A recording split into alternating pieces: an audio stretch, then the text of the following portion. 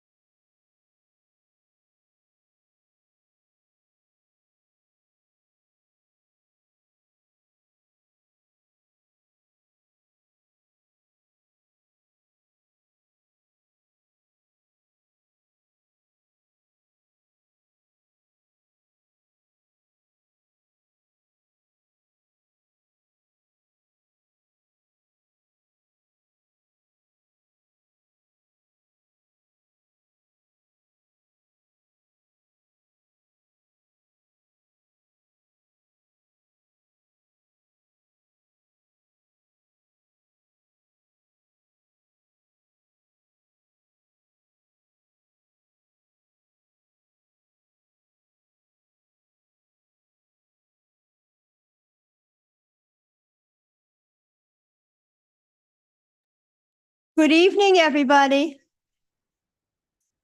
Welcome to the Students of the Month celebration for September 12th, 2024. We're going to ask each student to come up and receive their plaque and certificate. And then we will take photos afterward. And Chief Shore has kindly agreed to assist.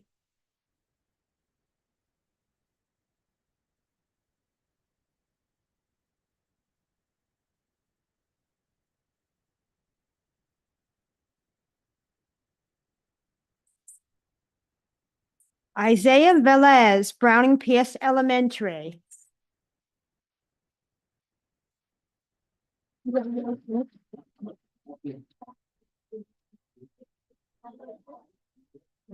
Jayla Wright, Children's Reading Center.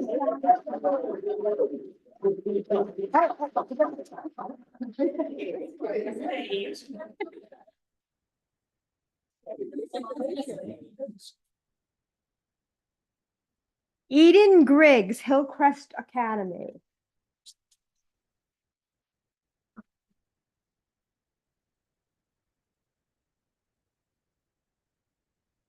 Audrey Groves, James A. Long.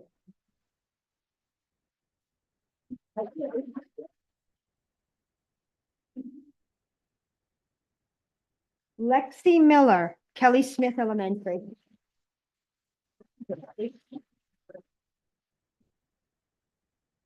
Brooklyn Page, Mellon Learning Center, pre through CHAD.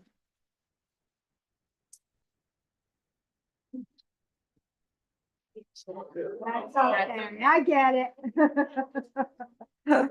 We deliver.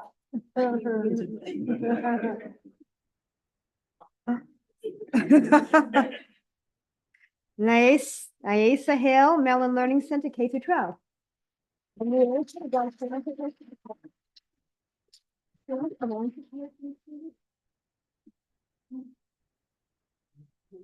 Okay, thank you. You're gonna go upstairs here? Tyus Bridge, Mosley Elementary School. They did.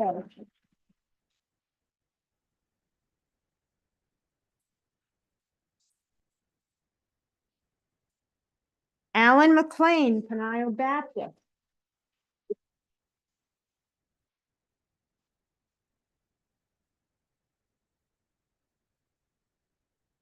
Trent Crump, Putnam Academy of the Arts and Sciences.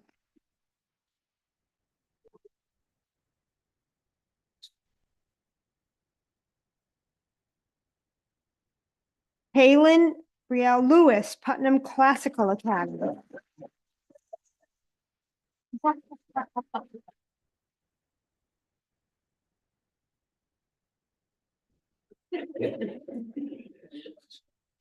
Emily Bishop, Little Sprouts Learning Center.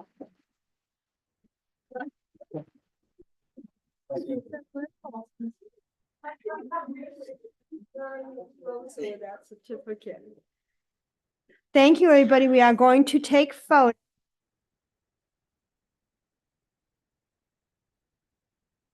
Because everyone's up here so nicely.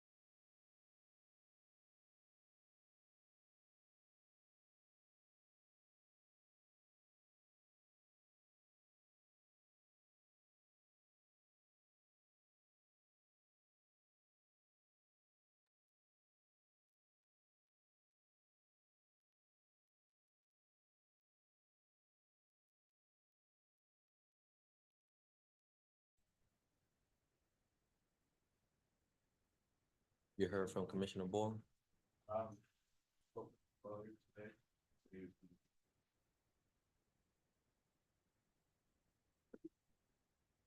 Good evening, everybody. Welcome to the City of Palatka City Commission meeting on September 12th, 2024.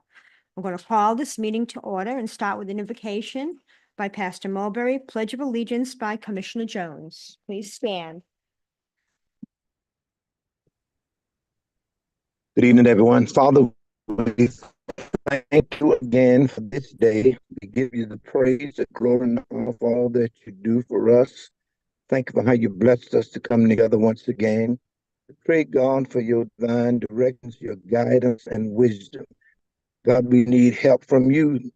We need your strength and your courage to do what honors you the most. We pray, God, for every leader in the diocese. We ask your blessing to be upon their lives. Continue to give wisdom, insight, understanding, and creativity minds, God, and things that are necessary to move this city forward for your glory. We thank you for what you're doing now, even now.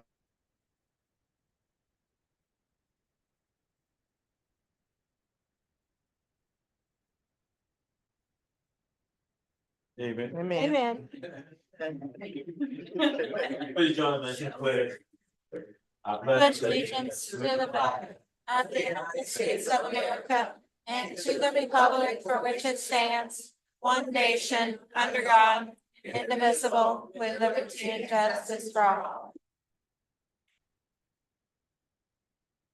Roll call, please, Ms. Krantz. Thank you. Commissioner Tammy McCaskill. Here. Commissioner Justin Campbell. Present. Commissioner Will Jones. Here. Commissioner Rufus Borum. Mayor Robbie Cray. Present. All members are present and accounted for. You have a quorum. Thank you, Ms. Krantz. Has everybody had an opportunity to read the minutes from July 25th, 2024 special call meeting, August 6th, 2024 special call meeting, August 8th, 2024 regular meeting, August 9th, 2024 budget workshop, August 29, 2024 budget workshop? Motion to approve minutes A through E. Second. We have a motion and a second. All in favor? Aye. Any opposition? Thank you. We're going to go on to public recognition and presentations. Proclamation for U.S. Constitution Week. Thank you so much, Madam Mayor. It's a pleasure to present to you this proclamation.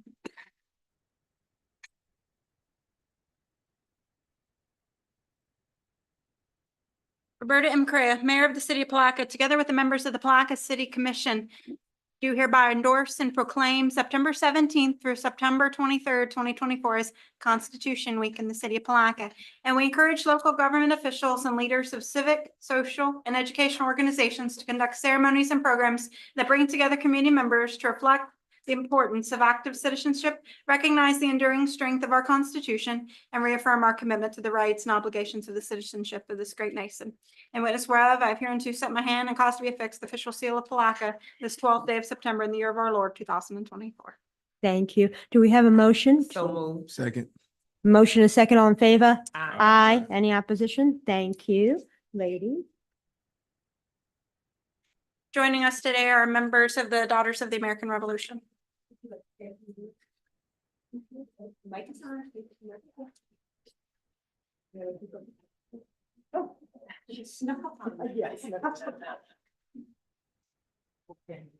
like to thank the commission for this proclamation. We are sponsoring a Constitution Week kickoff this Sunday at the First Presbyterian Church on the riverfront. The public is invited to that. Our keynote speaker is Dr. Roger Smith, who is a professor, an author, lecturer, and a renowned expert on Southern American Revolution history.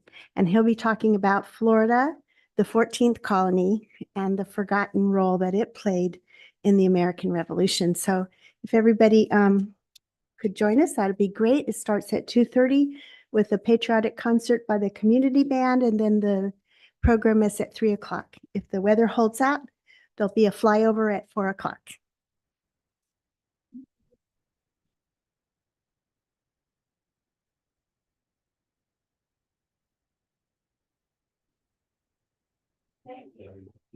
Are we still?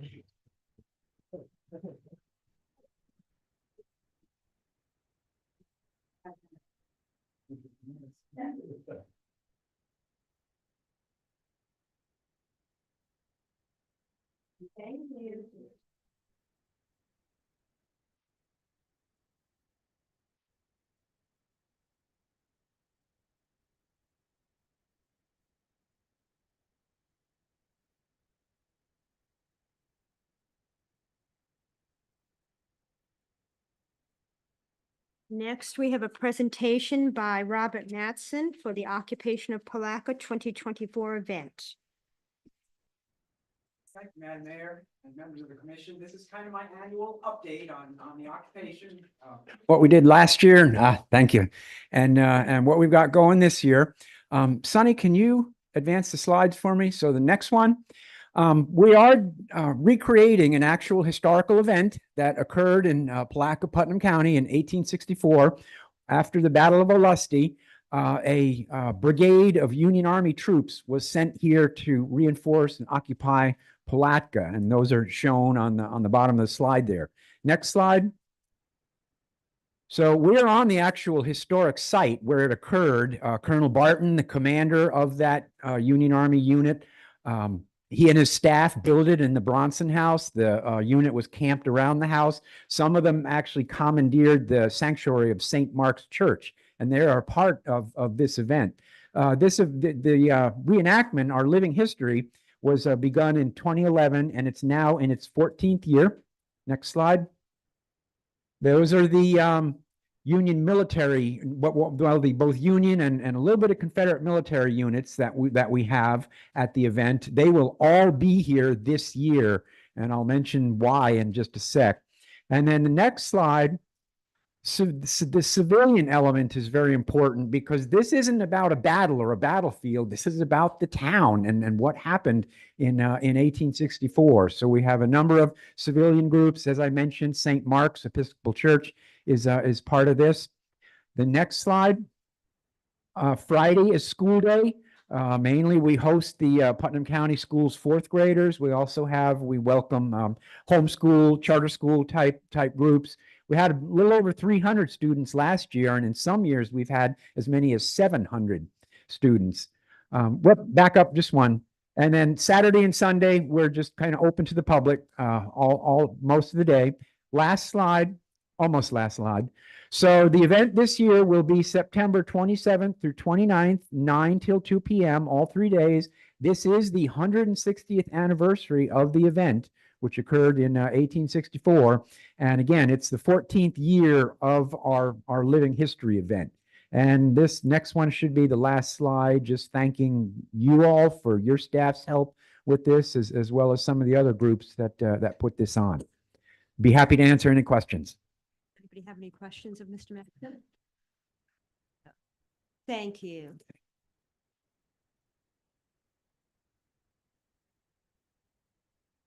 Now we'll move on to Florida League of City University certificates for elected municipal offices. Ms. Krantz. Officials, rather, excuse me.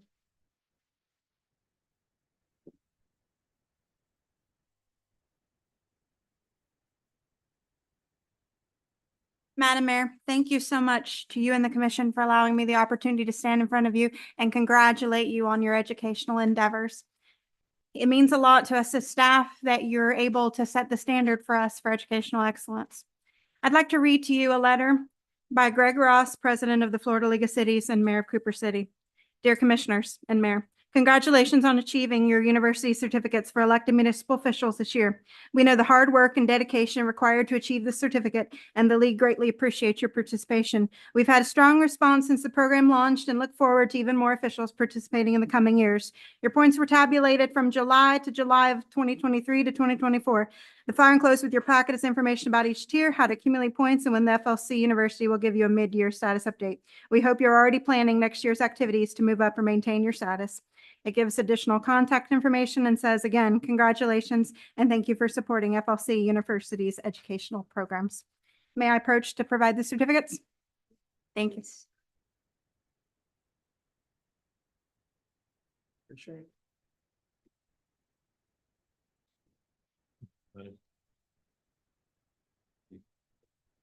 Thank you.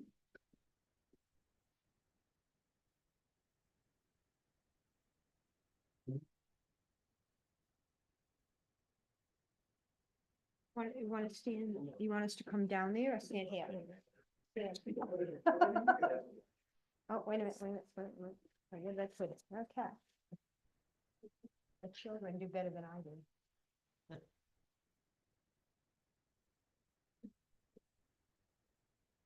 Thank you.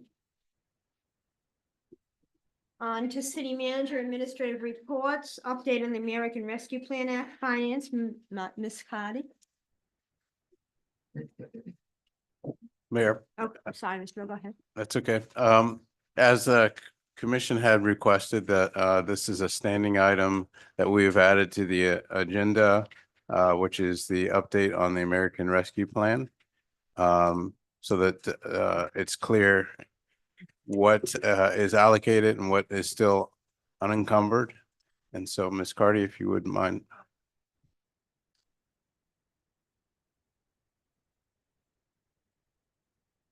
Good evening, commissioners, mayors, everyone in attendance. The opera update is showing that currently we do have 1,242,000 of approved allocations, and we've made budget amendments of 37,000, so we're currently at 1.2. And we have spent 1,190,000. So mainly we're just given an update. Actually, is there a second page? That's the problem. Second page, I'm sorry. So on that second page is more, this is what I was looking for. So the balance for, that's going to be reflected in next year's budget is 1,546,461, that column there. So that is the amount that we will be carrying forward into the new budget. And that's the remaining amount of the original amount of 5,234,000. So we're just adhering to the request made that we give you an update of offer. Does anybody have any questions, Ms. Cardy? Thank you. Update publication of staff updates for the month, Mr. Bell. Yes, ma'am. And per the request that we received from the commission, we have included the monthly updates in the package.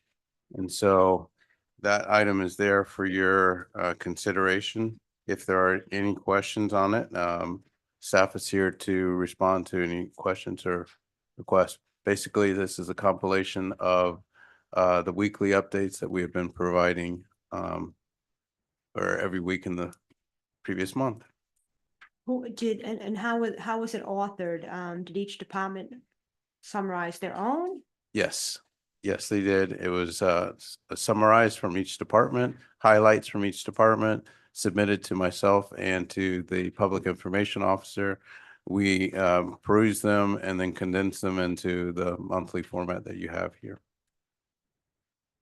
Any questions of Mr. Bell?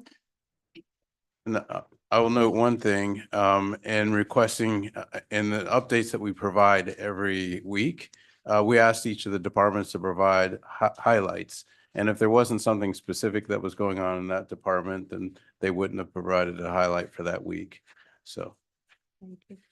Commissioner Vaughn, were you going to ask something? No, well, yes, but also the challenges as well. If, a lot of departments are doing great work, but then a lot of times they're having issues or challenges, and we don't like to see those come at the last minute when they're having issues. And we get hit with a number of different departments coming all at once. So as things happening, we need to kind of know those as they're happening so we can stay on top of things and try to help the city continue to run smoothly. Absolutely. Anybody else have any comments, questions for Mr. Bell? Thank you. Next is cybersecurity training. Mr. So Bell? I'm happy to report that we're at just at about 100% compliance with the cybersecurity training. We have an onboarding process that now requires any new employees that come on board within 60 days, they have to complete a number of pieces of training, which cybersecurity is one of those items. And the only thing that we currently need is the cybersecurity training for the commission. And I think we're at 100% compliance at that point. And at what point are we going to do the training?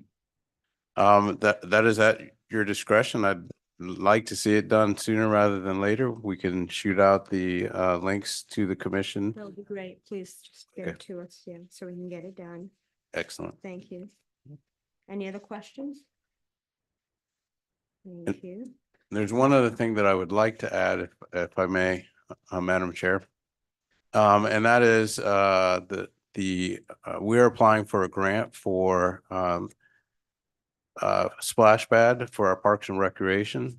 And in order for us to meet the terms and requirements of the grant requirement, I need to at least share with the commission that we're applying for this grant and to give you kind of an overview of what that grant looks like.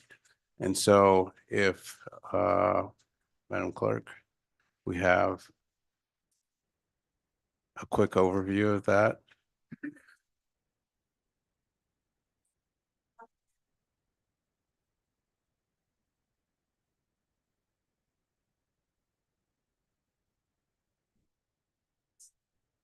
Okay. And there's no action required. Just wanted to give you some insight into what the grant application looks like. The proposal is an improvement to the riverfront park area that may include any of the number of spaces that are there. That is not required that we identify specifically where, but this is the area that we're talking about. Go ahead. So all of you have seen what our riverfront looks like, but this is an example of a potential site location. Ideally, the way the grant works, they want to see it in somehow or some way connected to your downtown Main Street area if possible. The objective is to try to identify a space that you can make as a destination with the idea that people would come visit, enjoy the amenities associated with the splash pad, and as a result, stay and shop and provide foot traffic to the downtown area. Go ahead. Another location potential. Go ahead. And this is what a possible splash pad could look like. So we have some examples to share that we would include in the grant application. Go ahead. So we can page through that to give you kind of a sense of what it might look like in one of those locations. They can come with or without lights, without, we get back to that. Right. Jets that you could use at night or during the day. Go ahead. That's the last one. Okay, beautiful. So that's an overview. The maximum amount of that grant application is $200,000. So that is something that we are hopeful that we can score fairly highly on. And inclusive with that grant, it's not just a splash pad, but a refresh of the playground area. We've also identified possible improvements to the band shelter area. So all those are part of the package that will help us to score highly on that. Does anybody have any questions? You said the grant amount 200,000 and the total cost is 375,000. We're looking for the splash pad, you said? The splash pad can range anywhere from 200,000 to 800,000, depending on what structures you include, how many jets, et cetera. So if and when we get to that point, then that we'll come back to the commission to ask for some direction on what you would like to see as well as public input. But the concept that you showed, was that 375,000? Why am I seeing that? Just, you know. The concept that I showed You would said be, the grant was 200,000 and then I saw 375,000. I think I did. so together that would be 575,000, the grant plus the 375. Okay, say that again. The grant plus the 375 would be 575. Okay, because I thought you said the max was, 800,000, 800,000. No, you say the max of the grant max was 200,000. right? Right. And it can go anywhere from 200 to 800,000 for Correct. the splash pad. Yes. But we seen the 370. What you saw there was about 575,000. Okay. And City I manager. would like to see what we will be getting because, well, we're not at that point now, but Right. we'll wait till the grant Absolutely. gets here and then we can Exactly. determine from there. You got it. Okay. You have something to add, Ms. Carter? City manager, I want to remind you that 375 Mhm. is included in next year's budget. So Right. hopefully with that 200,000, then we'll have 575. Right. Right. Okay. Yeah, because that's about almost 7 times what we originally were dealing with just 5 years ago. That's correct. We were at 83,000. Mhm. So that's a lot, that's a big number. Right. And even though we're applying for that that grant that has a maximum amount of 200,000, there's several opportunities of additional grants that we can pursue and we will pursue to offset the cost of that. There's also the maintenance factor afterwards and the Yeah, cost that's- of that. definitely that's the correct. Was a concern of mine. And I think we need to try to go ahead and be vigilant in trying to go ahead and go after those other grants. Why not? Why won't? Okay. Correct? Thank you. Absolutely. Does- One. Commissioner Campbell? Go ahead. Has there been any communication with the county with regards to the splash pad that is out at Triangle Park? And the maintenance and the cost of what they paid or was paid, whoever paid it, and the ongoing maintenance of that splash pad? Yes, I haven't seen the exact numbers of how much they spent to put in that splash pad, but we are in conversations with them about what their ongoing maintenance costs are. So I don't have a number that I can quote for you right now, but I can get back to you as soon as they give me that information. What did you get out of the conversation? Like an That- idea? that- Some- That it was a positive factor, that that they would strongly encourage us to pursue that it helps to create that sense of destination. Don't they have kind of some issues with it? It's not always running. Yeah. That's what I'm worried about, the maintenance and the costs associated Right. with it. So And especially- definitely it's pertinent. And especially in the location in which it's gonna be on the riverfront. I would definitely hate to see that it's not operable Yes. when it needs to be. And Right. again, I know I've made visits out too with my family and it's been shut down several times. And it was actually a big talk of Facebook at one point with regards to it being shut down. So again, when we move forward with that, we want to make sure that not only we take in consideration the maintenance, but we want to make sure that we have staff who has the capabilities of maintaining it. Mhm. Very well. Yeah. Go ahead, Commissioner Jones. No. I would like to know, has it any public-private partnerships that maybe some social action clubs around town that may be interested in participating? Have we did any ask or surveying folk that may be interested in partnering with us? Because as you mentioned, the county, excuse me, I think, I don't know if it's Rotary or Kiwanis actually helped build that park out there, and they may be interested in partnering for the purpose of this splash pad. We know that that splash pad out there, the county was built some time ago, and technology have improved. So let's not shoot it down before we go and check it all out. I'm a proponent for it. I think that'd be a great addition somewhere down in the riverfront. I know it's south end or the north end, but thank you for bringing this up. And I would request you ask for the taste of the community, see if they would like to support that. Excuse me. Excuse me. Yes. Go ahead. Yes, and also make sure you check in with Winter, I think it's Winter Garden and Winter Park. I know they have splash pads as well, so just check in with some of the other municipalities who have them to kind of get an understanding of the gist of what we're looking at and what we'll be doing. And I'm a major proponent for having it as well, but we also need to be cost conscious as well. So Okay. that's all I have. Okay, thank you. Anybody else? Thank you. We're moving on to public comments. Public comments for any items are not on the agenda, rather just general items of concern or interest. A speaker time is limited to 3 minutes.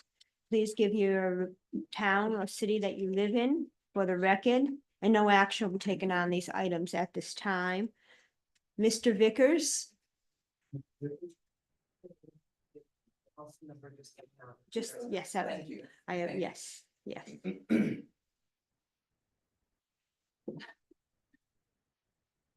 Madam Mayor, if I may, while he's coming up, I believe the manager wanted to express that there is a public information session at 3 o'clock on Monday concerning this grant to get additional public input. Thank you.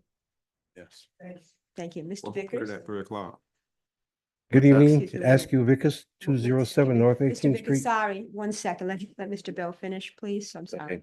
Go ahead. With regards to the 3 o'clock time, how was that, how did that come about? We were looking to make sure that we met the requirements of the grant application. So that was the best time that we could identify for the staff to be able to get, provide a presentation. But we can do additional ones and I think that you're missing a bulk of people that generally works around that time. So I'm not sure how well attended it would be because it's not to complement those that work 9 to 5 at least, which is the bulk of people. So again, I wanted to take in consideration and make sure that that's known, that that time frame is not necessarily the best with regards to the working class. well, we will absolutely do additional input sessions, so we won't stop there. So I do appreciate that. That time is not the best time for everybody, and we'll make sure that we do expand that. Sorry, go ahead, Mr. Vickers. Do I have to start over again? Yes, please. Ask you Vickers, Palatka, 207 North 18th Street, Palatka, again, 2077.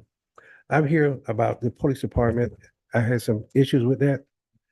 I called for service and they said that they don't do private property. I'd like to know the definition of private property.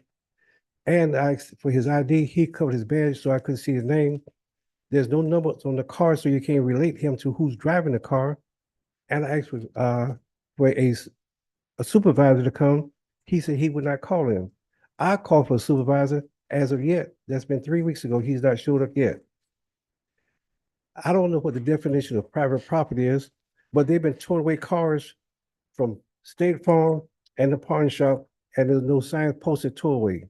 They say they can do that because the business is closed and they can pull anything away that's not occupied by the owner. If they close up, you're not legally parked there. I don't have no clarity and understanding about this issue here. I have some more issues, but I'm not gonna get there. I want to do one thing at a time. I would be here every time these doors are open until I die to make sure that you understand what I'm talking about in my complaints. Thank you. Thank you. Tyrone Bennett. Oh, sorry, you come back. When would I get understanding about why the cars are not marked and when I can talk to the chief of police about it? I get some understanding We'll about that. wait and give responses in a little bit. Tyrone Bennett.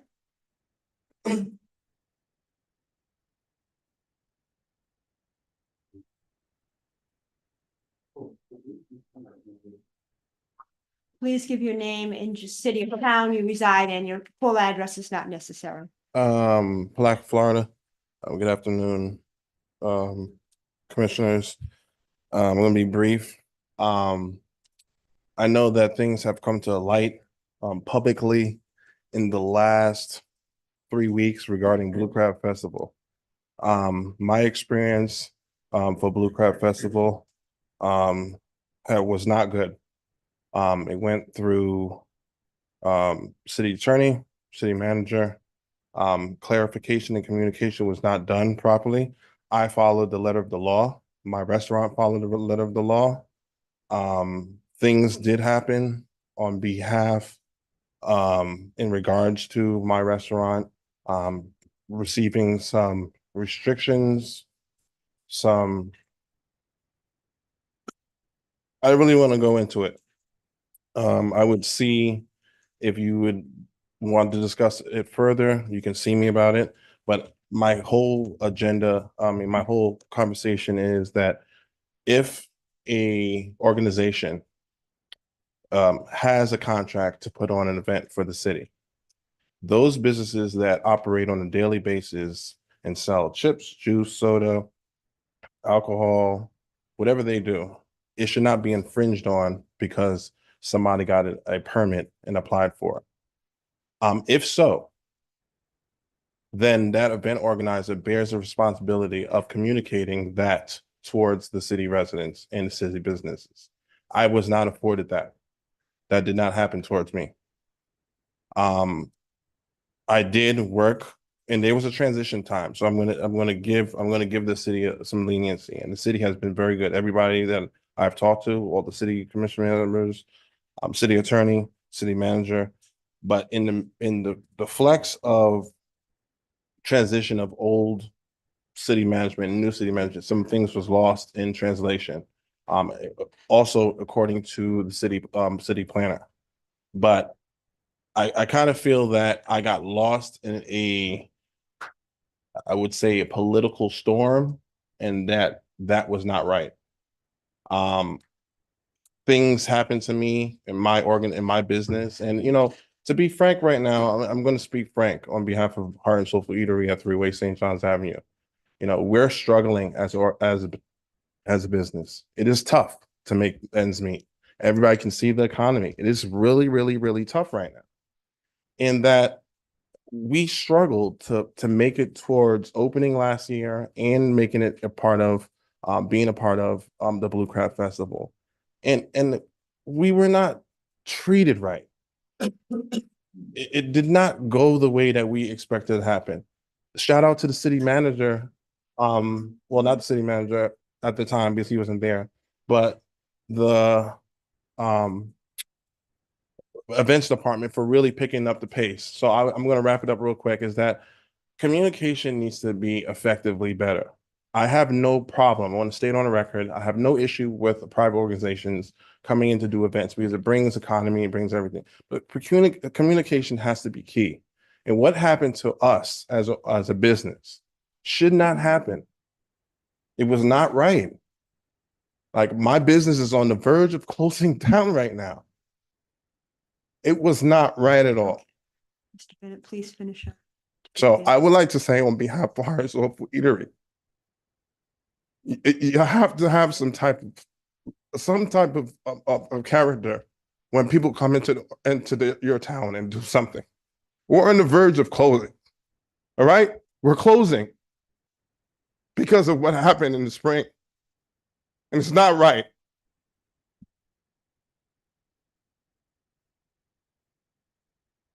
Tavares Clock.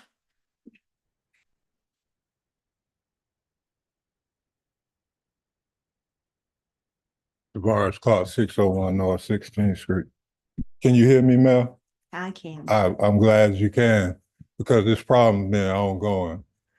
You knowingly that the city has committed fraud and corruption under your watch. I got the documents to show where the city committed fraud and corruption. In this matter, October the 12th, I brought it to the city. I was on the city agenda. Your lawyer right here, Miss West, she said it was a scrimmage error. But when they sent me the public records, they showed where they asked for the sale documents of what, and then the new owners say they were gonna bring them in the next day. I done lost everything because y'all transferred my business illegal. And I'm being trespassed from the city hall 2 times. I'm the only person since the city of Palatka being here has been trespassed from the city hall with no legal reasons whatsoever. Y'all violated my constitutional rights. Y'all took my business away from me. What's next? I come to you, I ask you, me, you, and Assistant Chief Matt Newcomb, we sat down. Matt Newcomb told you that business is never closed. But I'm facing 5 years in prison for what y'all did. Do you think that's fair in any kind of way? That y'all committing fraud and corruption and y'all hiding it? With this BTR, it been changed 5 times. And this is the response I get when I try to talk to anybody from the city. I don't get no call back. I don't got numerous emails. I'm sending to everybody. No answer. So is my rights as a citizen? What is my rights? Y'all say y'all want to keep moving Palatka forward, but you moving them back to the Jim Crow South. And right now, I'll place my hands behind my back. I go do them 5 years if you sit here and tell me that you knowingly know that the city is committing fraud and corruption and you hiding it. So we can take my freedom, I give it away. If I can show you, I got the documents to show where the city committed fraud. If I can show the city committed fraud, will you resign? That's how long this problem been going on for a year. Every time I come in here, it's all we get. It's quiet. Nobody talk to me. Nobody will say nothing. But y'all committed fraud. I'm finna go to prison for what your city officials did, not me. Can y'all show me the documents, the sale documents of when I sold my business? Would you please finish up, Mr. Clark? It's the 3 minutes is up and we don't answer any questions here. Thank you. Well, can I add on to the city agenda for it'll be under racial discrimination, fraud, and corruption. Can we add it to an emergency item to the agenda? And that's up to the city commissioners to Mr. approve. Clark, the 3 minutes are up, please. Other people are waiting. I guess it's how you treat citizens of Palatka. Thank you. Mayor, I think it's important that not only do we say that his time is up, but we make sure that we tell him that there is a moment where staff and commissioners will have the ability and the opportunity to answer or address some of the concerns that he has brought forth. We can do that, and that is the case shortly after public comment. But however, that's been answered several times, and I'm not sure how to answer it again. Go ahead, Right. Commissioner Borrow. Yes, we did. We finalized on that numerous times in terms of where we were with your whole issue and concern. And where we were at the last moment, our city attorney, city manager said that that was a legal thing. If you think that the city has done anything illegal, you have a legal right to obtain an attorney to fight that battle. That's where the city was finished with the whole deal. And we've gone through that a number of times, and you came back with your public comments where you coming back with the same thing over and over. So you're not going to be stopped from making public comments, but you're making accusations against the city that's not true. I can show you the evidence that I could We're get not going some to go free. back and forth. You made your statements. It's at a legal point at this time. I want us to stay true to what we have said, and this is not the appropriate time for it Yes. to make It's the not. response. So his not. comment is up, so. But Yes, I please. understand that, but my comment was to let it be known that Mr. Clark, at this time, your comment is up, but there is an opportunity for commissioners and staff to make the proper response. It's just after public comment. So I didn't want you to walk away from the podium thinking that you would not hear from us. So that's why stick around, and there is an opportunity for us to make some comments. But again, at this moment, it's not the appropriate time. Yes, sir. Thank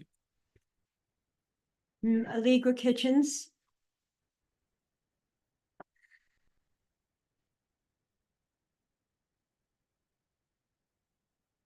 Allegra Kitchens, 1027 South 12th Street, Palatka, Florida. I was just going to suggest that if it's at all possible, that you all, after the public comments and your responses are over, that you adjourn this meeting and move it to Price Martin, given the extraordinary amount of people that are waiting out in the foyer and in this room apparently waiting to speak. It's just a suggestion. Thank you. Thank you.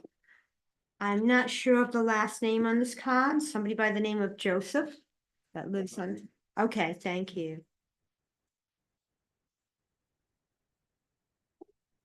I got two comments to make. First of all, I'm not no child molester. They charge me, excuse me, of something I did not do. Terry Hill, Spurs, and whatever my niece, my great niece daddy's name. I'm not no child molester, so don't put me out like that.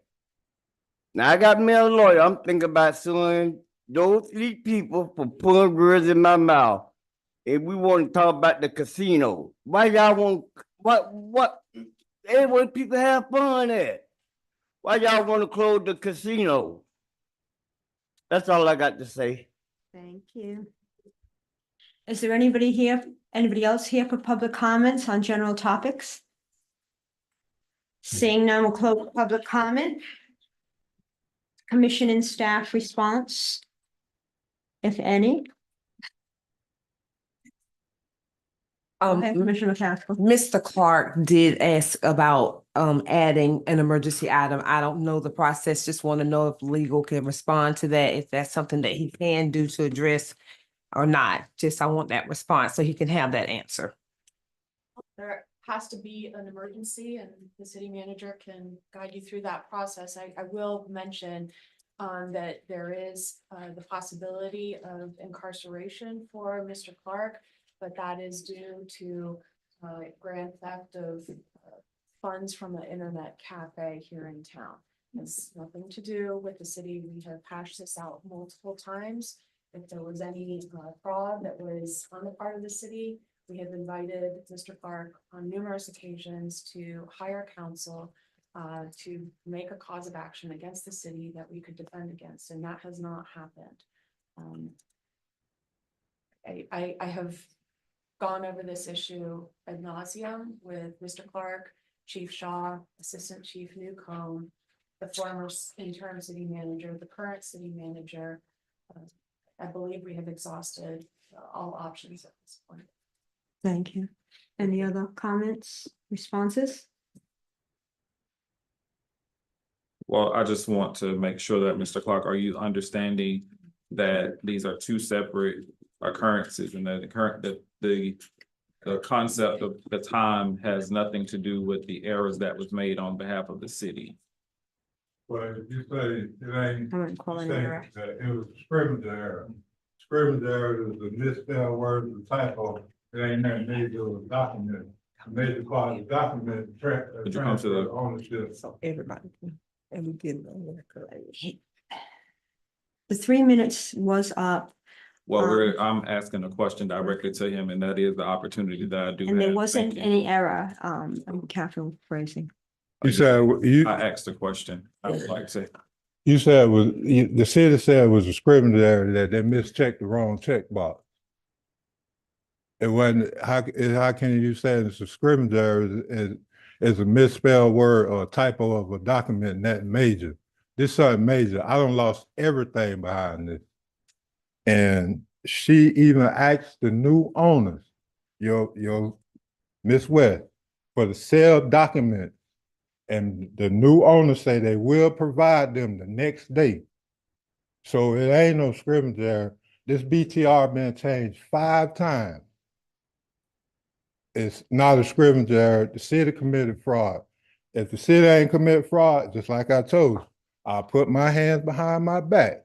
I'll go lay down for the 5 I years. just want to make sure that, again, from just clarification from what Ms. West has stated, that the charges are grand theft. Yeah, the charges Those are not that's not anything that we have done.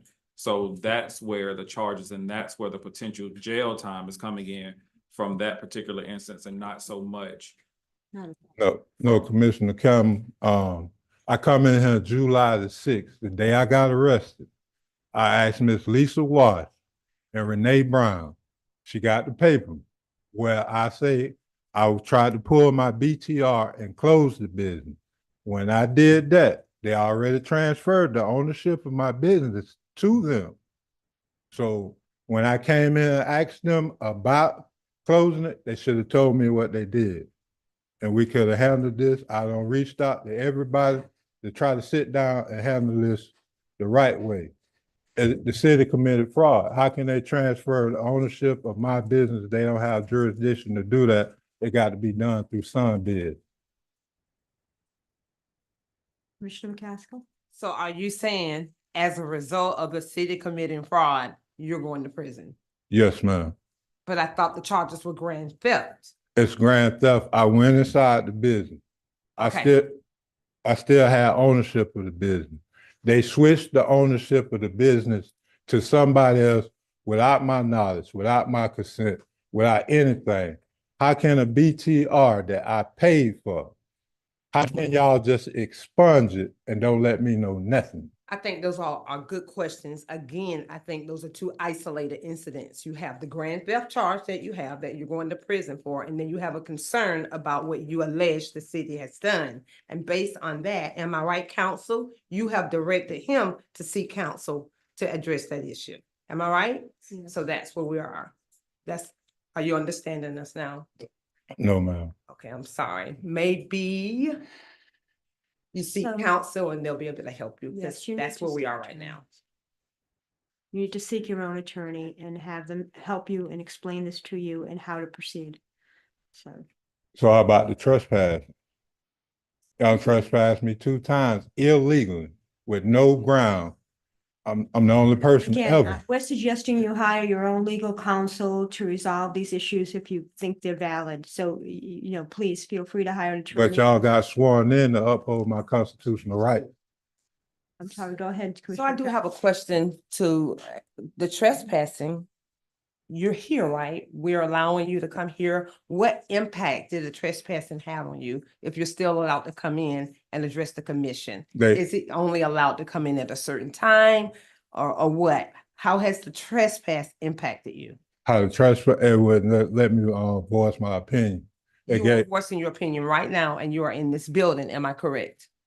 So I just want to make sure that's on the record that you are allowed to come in here. yeah, because they removed the trespass, Miss McCaskill. Okay, so you're good with that now? You Nah, no trespass. I ain't good with it. I still want the trespass, the allegations, what they say I did.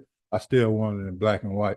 And so with that being said, can I ask the chief if he can get with the chief and get consult with him to see how to resolve that issue? Is that good direction to give? If you can make an appointment with the chief and see We how you already- resolve that? Because that's something that we don't deal with here. That would be something that if you were trespassed, we didn't, that would be the chief and those that you would talk to talk about the processes of going about addressing that and resolving those issues. Understood? Yes, so Okay. Thank you. Thank you, Mr. Clark. I do have additional commentary, if I may. Please. So there was a question about the amount of the BTR, and that's something that my staff is currently looking into. So I wanted to make sure that you're aware, and that was brought to my attention. Are you looking when you're saying you're looking into the BTR, what are you looking into? Be detailed about it, please. The cost that was charged for the acquisition of the BTR Okay. versus what similar locations have been charged, whether or not it was an appropriate amount or not. Thank you. Okay. Moving on to the consent agenda. Mr. Vickers had some concerns as well. Okay, but we weren't doing this. Chief Shaw, can you come up to address Mr. Vickers' concerns, please? We're not supposed to be doing this. Good afternoon, Mayor and Commissioners. As it concerns with Mr. Vickers, I'll be happy to meet with him and schedule a time. These are issues or accusations I haven't heard of. This is the first time I've heard of them. Mr. Vickers has come in previously and made statements in regards to responses to his club, and we've had conversations and come up with different ways that we can address those issues. And he also has been given the opportunity to come speak with us and let us know if the concerns had arisen again. We haven't heard from Mr. Vickers in regards to any of the response times or the issues of any of the towing. So I haven't had an opportunity to look in it, nor have I received any conversations or calls from Mr. Vickers in regards to this issue. I'll be happy to speak with him and schedule a meeting and look to address him and give you a response. Thank you.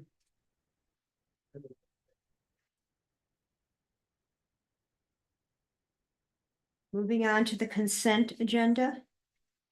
Are there any items to be pulled from the consent agenda?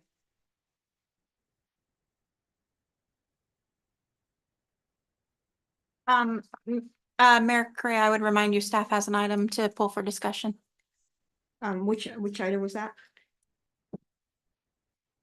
H. H. Item H. H, okay.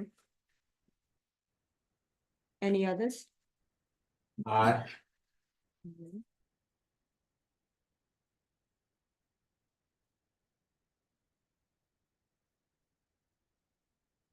I would like to make a motion that we accept the consent agenda excluding items H and I for discussion. Second. The motion is second, all in favor? Aye. Aye. Any opposition?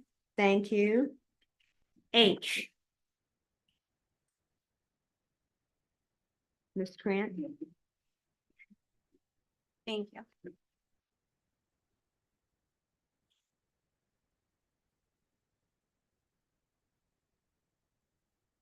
Resolution 2024 R176, a resolution of the city of Palatka awarding request for proposals RFP 2024-15 disposition of real property within the city of Palatka, community redevelopment area to Blue Crab Development Group LLC and providing for scrivener's errors. Thank you. Mr. Bell?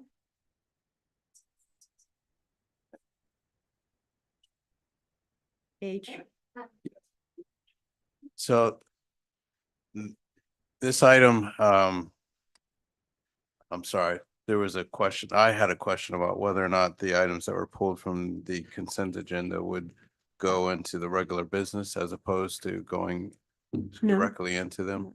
So I think this is one of the first times that we've had public hearings in front of regular business on the schedule. Usually, public hearings are after regular business. What does that have to do with the item pool?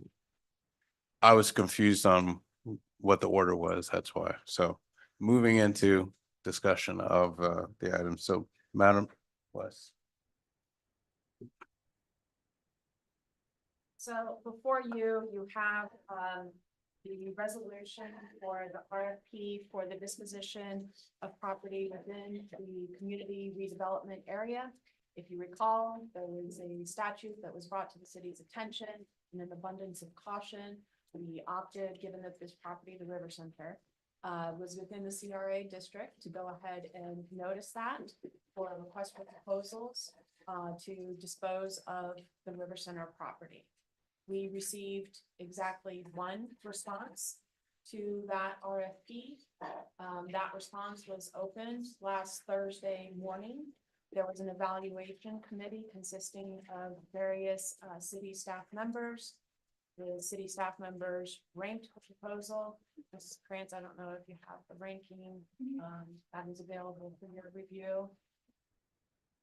And now you may proceed with either awarding this RFP to the one entity that made bid.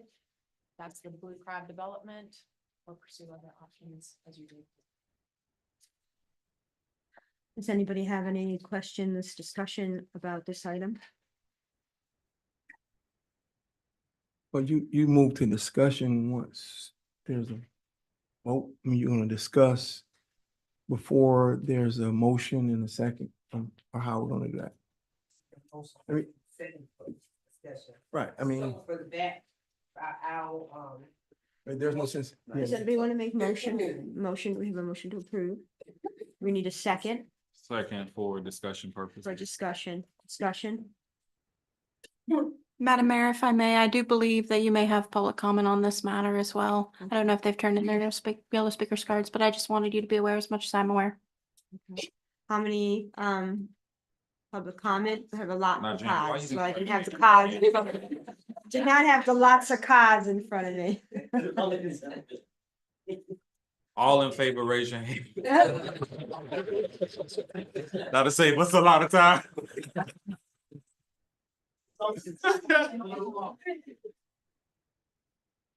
Okay, Charlie Douglas, 3 minutes. Good evening, Madam Mayor, Commissioners, Mr. Manager, Madam Attorney, and fellow citizens of Palatka. Tonight is an important night for the future of our community. We have before us an opportunity to set our city on a trajectory for progress and continued economic revitalization. Tonight, we can welcome a new era of development and investment. We can preserve our past and at the same time embrace our future. Tonight, we can take a leap forward in keeping our best and brightest here at home, empowering our youth, and creating a community where folks want to live, work, and play.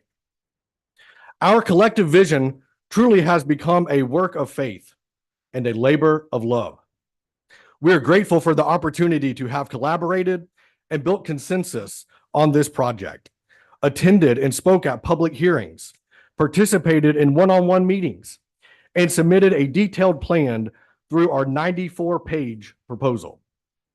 So I will not rehash all of that tonight, and I will keep my remarks very brief. Simply to overview, our commitment is to awaken the River Center to where it is hustling and bustling, morning, noon, and night. We will bring music, programs, people, and events. We'll showcase the best of our community from art, food, coffee, TV, radio, and podcasts. We'll foster a positive sense of place for family and fellowship. And we'll do all this in a way that continues to honor our natural resources and rich, vibrant history. We will continue to welcome and celebrate the Bartram Trail Society for their namesake's centuries-long influence in our region. We will activate the waterfront with tours and kayaks, jet skis, sailboats, and seaplanes. We will support and promote the businesses and merchants downtown so that the River Center is not just a destination unto itself, but it is a launching pad and a springboard for visitors to discover and to explore all of what our city has to offer. Most of all, we want to activate the hearts and minds of our young people to show them both in word and in deed that they can stay right here and succeed. So tonight, our community turns to you, Commissioner Campbell, to Commissioner Jones, Mayor Correa, Commissioner Borum, Commissioner McCaskill. We ask for your vote of support tonight. We ask you to join us, the citizens of Palatka, arm in arm, unified, on the threshold of something great. Vote yes for a River Center that is fully alive. Vote yes for a downtown where all the businesses and merchants thrive. Vote yes for a rising tide that lifts all of us and leaves no one behind. So we ask you to approve item H on the consent agenda. May God bless. Right on the head. Thank you. Aaron Hughes, please.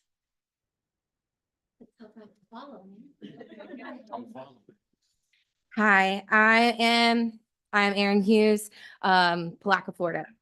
Good evening, commissioners, staff, and my fellow citizens. I have had the unique opportunity to see and learn all roles of event production as city staff, as a volunteer, and through the eyes of private organizations. When in an organizing role, I've experienced the time demands to plan, coordinate, execute, and break down events and programs of all sizes. From behind the scenes, I've seen the challenge to obtain sponsors, vendors, performers, and staffing events while keeping to the bottom line. I've managed the struggles of budgeting, needing resources, and managing overtime to meet day-to-day roles on top of event operations. Should the commission move forward with this opportunity, my role at the River Center will be to provide programs, events, and rentals. This position is something that allows me to serve my hometown alongside a team of very knowledgeable people. I stand before you today to ask that you support this land swap, as it would be an honor to utilize this opportunity to continue working with the community members, civic organizations, and businesses to activate the full potential of the St. John's River Center. Thank you. Thank you. Can we hold the applause, please? Shan Puritan?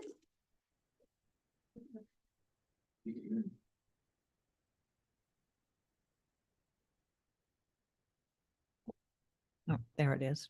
My name is Shan Purinton. I live now in Atlantic Beach, Florida, but my home was in Palatka for a lot of years. In fact, for over 60 years, and I'm only 52. Just kidding. Anyway, one of the many high points when I did live here was my association with the St. John's River Center. I was asked to serve on the Community Advisory Committee and was part of the initial planning phases. After the center opened in 2015, I coordinated the volunteers who helped the city to staff it for several years. And I think Rob Matson does that today. I have, in fact, on my River Center shirt because I'm really proud of it. And every once in a while I wear it just to have those memories. Before I moved to Atlantic Beach, the Palatka Community Affairs Department and the City Commission honored me with a plaque and a proclamation in appreciation for my years of volunteer work at the River Center and Waterworks. That plaque now hangs above my desk in Atlantic Beach. So I am very excited about the possibility of an expanded future for the River Center. My understanding, as Charlie has said and as Aaron has said, is that the River Center will maintain its emphasis on the awareness of the importance of our local natural resources, especially our river. It will upgrade the facility and opportunities for the River Center.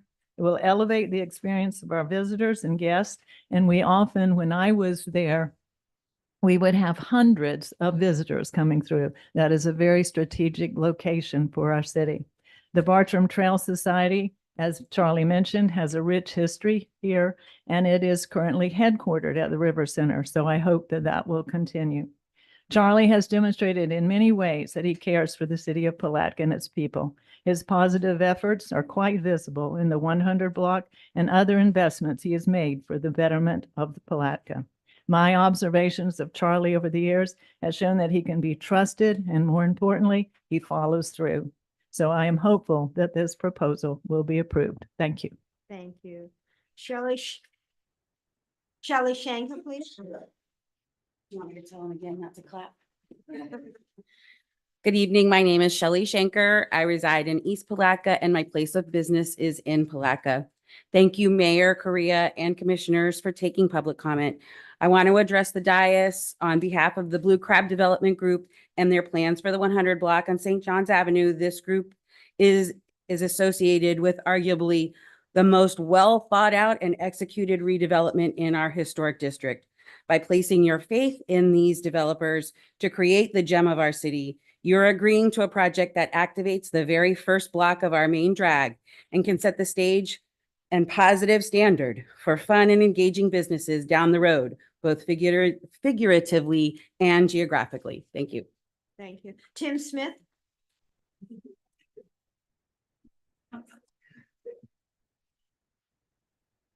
Thank you, Mayor and Commissioners. Friends, good to see you tonight. I had an opportunity to review some of the development plans for the River Center and the area downtown, but I wanted to offer a historical perspective of how we kind of got to where we are today. So when I served as mayor from 1987 to 2000, early in my terms as mayor, we had the 100 block. And if you weren't around then, you probably don't know what terrible shape that whole block was in. It was really an eyesore. Buildings were dilapidated. They were falling down. And we always thought, you know, the first thing you see when you come over the bridge into Palatka is that block. And so at that time, the block was owned by 7 different individuals. And to be honest with you, they didn't really care for each other. So there wasn't a lot of conversation about how we could work together to do something. So the city, after much discussion here at the same chamber, decided that the only way to probably resolve this over some period of time was to begin to acquire those pieces, own them, the city own them. And so we had discussions. And so one by one, over 6 or 7 years, we would work with the owner and finally came to agreements on the properties and were able to purchase them and buy them. But it was never our intent then that that block should remain in ownership of the city. So it was always something back then when this began was to say that let us do the work to consolidate it, to get it available, to remedy some of the sightliness issues, and then to try to market it. And it took us a number of years on the backside to do that. And so what we see today is the beginning of that time. And so I think about how long that's taken, and these projects take a while.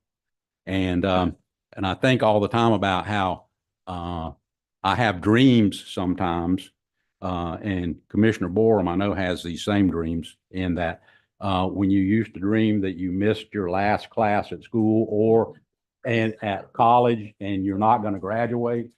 I had those kind of dreams, but my dream that I always remember was I dreamed all the time of what a lovely view Reed Street was. It had freshly painted buildings. It had nice landscape. It had all these things.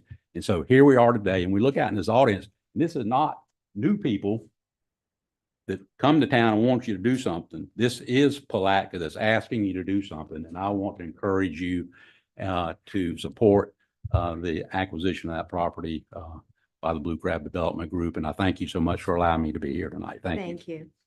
Jeff Siegler?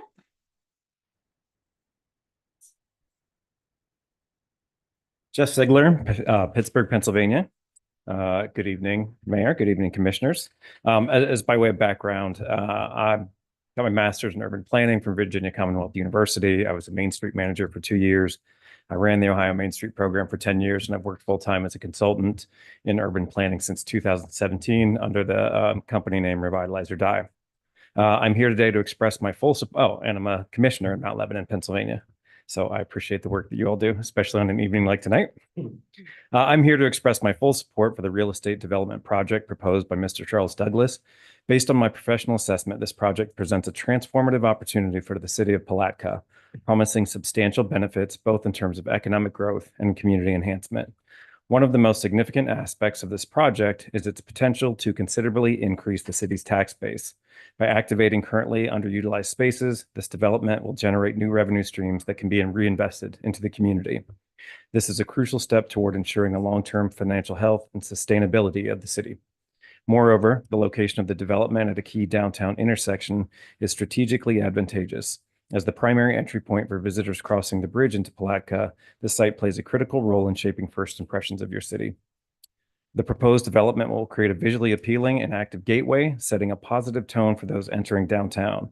Enhancing the aesthetic and functional appeal of this intersection is likely to stimulate further economic activity, attracting business, visitors, and potential investors into Palatka.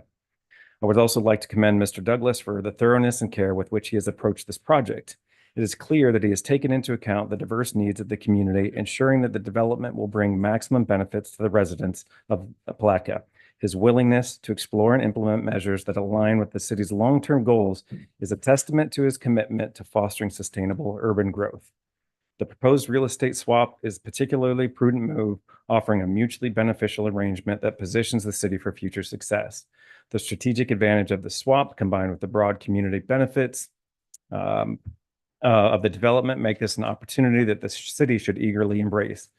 In conclusion, I strongly recommend that the City Commission support and approve Mr. Douglas's proposal. This project is well aligned with the city's strategic planning objectives and represents a critical step towards Palatka's ongoing development. The positive impact on the community, economy, and overall urban environment makes this a project that should be prioritized. Thank you very much for considering my professional opinion on this matter. Thank you. Sandra Gilliam?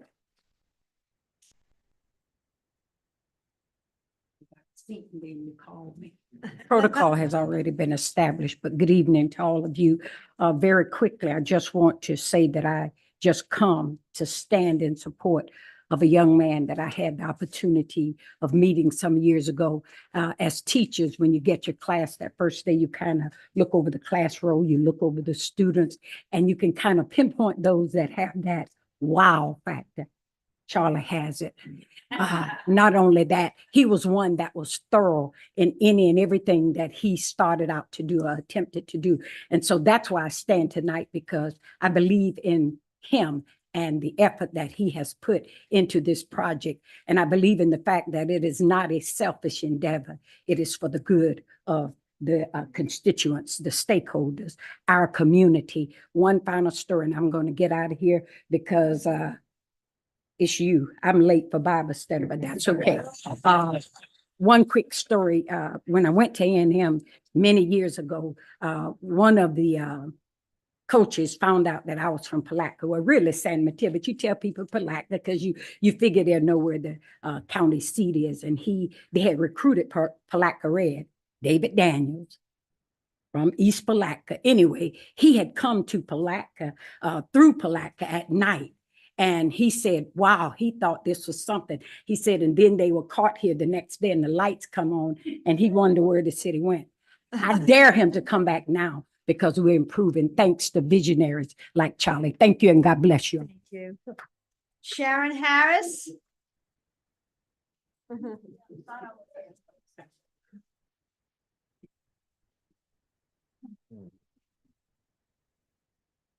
Good evening, Commissioners, Madam Mayor. Thank you so much for allowing me to speak tonight. I'm actually here on behalf of Dr. Rick Surrency, the Superintendent of Putnam County Schools.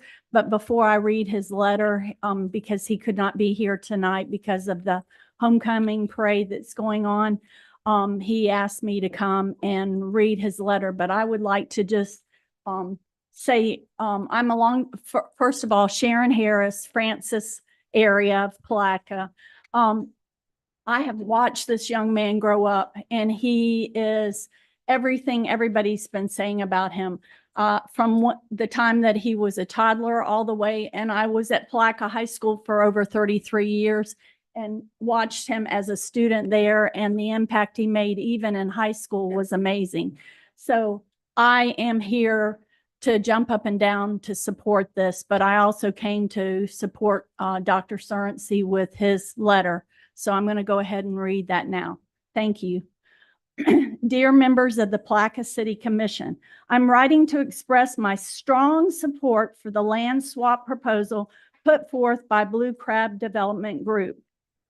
This initiative represents a significant opportunity for economic development within our community and aligns with our shared goals of fostering sustainable growth and enhancing local prosperity.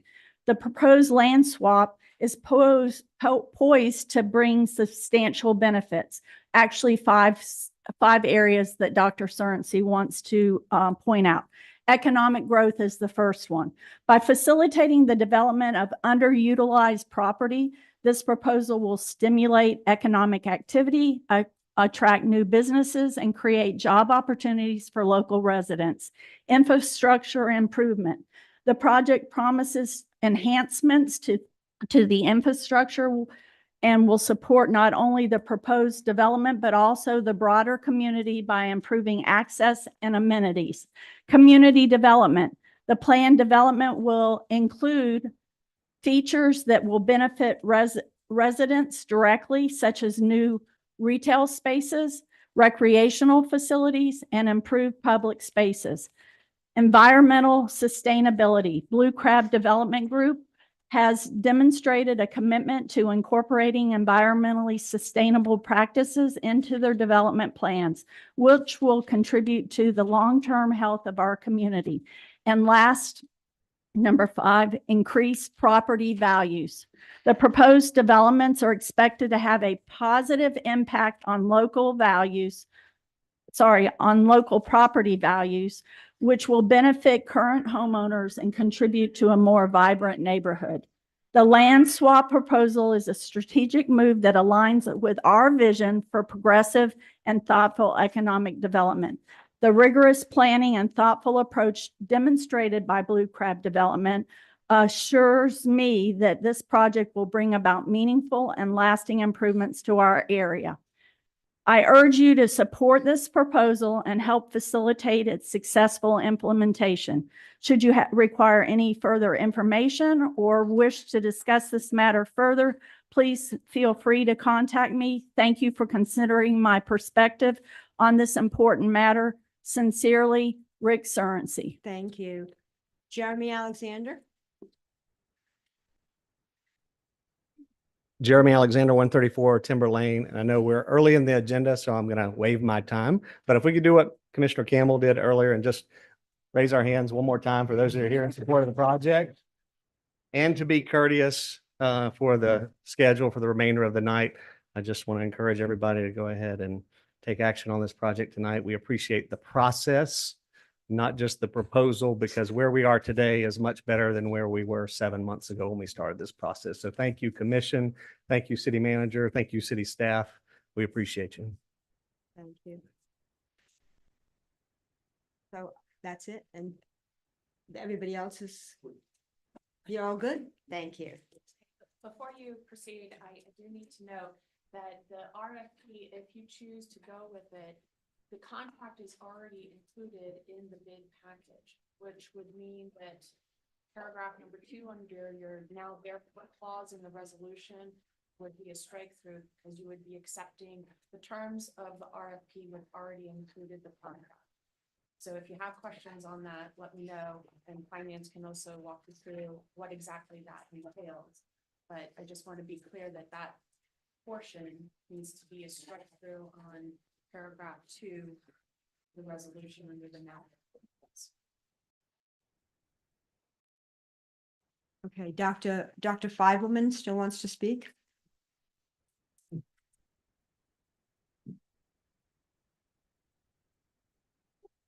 Thank you, Madam Mayor. Thank you, Commissioners, City Manager. Thank you very much.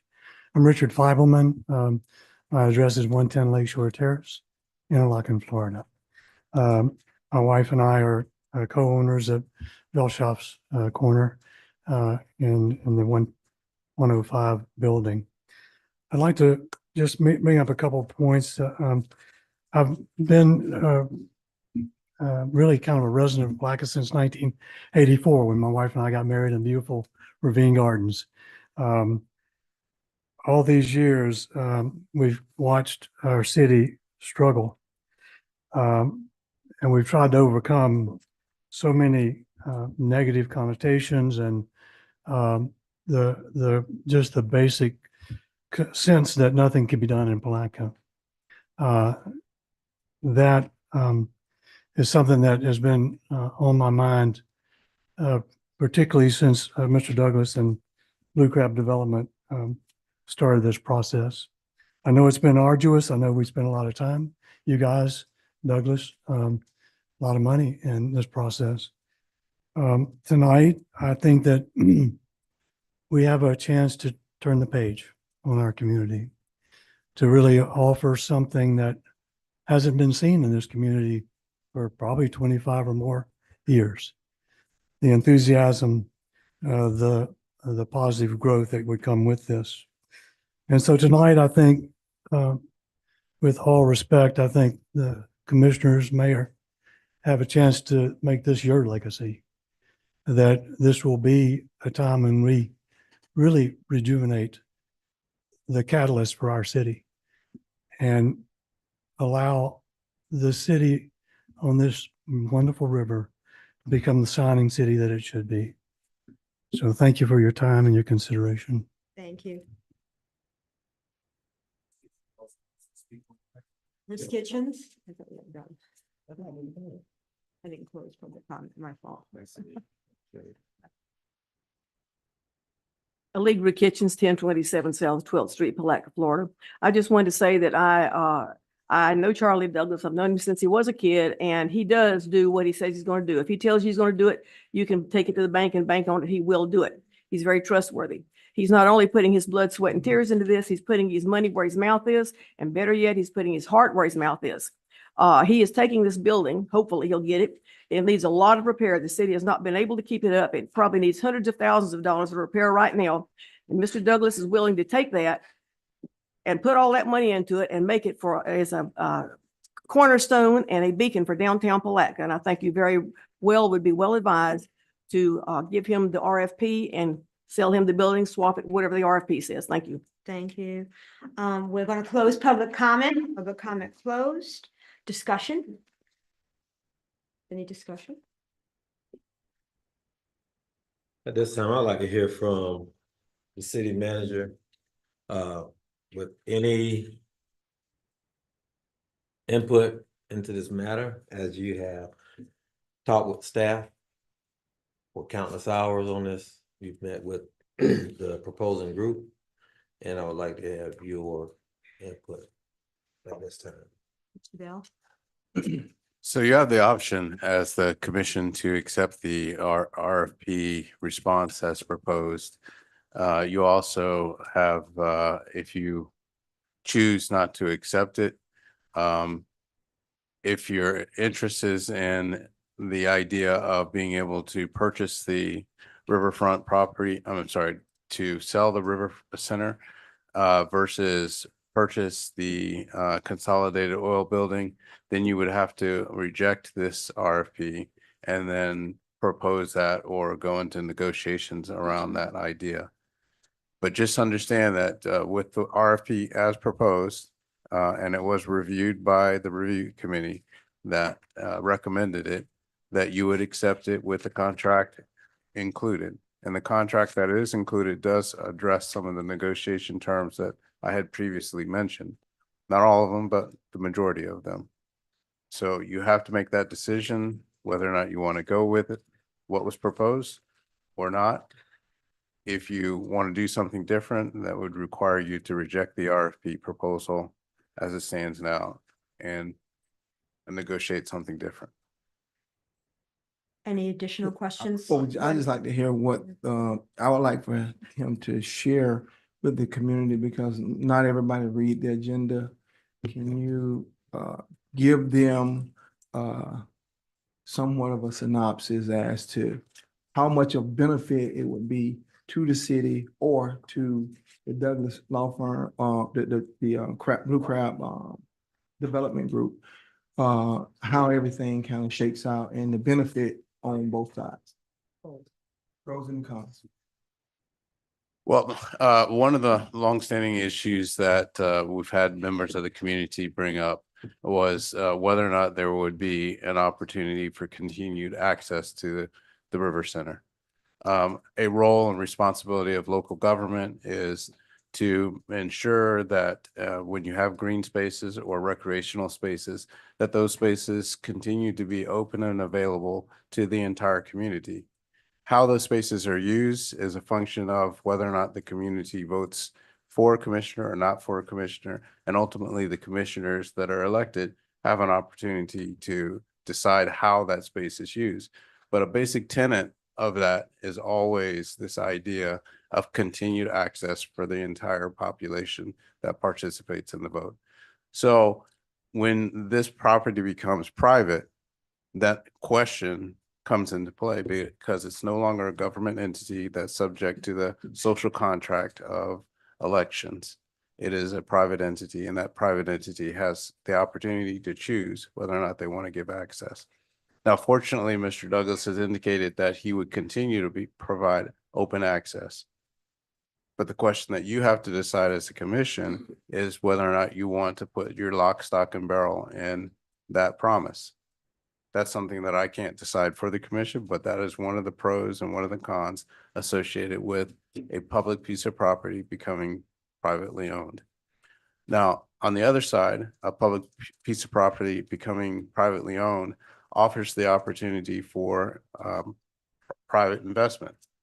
And so if there are needs that are associated with the structure of the building, private investment can address those needs. Programming often in private hands can occur at a much more rapid pace than government. Government is not always equipped to work rapidly, quickly, or quick to the market. And that's one of the cons associated with it. And when you look at the cost in the dollar sense, you have to consider the environmental issues associated with the Port Consolidated facility. It is currently under environmental remediation. There is a commitment to make sure that that remediation is completed, but at this point in time, it is not. And so you have to consider that whether or not that is valuable. The other thing that the commission needs to consider is whether or not there is a vision for the property that you would receive as part of this swap proposal. What is that vision? What is the intent for it? Is there a need for it? Or is there a desire to raise that property and simply have the space to be able to do something else in the future? Some of the proposals that were made for how that property could be used, which could be a a center for meetings, a meeting center, possibly a chambers instead of this facility here, using that as a chambers there. The costs associated with that, looking at what the school district did for their property and how much money they spent, that's on the order of $300,000 to $400,000. So you can assume that that's at minimum what you would probably need to spend in order to bring that property into being a meeting center. So that's just a brief overview of some of the questions that need to be addressed. And yes. I'm ready to make a motion.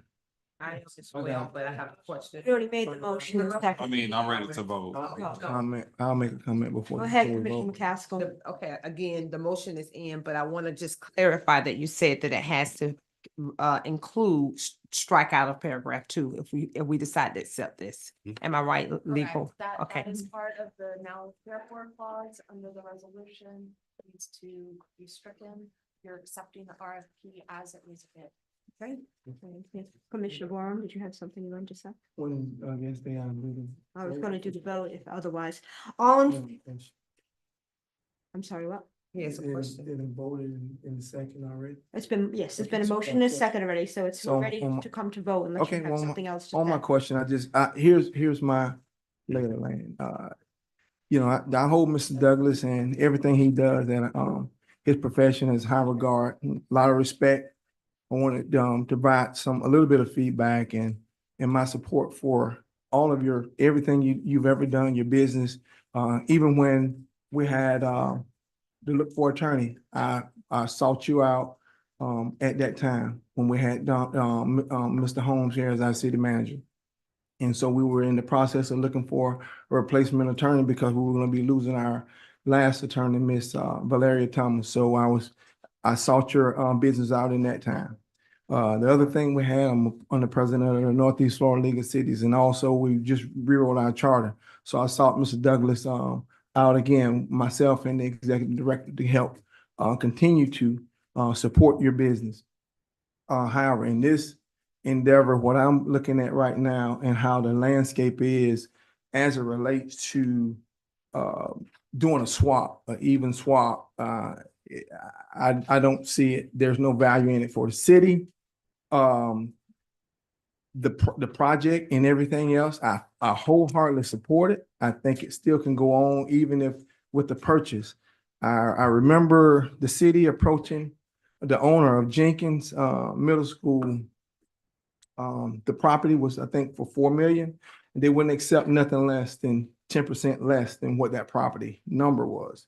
So they put us down to almost 3.6 million in order.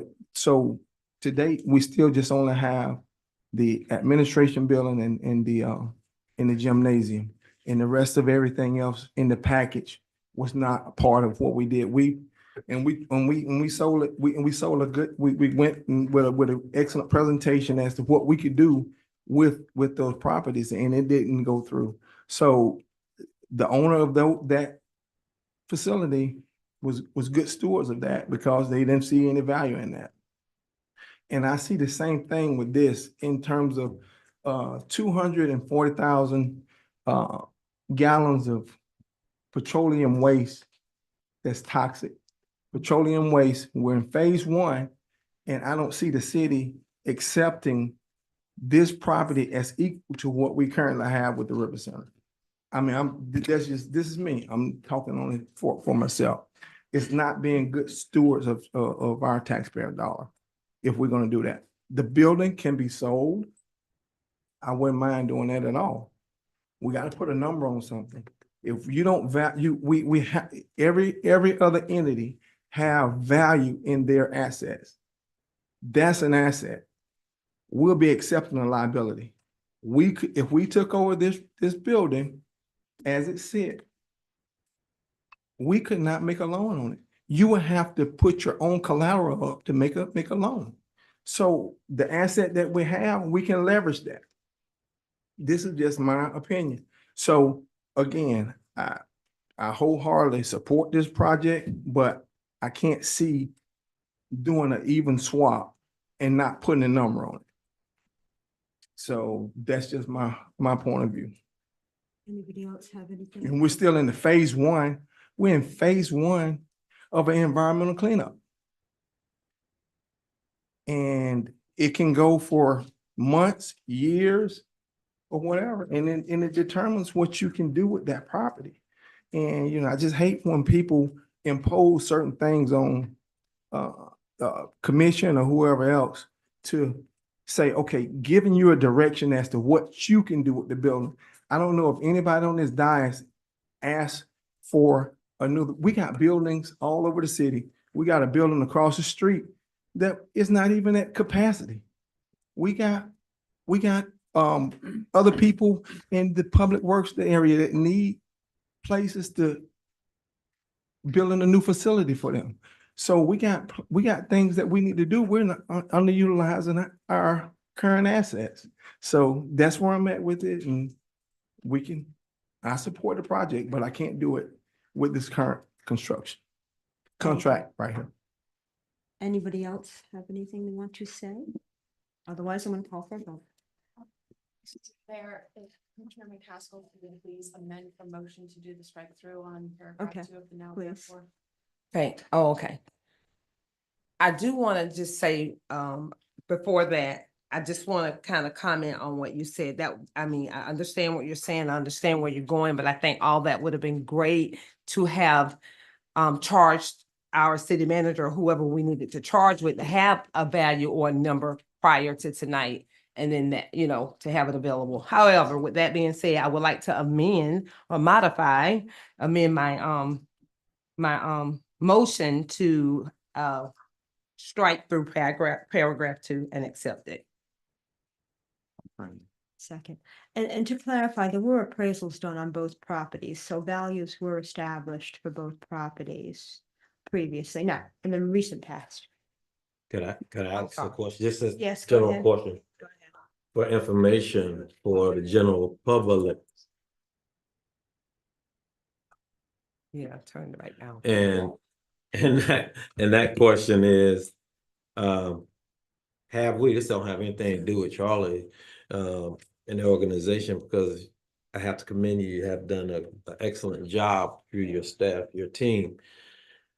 And it's back to Commissioner Bourne's statement and concern. What we're gonna end up with, the proposal, is the building in the back. And we don't know the cost of renovating that building, doing everything we have to do with the Brownsfield. It hasn't come up. That's, again, it's not on Mrs. Douglas's side, it's actually on the city's side. As we said, due diligence, I think we fell short. But I don't want to hold up this process or progress. It's just a matter of, it's almost like throwing good money after bad. Again, Mr. Douglas, you're going to win. And I want you to win. I want the community to win.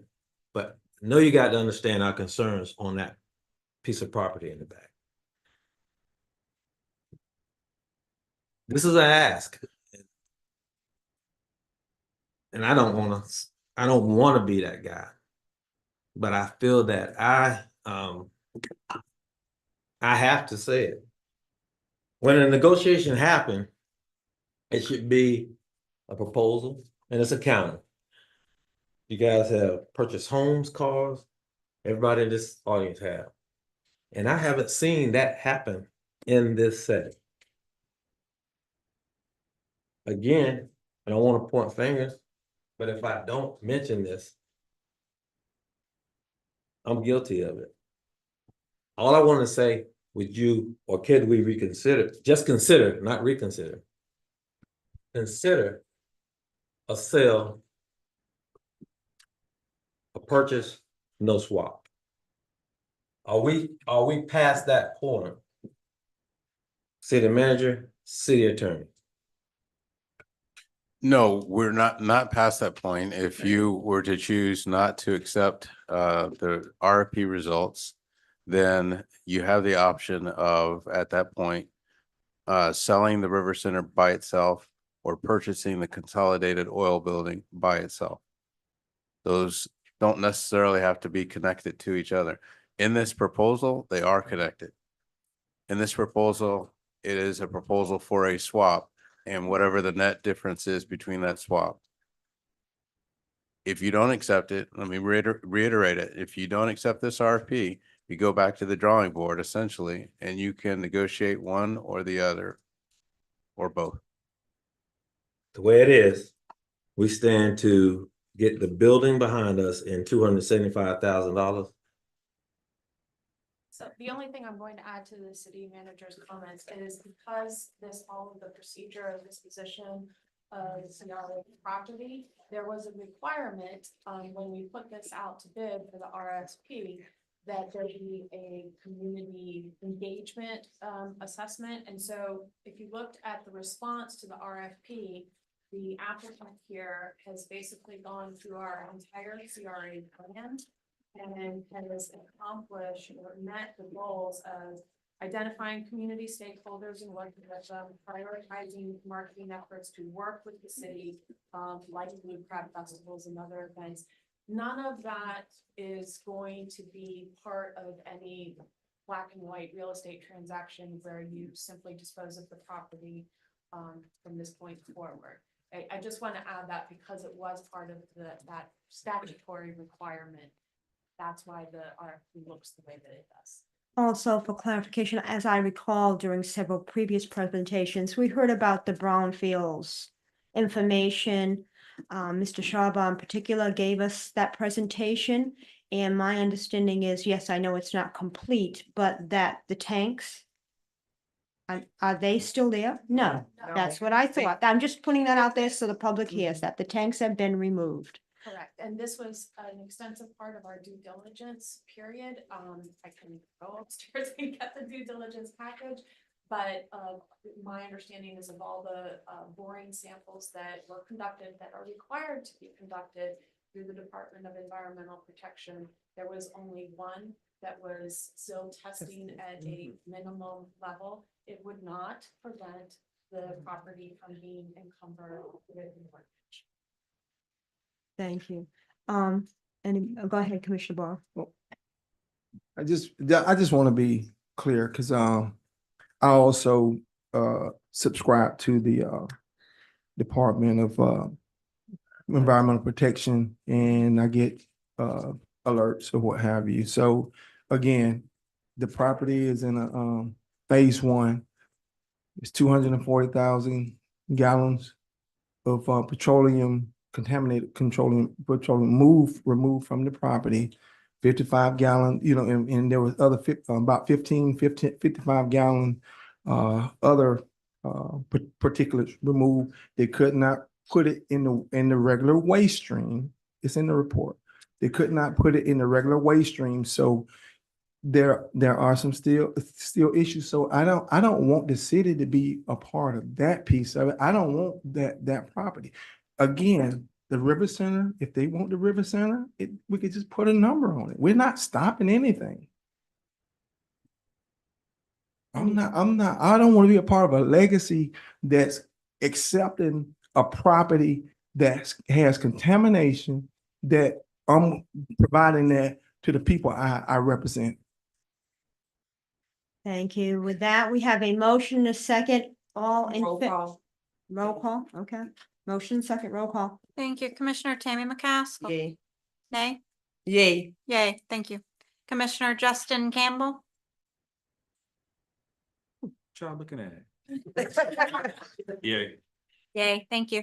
Commissioner Will Jones? Yay. Yay. Commissioner Rufus Borum? Nay. Nay? Mayor Robbie Correa? Yay. Yay. Motion passed 4-1.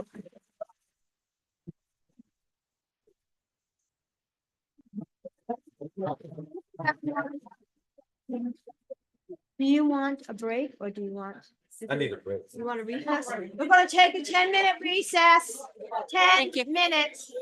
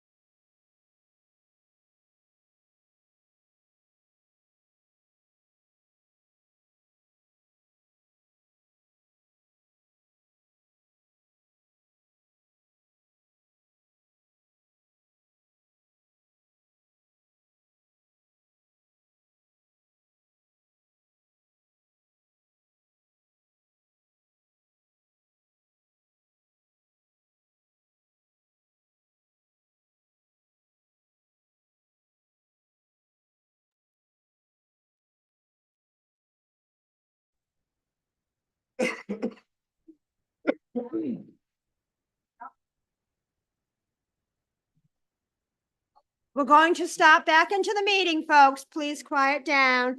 On to I, Ms. Krantz. Thank you, Madam Mayor. Switching screens for us.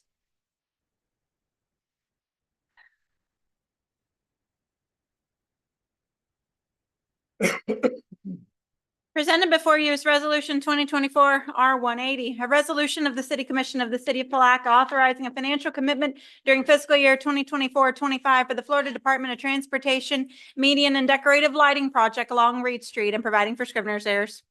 Thank you. Do we have a motion? Motion to approve. Second. Second. Discussion? I'd like them to present to us, please, and for the purpose of lighting, is this the median, the second median up here on Reed Street from the bridge? It includes that second median? Hey, how's everybody doing? I'm David Shear with Whitman Reckhart and Associates, consultant for FDOT, working on this project. We've got an exhibit, and there were some handouts for you all. Do you have a copy of those in front of you? Okay. If I may, Madam Mayor.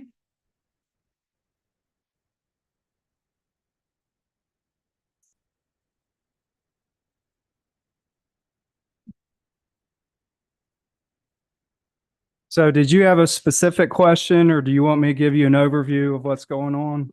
Well, the question, are you just gonna address the lighting on? So the lighting it's decorative lighting. If you want to go to, keep going through there, the fourth line item. Okay, so basically there's lighting out in the roadway corridor now. It goes all the way from the Memorial Bridge all the way up to State Road 100. So this project is going to replace the existing lighting from the Memorial Bridge to 11th Street where the railroad tracks are. And it's going to replace it with some decorative lighting. Right now, it's just standard, FPL lighting, DOT lighting. So the first request by the city was to try and mimic what is at the railroad station, and that's a picture of what's there now. That's a parking area. We're looking at trying to do corridor roadway lighting, so there's other standards that we have to meet for that. And so we need taller poles, a different kind of light. So we tried to match that as best we could. If you go to the next one. So the light that we're proposing is this teardrop light. Keep going. Keep going. Okay, it'll be mounted on that pole. On the pendant coming off of the pole is that pole number 4 only, the one in the middle there. And then it'll be mounted on the pole on the next sheet. And the lights will be mounted at about a height of 37 feet. And there's a conceptual layout. If you keep going on basically your last several sheets, it kind of shows the conceptual layout of where these poles are going to go. They're spaced approximately 100 feet or so, depending upon existing conditions. So these light poles will be on the sidewalk, in the sidewalk area. Exactly. It'll be in a similar, we're trying to put them as close to the back of the sidewalk as possible. Right now, most of them are kind of up front near the roadway. But to try and provide, a safer situation, we're trying to move them back. But yeah, it'll be in a kind of similar layout as existing poles. Okay. I wasn't sure if we were putting those in the middle of the medians that was proposed, and we actually stated we didn't want a second median on 2nd Street, and DOT decided it's not what we want, it's what you guys were going to do. Right. As far as DOT.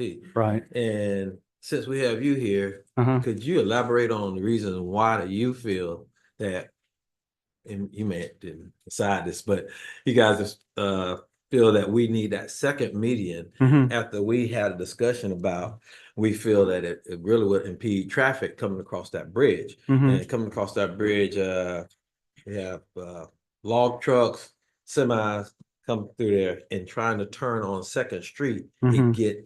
it get backed up right there. Mhm. And I don't know if you guys did a traffic study or what, but the traffic has really picked up in Palatka around about 5 o'clock, 5:30. And that just concerns me. And so I wanted to make certain that we address it while you guys were here. You guys Right. know what we're talking about and how we feel about the safety. Right. Okay. So I can give a little bit of history and some Sure. input on the safety side of it, and then maybe Wes from the department can add. But I guess if you go back to the beginning, and if you look at the first couple sheets that show the median. So one of the concerns that the department has, part of adding the median in, it reduces conflict points. It reduces accidents. It prevents turning movements that cause accidents. So what we're concerned about if you have, what direction? If you got westbound traffic coming from over the bridge, and if you just build up to about the end of that sheet, because I think that's what y'all were originally wanting, right? And then in the median, kind of at the end of the right side of the sheet, and not continue it. So if we do that, the issue that we see is that cars that come that direction now and turn into Memorial Parkway, you're not supposed to be able to do that, but I'm sure people do that, and it creates a safety issue. So if we, in the median where you guys want to do it, it's going to potentially cause some U-turn movements there. Yeah. So you're pointing, but I don't think everybody else is getting it. But There, I can point over here. Do you have one? It's here, this is the bridge you headed. Right. westbound. Right. Coming off the bridge, and right here, are you talking about extending this? No. So that's going to stay the same. So the median area 1 that you guys were wanting to use, and you said median 2 you didn't want, it was ending right there at the end. No, right there. Yeah. So that median was going to end like right there. So let me tell you what I see. I think Mr. Bourne had pictures of it. So what happens is, Got a video. when you're coming off this bridge, right about here, Second Street is here. Right about here, you get the turn lane right here, right? And cars actually back up to almost here. And so you get cars coming off the bridge and trucks, where you usually have 2 lanes going through, you only have 1. Mhm. And it's, I mean, the chief is right there. We've sat there and watched it. So for you guys not to take our input, and we're actually living this every day, that was a little disheartening. And you guys go, well, you know what, we're gonna do it anyway. And then you come back and ask us to contribute to it. Mhm. So I know DOT give us a lot of money, but Okay. if you're not thinking about kind of what we want, Uh-huh. that's a little disheartening. So I just want to let you guys know, and that's why I pulled it off the agenda.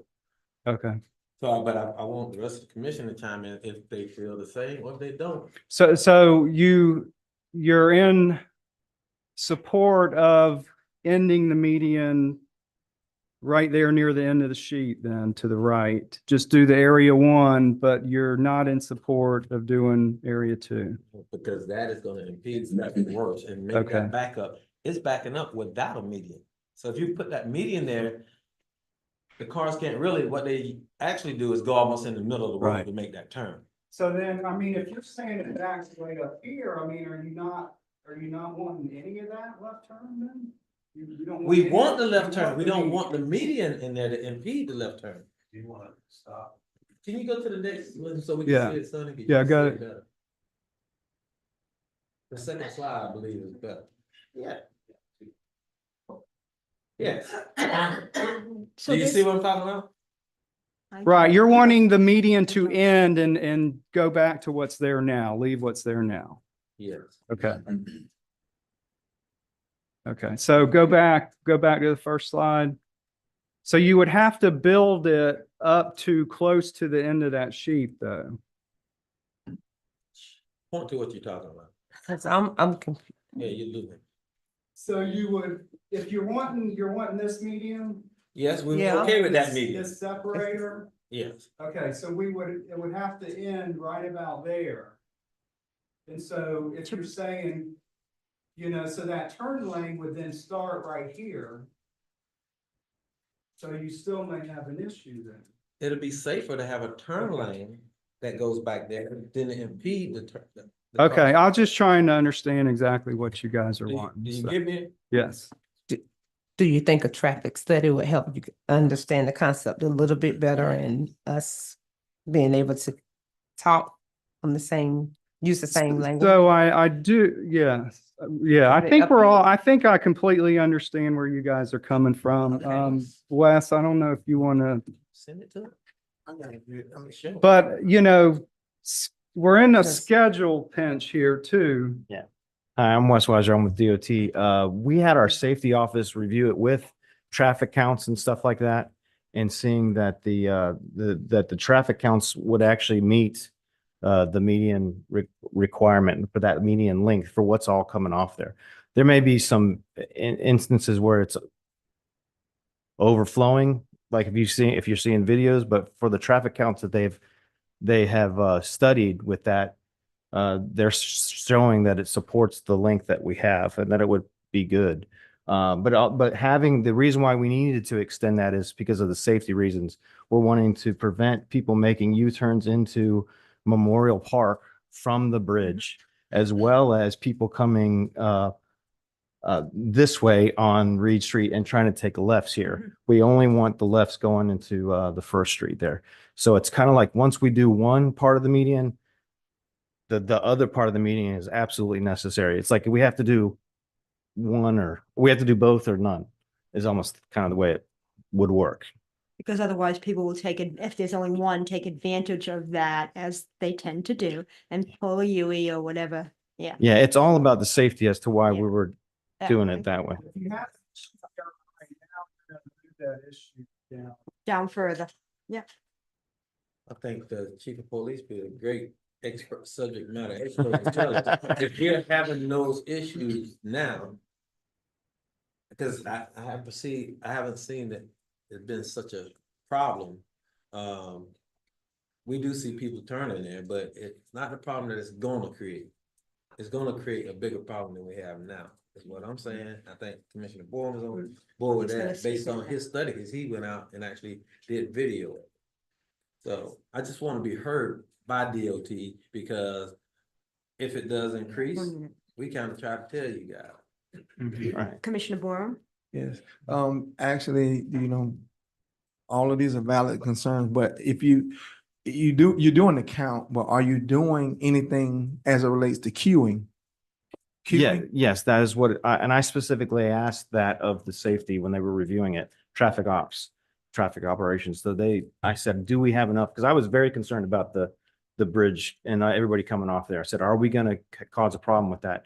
And he said that the traffic supported the queuing that it would do right there. That's And I don't one- know how much, That's one section. according to That's- the traffic count. That's one section, but then you move up to the next street and then we all the way up to 9th Street. Oh, yeah. So it gets bad Right, I saw. both ways, all the way to the railroad track, going east and then west. You have it both ways. I would like for, somebody from your staff to come and just spend a little time, a few hours here during those times. And then not only would you see it based on your stats or your data, but you will actually eyes, because a lot of time a picture don't tell the story. You have to actually be there to see it. And just not to prolong it, and just to reiterate what he said, if you all would come out and do the traffic study and spend some time and then come back, I think that we can all have a better conversation as well as a better understanding. Are we in agreement? So with that being said, do we want to? Okay, so we Okay. we have a mean, but- motion in a second. Do you, I mean, if I'm willing to move forward, of course, we have to take in consideration, oftentimes we do ask for the experts to come in and give them their expertise. While we may take in consideration that we live here, but again, we often ask for the expertise of those who do it for a living, and we don't. I'm in position to move forward, but of course, if it's at the pleasure of Thank you. the commission to do whatever it is that they desire, I'll be on board. But again, these are subject area experts, so I do want to take that into consideration as well. You did bring up a very, very valid point, but I would like for them to be able to come and see. I mean, that's y'all's area of expertise, and I think you can make even better some recommendations and come up with better conclusions if you come see it. Because we do live here and we see it, but I think you all can do an even better job if you come see what we're talking what about. is the time frame on this, though? I mean, Yeah. again, you We- said something about pushing time, and so. We actually needed it approved last month I kind and of we thought- got it extended to this month. Don't stop. They told us that. Yeah. No, we were told. That was told to us. We were told. Well, when you bought it to us, it was emergency at that point. So it wasn't that we lingered, because when we got the information, we had questions. And Well, so we that's why weren't planning on building medians or the lighting. So who, The city came to us and asked us to install medians for landscaping okay. and as so- well, and then, yes, So- and then the lighting. So we were told, We didn't approach, I mean, maybe staff may have. Right, staff did, exactly. Thank you. so that Okay. we don't Right. look so discombobulated up here. Tell us, how that happens, Mr. Manager, because I mean, how did that happen? And how did those conversations commence? And we were presented that we need to make a decision, but So it did, I wasn't- mean, talk started like Prior to- early year, probably prior to Mr. Bell's being here, so. And there were a couple of open house workshops where you explained to the public that came. Yes. I came to those and where you explained this whole concept that. I do want to pose one question. With the design that you currently have, is there a way that you can extend the length of the turn lane with that current design? Technically, yes, we could. It would probably get rid of some of the open space is available for future landscaping, which was the purpose that you guys came to us. And so we were trying to maximize that, but still have the queuing space that was needed. So both were taken into consideration. That's the design that you see. But if you wanted to eliminate some of that landscaping area, you could extend the turn lane Yeah, I even mean, more. That You might be a You compromise. could eliminate the majority of the island if you did not care about any future landscaping, and it would be mostly concrete separator. It would be nice to have that option for future landscaping though, too. I mean, Reed Street is pretty barren, for lack of a better word. It's not very attractive aesthetically, so we need to have it safe, but it would also be nice to have But when attractive. the way safety and aesthetic. I don't think this is weighing, I don't think they would have given us this design if it was looking at aesthetics over safety. I think that their primary is safety first. Thank you. So I think they've done Exactly. that, yes. So that's what we need to, Yeah. however, you all just said, it's gonna take away future opportunities for that, and we're not really concerned about that. Our priority is safety here, so that's what we need to consider. And as was reviewed by the safety office, the traffic right. operations, and they fully reviewed it and blessed off on it with the way it was. Thank you. Any further discussion? We do have a motion and a second. I just need clarification. So are we going to consider extending the turning lane? Am I missing something here? That's what this, I mean, This That's resolution what is this what is, extending the turning lane. Where it is. Are you good, Commissioner Jones? this says about lighting, this doesn't say anything. Yeah. this is lighting. That's This is- lighting. I is lighting. We're talking, so Medians and lighting. median and light. That's landscape median at the foot of the bridge and decorative lighting improvements of the Reed Street corridor. from the foot of the So bridge. with don't that, think- are we considering extending the turning lane? Because I thought that question just came up from the. But it's not in what? So is that all inclusive? Is that what you're telling me? Because that's not what it says. You said lighting. It says. So it's both. Landscape, It's lan- the- lands- oh, It says landscape. state meeting. Yes. It says meeting right here. So, again, we were told, and in our meeting, we said that we wanted only, we agreed to the first meeting only. Mhm. And we said, let's scrap the second one. And we were told that we got a notice that you guys said, forget about it. You guys gonna put it up anyway, disregard what our wishes was. No, I don't know how it was presented to you, but what the deal is, if you put in one, it becomes unsafe to do it that way. And so therefore you have It's to an have, all or nothing it- kind of- it's, yeah. And another thing, so we didn't, it wasn't totally communicated to us that you guys, what the reason was you didn't want it, you know, for all we knew, it was a cost thing. Well, who did you And- talk to? Jonathan, it was Jonathan It was Griffith. Jonathan. Yeah. And we did originally design, what, 5 medians all the way down? Right, And- then- and the so group we- definitely didn't want the 5 Right. at that time. No, I, The majority of the group, I should say. Is the meeting still going on at 8th Street? No, No. only this section these, here. this is the Yeah, two. this is the only These are the median only at two this point. medians. And the second part is at their expense. It's not, they're not seeking. Exactly. All right. Right, but the commission did approve phase one of it, and then I guess you guys say scrap it. No, that is phase 1. This is No, the, phase one, no, our phase one, Oh, our okay. phase one, But it was area one. But the area one, from what I'm understanding, and I just want to make sure that there's complete understanding on my half. It's the safety component that if we do the phase one, even though that's our desire, it's not as safe as if going through with the second part as well. They cleared that up, so with that being said, I mean, we'll just have to work and trust and believe that in the area of safety, because that's what the original concern was, the safety piece of it, and then also taking away turning lanes for Right. people for building up queue, Yeah. which could, ultimately cause rear ends, because people, when they back up in the queue, it offsets and go into the fast lane. So that was just my only concern. And the design, the design's not final at this point, so there's still time to look at those links and tweak it, knowing, what your concern is at this point. Okay, that's my only concern. I request shorter link. well, and we're willing to listen to whatever you guys want, because we only are putting them in because you guys requested it. You said we requested. Well, it came from the city manager. I don't know how it came through, but it came through Wasn't the city from, manager. well, not the current city. All right, yeah. We have a motion and a second, roll call, we'll do the roll call just to be safe. Okay, Commissioner Tammy McCaskill. Yay. Yay. Commissioner Justin Campbell. Yay. Yay. Commissioner Will Jones. Yes, amended. That's not a poll. You mean yes amended? What was the amendment to There the was no motion? amendment.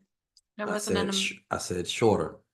But that's So not that'd in be the a resolution. that wasn't, Commissioner Campbell initiated the motion. He would need to make that motion. Nay. Nay, thank you. Commissioner Rufus Borum. Yes. Yes. Mayor Robbie Correa. Yes, Yes, motion passed 4-1. thank you. Thank Thank you. Appreciate it.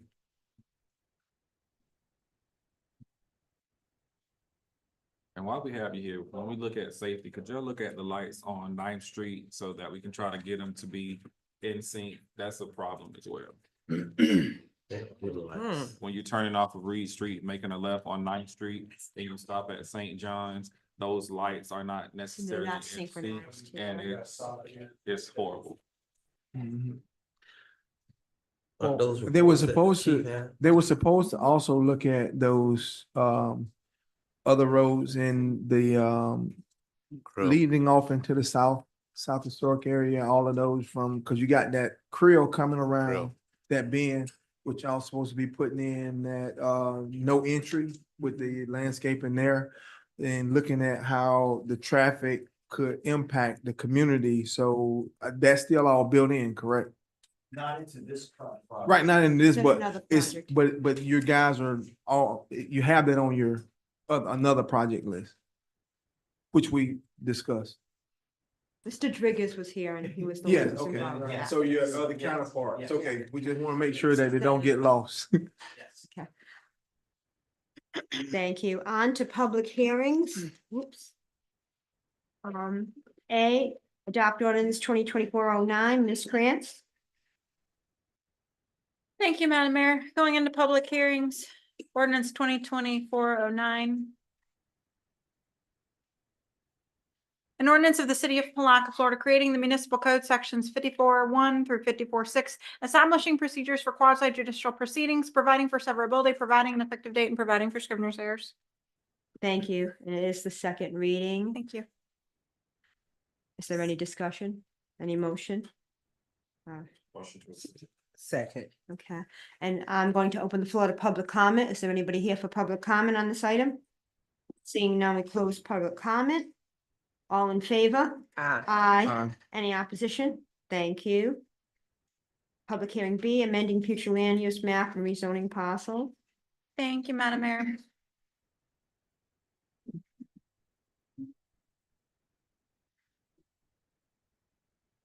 Sorry, somehow the ordinance got under there.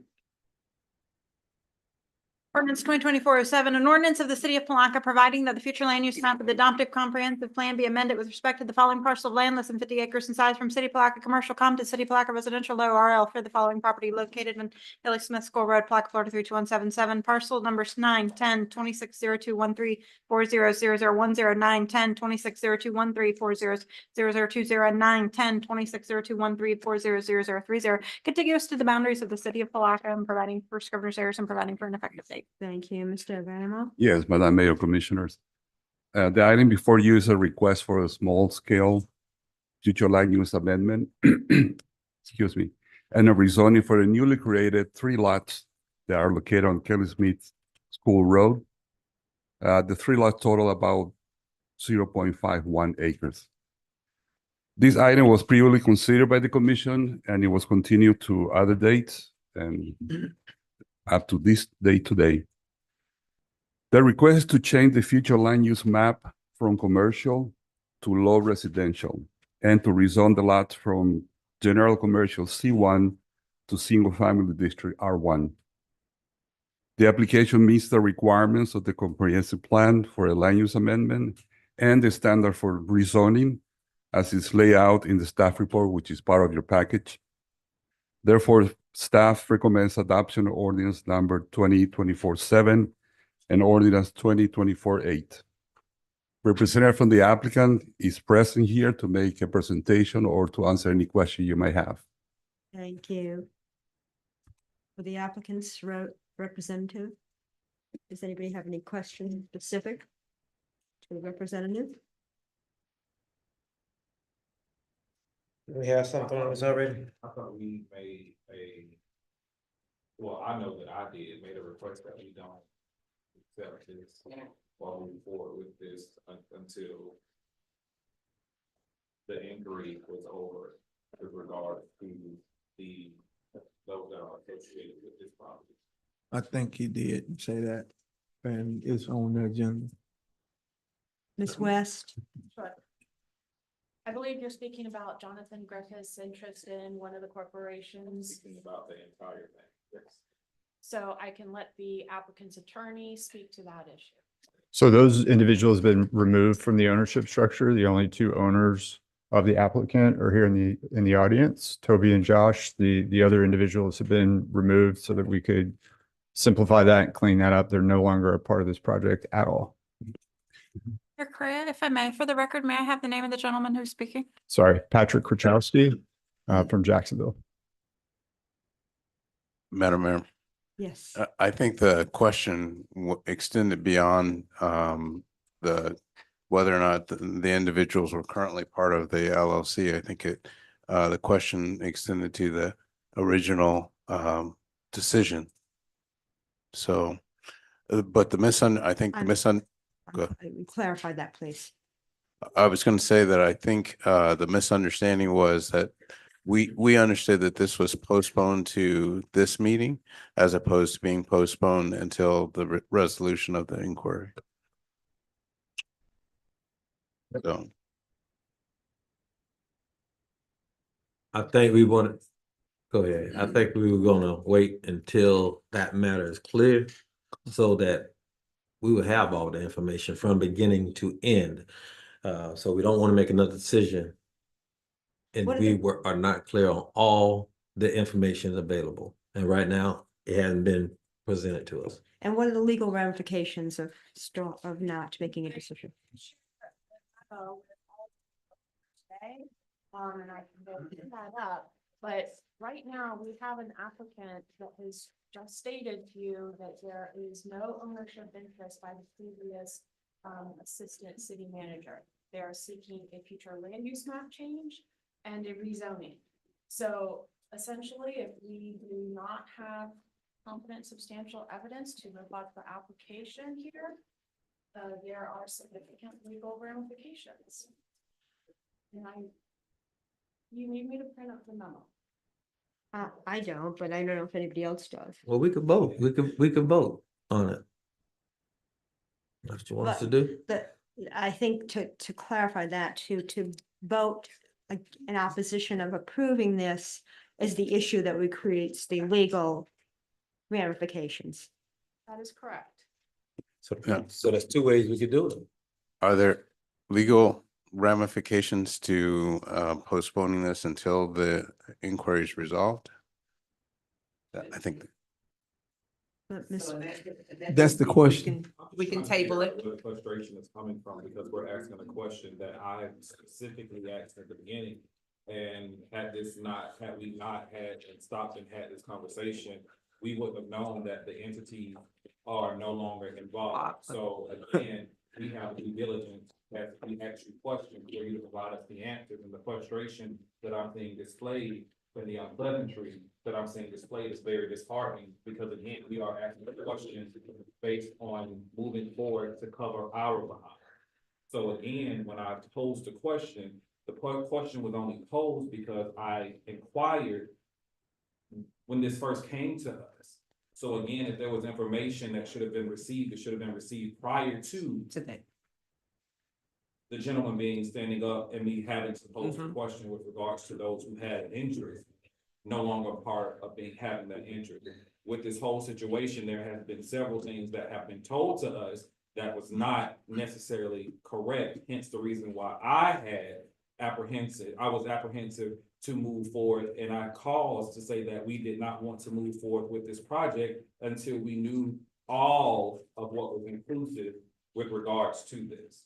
So that's the only reason, again, that I brought it up tonight, because this should not have been before us, because it has been made clear the two times that it has come before us before, our displeasantry with moving forward with the reasons of why we did not want to move forward. Madam Mayor, if I may. Yes, you may. I Please. submitted information last week to Lorenzo and to the city manager regarding the removal of those individuals from the ownership structure, including copies of the filings. I don't believe they're yet posted on the state's website, but we did provide copies of the change to the ownership structure. Thank you. Commissioner Boyle? Well, again, going back to what Commissioner Campbell originally said, the request was to wait until the final resolution of the investigation that's currently in play. However, we're receiving this on the agenda again against what the commission had decided upon. So nothing towards you, but the thing with that is that's what our direction was, and that's where we're at. Commissioner McCaskill? I want to go back to the question I think Commissioner Campbell asked. Are there any legal ramifications if we were to postpone this? Potentially, yes. Given it depends on how long this investigation takes. If there is an undue delay, that could potentially be considered a taking of private property rights that would potentially prompt a Bert J. Harris private property rights taking claim against the city, depending on the length of time of the investigation. I mean, but you also have to be considerate of what was brought that was associated with what was brought before us. So again, we would ask for that courtesy to be given and the reason why we even got to this point. So that's the reason why we are all hesitant. Well, at least I'm hesitant, or was Me as hesitant, well. and I expressed of being hesitant, and the information that you provided was not provided to us. And again, had I not stopped to ask this question on tonight, we would not have known that those parties have a vested, no longer have a vested interest in that property. Again, that information was provided to the city well before this meeting was provided last week. So I think the position of the applicant would be that the application is complete. We have not heard anything from the planner that additional information is required. The staff report lays out that we've met all of the requirements for the land use change and the rezoning. And so we're requesting that the city take action on this matter. Any further discussion? Go ahead. Commissioner Borman, were you going? Commissioner No, I'm Jones? just gonna wait till whenever. The city manager has something to say. Go ahead, Commissioner. I did want to share that the preliminary report has been shared with the commission as of today. Yep. So in terms of the timeliness of it and the length of time. So, What's your recommendation, city manager? so Given the fact that when the commission gave direction and where we are now, and then potential legal ramification, what's your recommendation? if the consensus of the commission was to postpone this until the inquiry was resolved, then that's what we should do. There are potential legal ramifications either way. The city attorney said it all depends on how long, and what I'm saying is I don't think it's going to be that long. And we're not in control of the investigation, so I mean, they can prolong or not. So What is your estimated timeline of completion of this investigation? 2 weeks at the max, based on the preliminary report.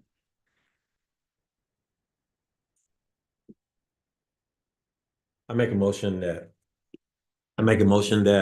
we bring this back, we table it and bring it back. Date certain after we receive the completed investigative report. And we'll review that and make a decision then. Put it back on the agenda. The motion is second. Madam Mayor, if I may, unless that date certain is provided, I would have to re-advertise. The date would clearly need to be stated on the record. We just say it's a date and pending investigation, I'm need a gonna have to specific date. notice again. Can you make, you're kind of like in charge of that investigation. What date? I would say at the next meeting, because that's going to be 2 weeks. Are you sure of that? Well, I can't tell you that I'm absolutely sure, but 2 weeks, bring it back up. If it's addressed, it's addressed. If it's not, we'll change. move forward. Thank you. At our next meeting date. So that's September 26th at 6 o'clock. Thank you. We have a motion in a second. Who was the second? I'm sorry. I tried to catch the motion. Was it McCaskill? Thank you. McCaskill. All in favor? Aye. Opposed? Nay. Thank you.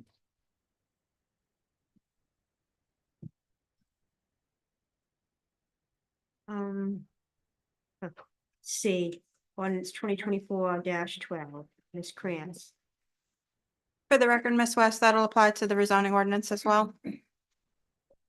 Thank you. Thank you for allowing me the clarity. Moving on, if I may.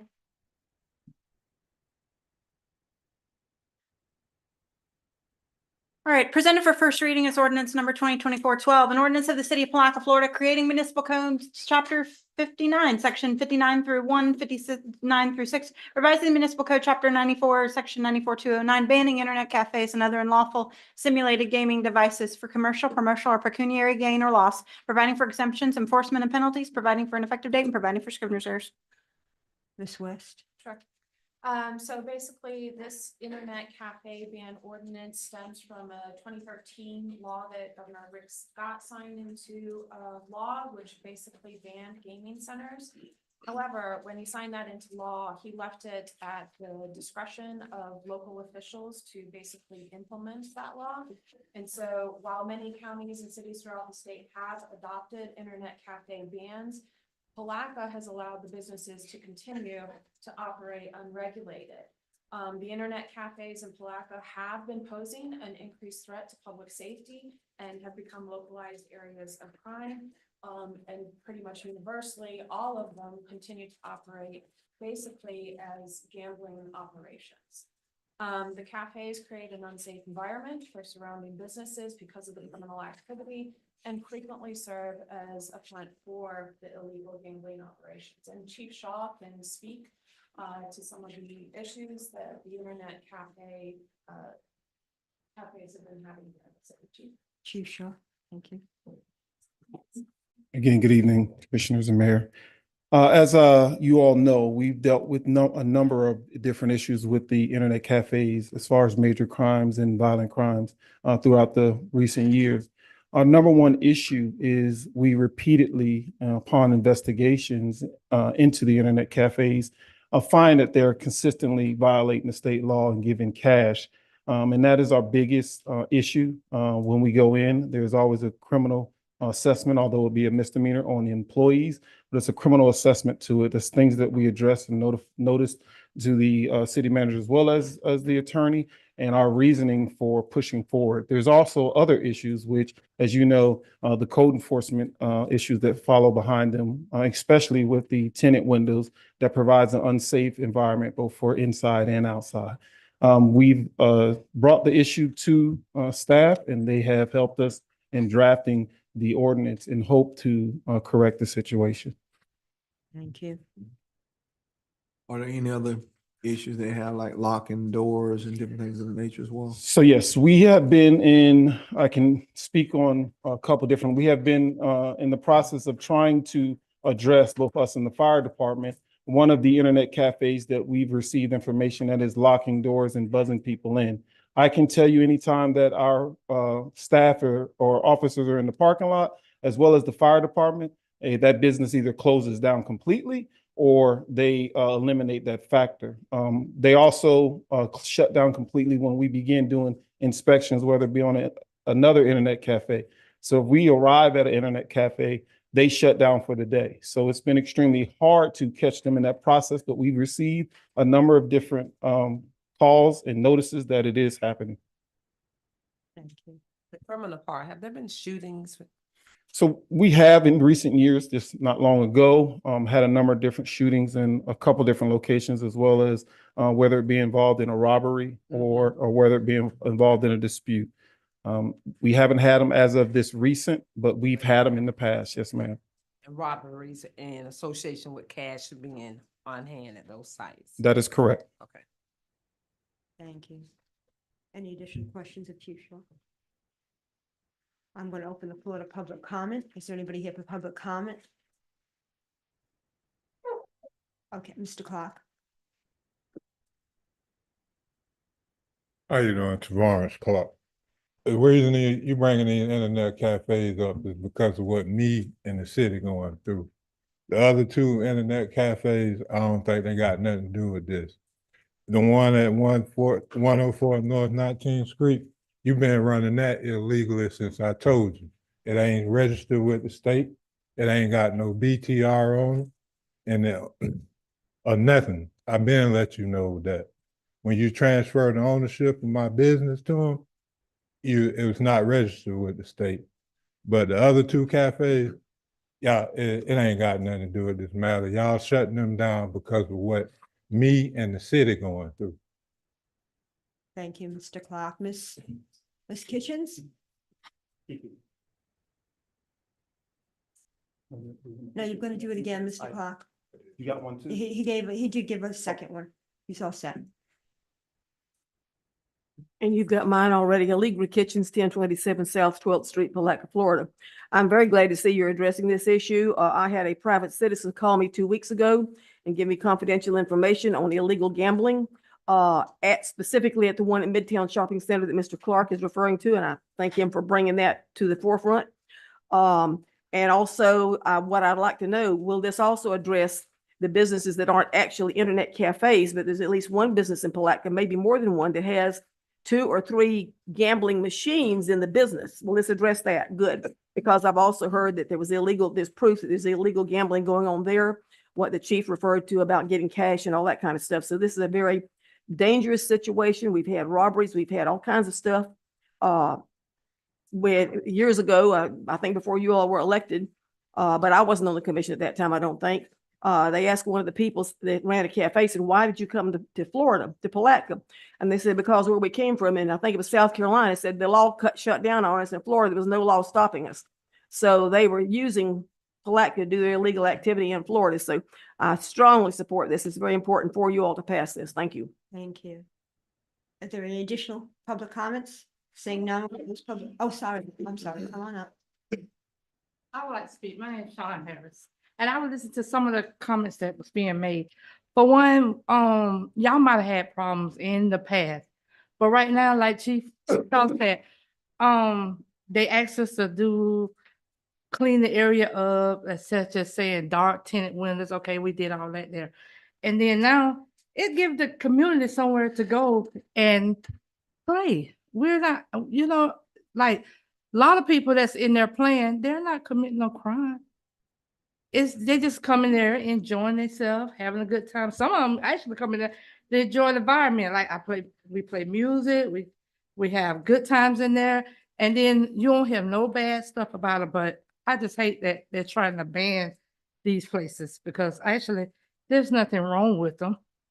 And whatever that happened in the past, it's 2024 now. You ain't getting no criminal activity done with them now, as I can see.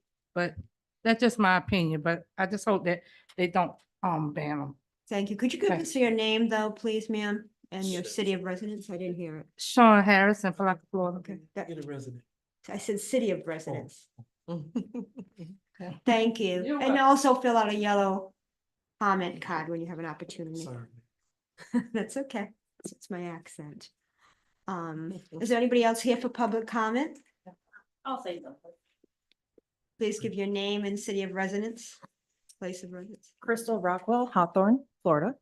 And I'm in here because there was an incident a couple years ago at one of the internet cafes, but you guys continue to issue BTRs for these places. They continue to pay their fees, but yet the chief of police wants to come in and shut them down all the time. So something needs to be done, either ban them and don't renew their BTR and have them pay all the fees, or let them operate. Thank you. Could you also fill out a comment card when you have a chance? Is there anybody else here for public comment? Seeing none, we'll close public comment. Do we have a motion?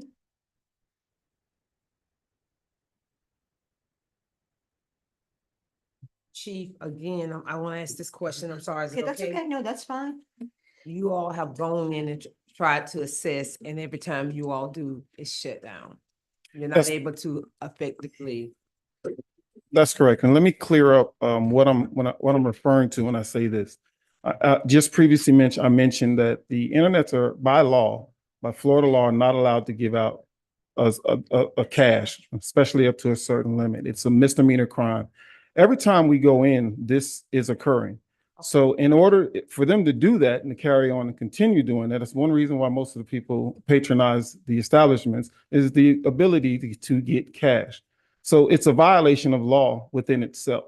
So every time we do this, we find the violation of law and we shut them down for the day. This is a repeated action. We've never gone in and not found that violation. Okay. I'm ready for a motion. Motion to approve. We have a motion. Do we have a second? A second. Motion is second. All in favor? Aye. Aye. Any opposition? Thank you.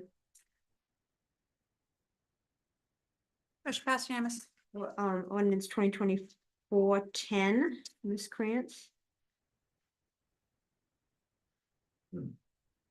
Ordinance 2024-10, an ordinance of the city of Palatka, Florida, amending the Palatka Municipal Code, combining sections 30-214, vacant structure registration, and 30-215, foreclosed blighted, unsecured, or abandoned structure registration and amending Appendix A, the fee schedule of the municipal code of the city of Palatka as it pertains to fees and other charges related to Chapter 10, alcoholic beverages, Chapter 30, registration of vacant, blighted, unsecured, or abandoned structures, Chapter 50, parks and recreation, Chapter 54, planning, Chapter 62, signs, Chapter 74, subdivision, Chapter 78, taxation, Chapter 94, zoning, providing for conflict, severability, effective date, and scrivener's errors.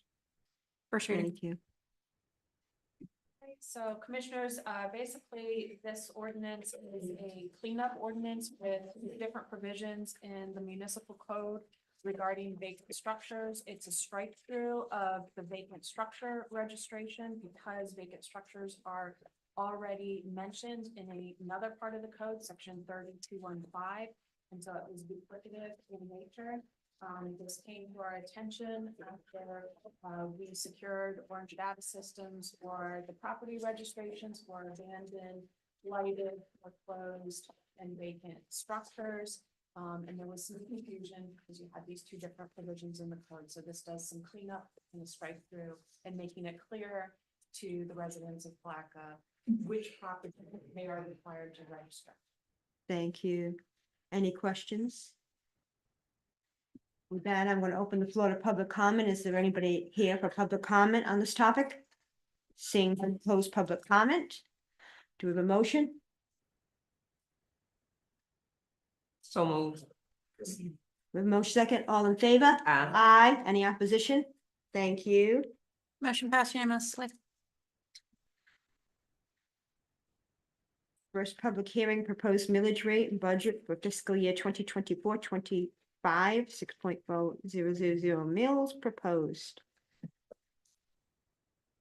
Mr. Bell? Oh, Ma- go ahead. I was just gonna say, Madam Mayor, there is a script in your package regarding this matter. Thank you, Madam Mayor. I'm asking Ms. Cardy to step to the mic and go through the script process. Following the script, I believe, should I say anything about it or just follow the script? I believe we're supposed to follow script. I don't have it. Follow the script correctly.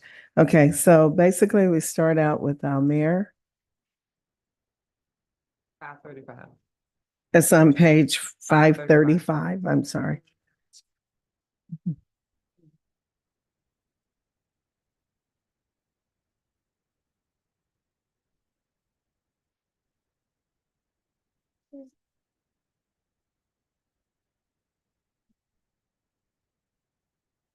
Okay.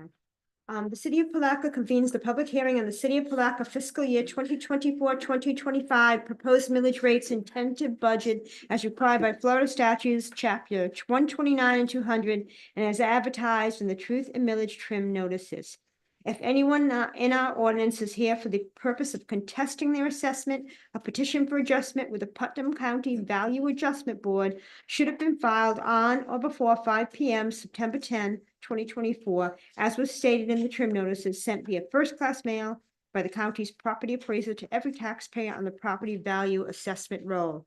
For those in attendance this evening wishing to address the commission, citizen comments will be taken following the overview of the tentative budget by the finance director. The finance director, Marcia Cardi, will now present an explanation of the proposed and rollback millage rates. Thank you. Following the script, Mayor and Commissioners, this evening, we will take a few actions related to the adoption of the proposed millage rate and budget for the fiscal year ending September 30th, 2025.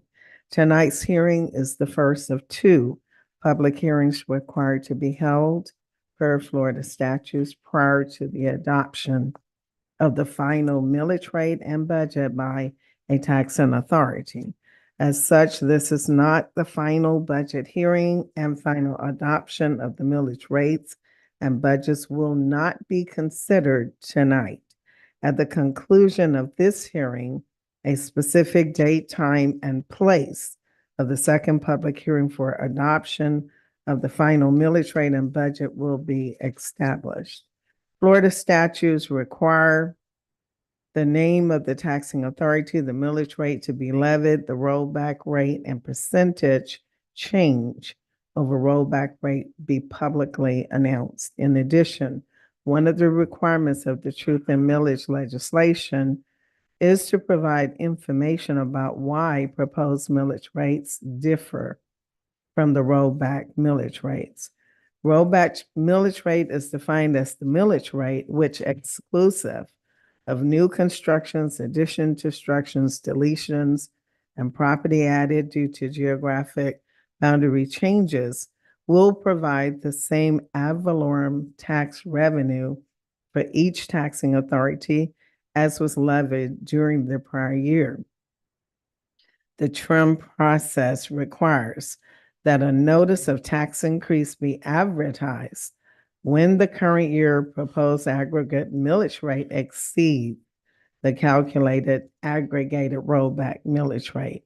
So the aggregated rollback millage rate is calculated by dividing the prior year adjusted property tax revenue by the current year taxable property value multiplied by 1,000. The current year taxable value does not include new construction and tax increment, that would be CRA values.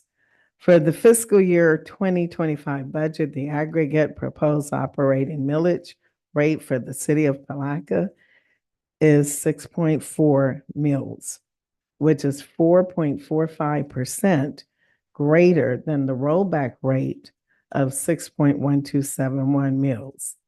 The increase in property tax revenue is essential to fund the appropriations needed to operate the general city-wide budget. This is inclusive of personnel costs, operating costs, capital costs, and as well as grant revenues and expenses. So at this point, Mayor and Commissioners, the total city tentative budget for fiscal year 2024-25 is $75,985,566. I am happy to answer any questions pertaining to the changes or the budget before you currently. Anybody have any questions of Ms. Connie in regards to the budget? I would now like to invite citizens to comment on the fiscal year 2024-25 proposed millage rates and tentative budget. Please come forward to the podium if you wish to address the commission. Fill out a yellow speaker card that can be found in the back of the room. Is there anybody present who wants to comment or provide input? I will now close the public comment section of this public hearing.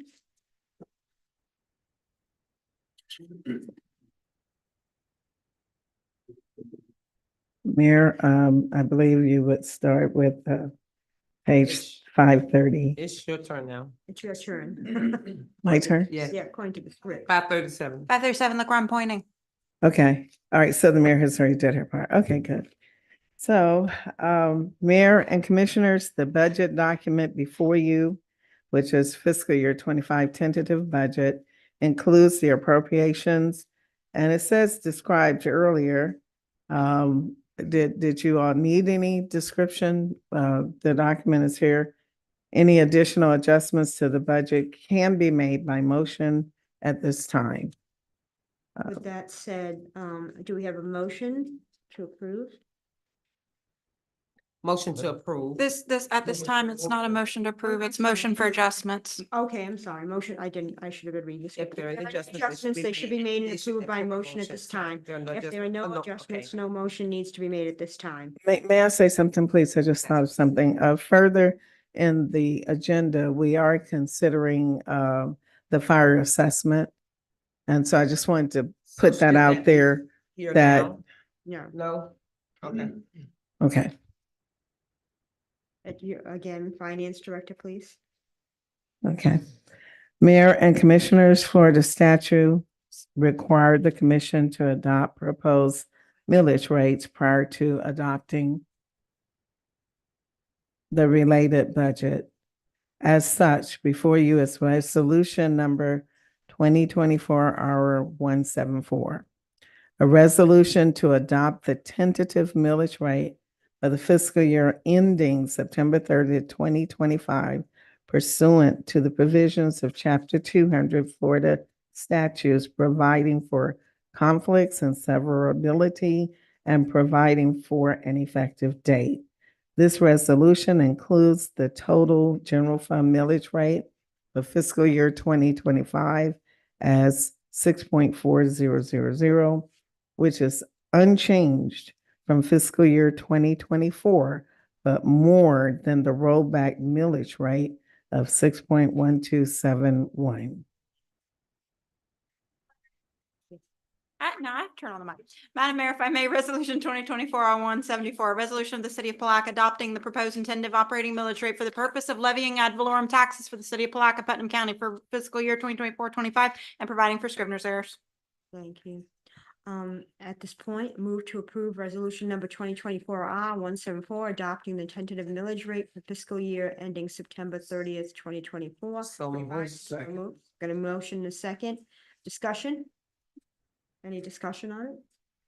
I'm going to open the floor to public comment on this motion. Is anybody here for public comment? No. Seeing none, we'll close public comment. All in favor? Aye. Any opposition?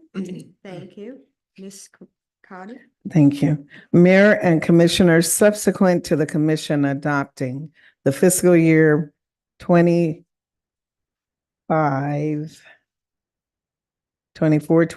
proposed millage rate, you must then adopt the corresponding fiscal year 25 tentative budget. So before you is resolution number 2024-R-181. This is a resolution to adopt the tentative budget for the fiscal year ending September 30th, 2025, pursuant to the provisions of Chapter 200 Florida statutes, providing for conflicts and severability and providing for an effective date. Ms. Grant? Presenting Resolution 2024-R-181, a resolution of the City Commission of the City of Palatka, Putnam County, Florida, for adopting the tentative budget for fiscal year 2024-25, providing for severability, providing an effective date, and providing for scrivener's errors. So moved. The motion and second. Any discussion? I'm going to open the floor to public comment. Is anybody here for public comment on this item? Seeing none, close public comment. All in favor? Aye. Any opposition? Thank you. Mayor and Commissioners, the final action requested from the commission for this evening is to establish and publicly announce the date, time, and location of the final public hearing to consider adopting the final millage rate and budget as amended. This meeting must be held within 20 days following the conclusion of tonight's public hearing, properly advertised and held after 5 p.m. Staff recommends that the second and final public hearing be scheduled for Thursday, September 26, 2024, at 6 p.m. in the same location, the Commission's chambers. So moved. There's a motion, second. Any discussion? I'm going to open the floor to public comment. Is there anybody here to comment on this item? Now we close public comment. All in favor? Aye. Any opposition? Thank you. Mayor and Commission, the budget-related business for this evening's public hearing is complete. Thank you so much. This concludes the first reading public hearing. Thank you. Thank you.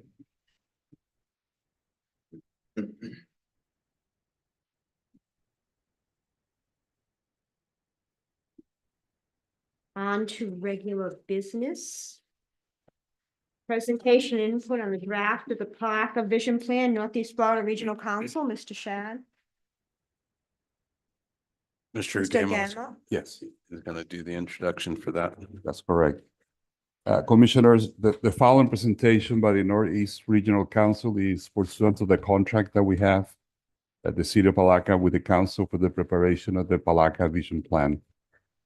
The contract requires a presentation of the draft document to the Planning Board and 2 presentations to the City Commission. The draft report was presented to the Planning Board at their meeting on August 6th, and the Planning Board did have no comments or changes to the draft. Today's presentation is to obtain any comments or changes that you may recommend to the council.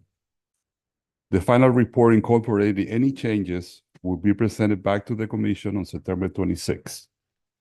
I just want to point out that the Palatka Vision Plan will serve as the basis for the upcoming update of the comprehensive plan.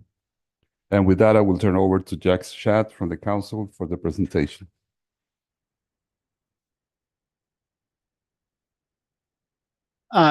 Good evening. I'm Jack Shad with the Northeast Florida Regional Council. I do have some paper copies of the vision document, which I could pass down if y'all would like. Can you go to the next slide? So I think y'all have gotten used to seeing some of us around. And so here's our project team that worked on this. If you'll go to the next slide. Okay.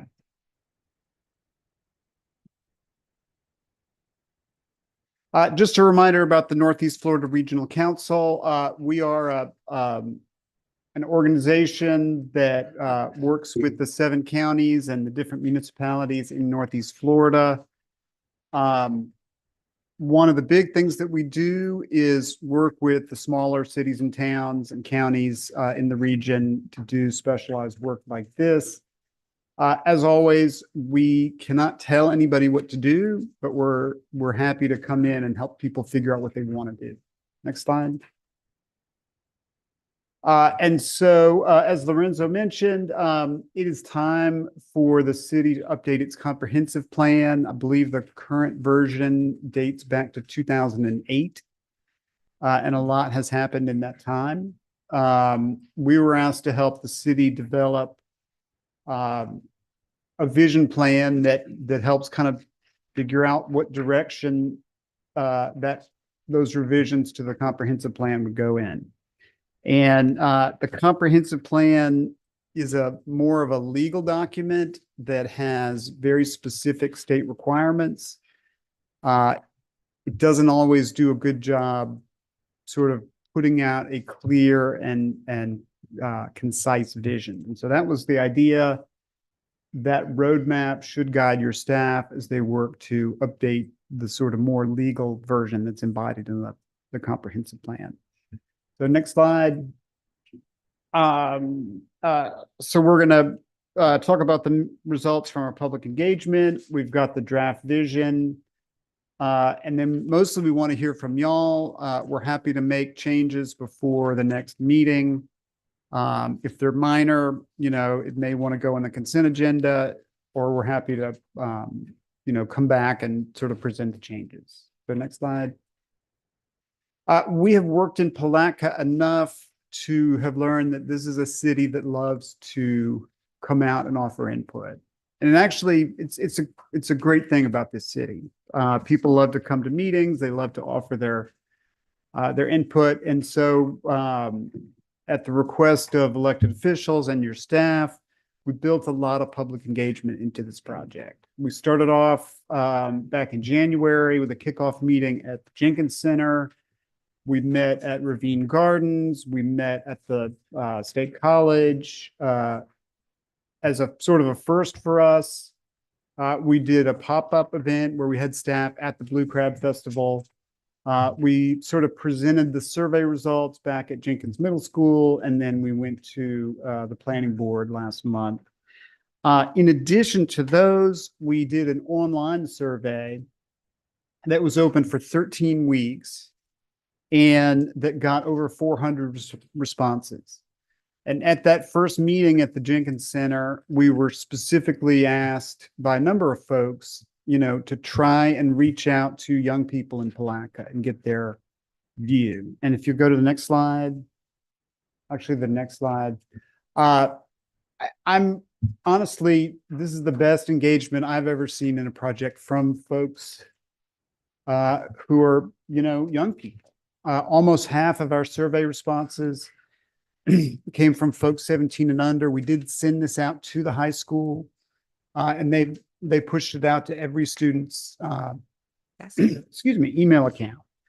And like I said, I've never seen anything like that. The age breakdown for the rest of the survey responses, honestly, is pretty typical for what we get as far as it does tend to sometimes be older folks who maybe have more time available, with more experience, who are participating more. The first of the survey questions was a word cloud, asking folks to describe what word or phrase kind of sums up their vision for Palatka. Oh, I'm sorry, I skipped a slide. If you go to the next slide. So we did a map of where folks were responding from. And I will say people were putting these survey responses in many cases on a mobile phone, with their finger. And so I don't know that each individual dot is super accurate, but I do think you get a sense that Palatka is important to a lot of folks who live in the county, as obviously, a lot more than half of folks who responded were residents, but this is an important place. There's a lot of stakeholders who don't necessarily live in the town. Next slide. So we asked folks to describe what word or phrase kind of sums up their vision, and we did a word cloud with those responses. Next slide. And you can see, if you look closely, that we did have a number of teenagers responding to this. But I mean, most of these responses really show folks see the town as growing. They love the small town feel. Everybody sees the potential. I gotta say, I do see boring in there, and I think that probably comes from young people. And I know y'all are always asking, how do we involve young people? How are we gonna how are we going to keep our young people in this town? And so I think it starts by asking, and so we're proud to have been able to do that. I'm going to go through the kind of results portion. If you go to the next slide. Before you go. Yeah. As boring stuck out, poor stuck out to me. Yeah. What was your feedback on that? I mean, if you look at it statistically, this is not a town with, in the higher levels of income in Florida, and it has the challenges that are associated with that. I think, young people are smart. They see that. I do think, there are ways to improve that situation. You got to be smart as a city government and figure out how to do a lot with a little. I just want to get your feedback on it. Yeah. All right. Any other questions on the word cloud? No, go ahead. Thank you. All right. So on these next slides, these are summarizing both the survey results and also the comments that we got from folks. The online survey had a space where people could write in sort of long form comments. We had easels and flipboards at the public meetings, and people, would make comments there. Overall, we got over 1,500 comments with regard to this project. And, not surprisingly,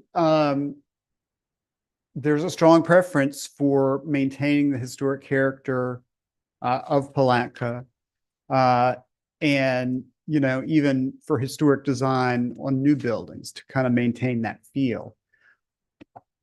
This is an area that really stuck out to us, though, is when the young people did the survey, they actually preferred modern design, and they were less focused on preserving historic structures. And so I think that's an area maybe to try to understand, what results or, why there's that difference, and think about, I know that's an important value for the city. And so it's worth thinking about what the implications of that are.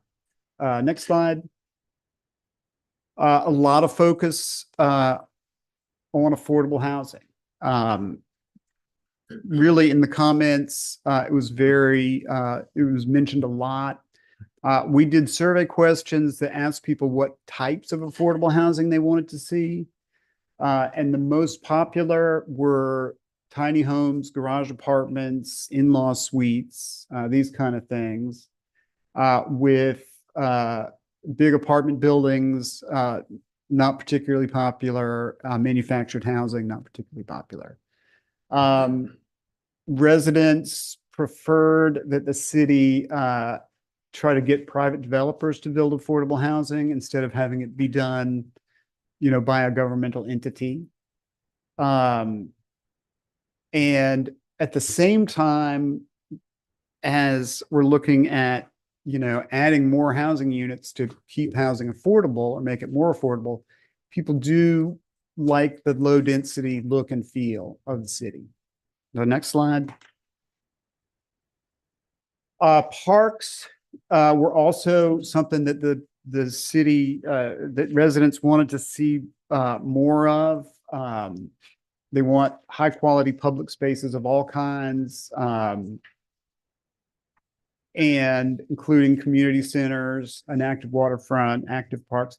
Passive parks were the most popular of the sort of community features that people mentioned though. Next slide. Additional river access was very popular. This was another area where the youth sort of separated out from the majority of residents, where youth were more interested in motorized river access, which would be, boat ramps, small boats, that kind of thing. Whereas older residents were more interested in non-motorized canoes, kayaks, and that sort of thing. Next slide. People want to see more diverse commercial opportunities, both in terms of jobs and in terms of shopping opportunities. We asked whether folks thought the city should incentivize commercial activity to promote that variety, and they said yes. I will point out there's a lot of ways to incentivize things without necessarily, doling out cash. It can be incentives in terms of what you let people build, parking requirements. There's a lot of ways to make it easier to open a business. And then we didn't have this as a survey question, but we did get a lot of comments about reactivating the mall, adding major retailers, and we got a lot of comments. Folks would like to see things like movie theater and those kind of big entertainment options. Next slide.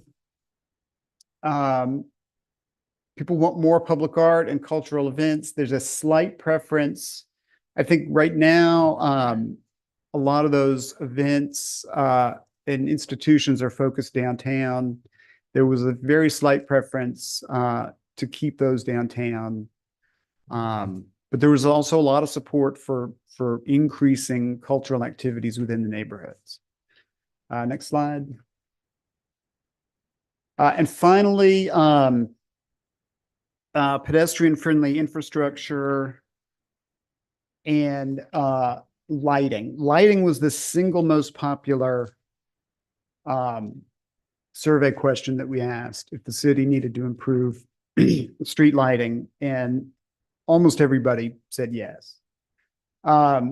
We asked about some different forms of bicycle and pedestrian-friendly infrastructure, and there was a lot of support for some of those. Next slide. And finally, folks want to see, the natural environment preserved. In particular, we asked about wetlands. We also asked about what are sometimes called green infrastructure features, like bioswales. And these are features that that handle stormwater in some different ways. Oftentimes, they don't look as manicured or neat as green grass, but they do a better job at dealing with stormwater. Next slide. So that's the public input that we got from folks in the city.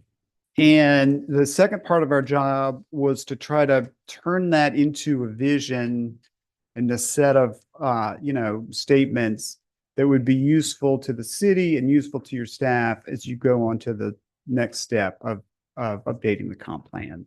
So next slide.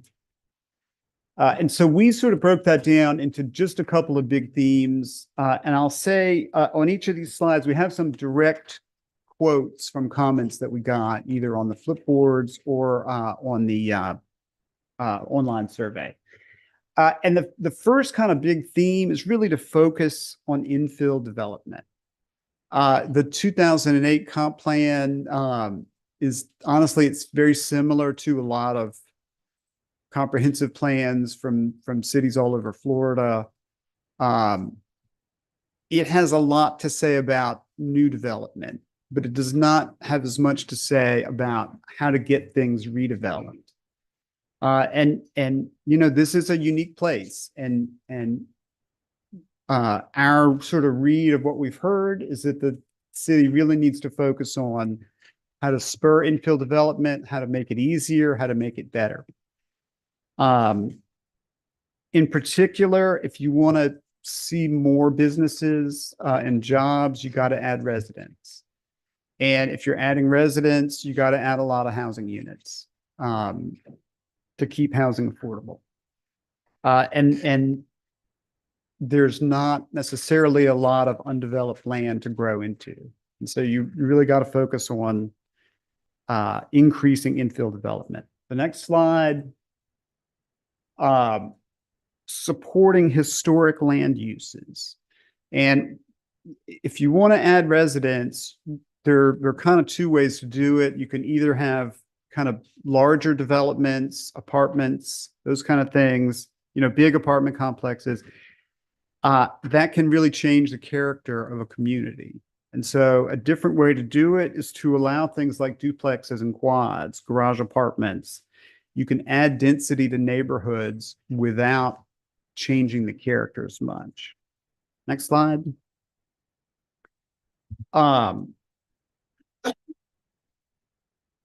You know, you do have this great downtown and these great historic districts.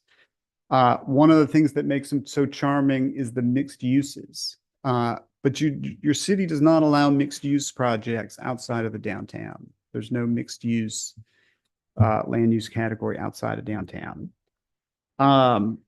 Next slide. So another big theme for the vision that we saw was there's just a real desire to see high quality public spaces. And that's not just parks. It's making you know, the street environment, making the area that the city controls really be of high quality. And so that's everything from street trees, you know, seeing buildings get renovated, seeing sidewalks, all those things. Next slide. We did have a specific recommendation here. This map shows with the sort of teal dots you can see, and the blue are the properties in the city that have been evaluated as to whether they have historic significance. And the properties in kind of the yellow or the kind of beigey are older than 50 years old. And so what we see is that there is potentially a lot of history in this city outside of the downtown.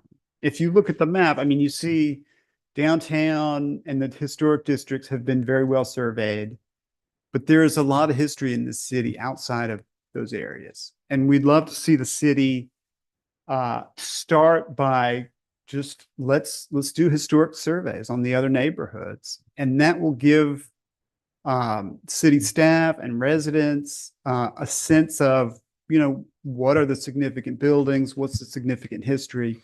Those things build neighborhood pride. They help kind of provide the anchors for these other neighborhoods.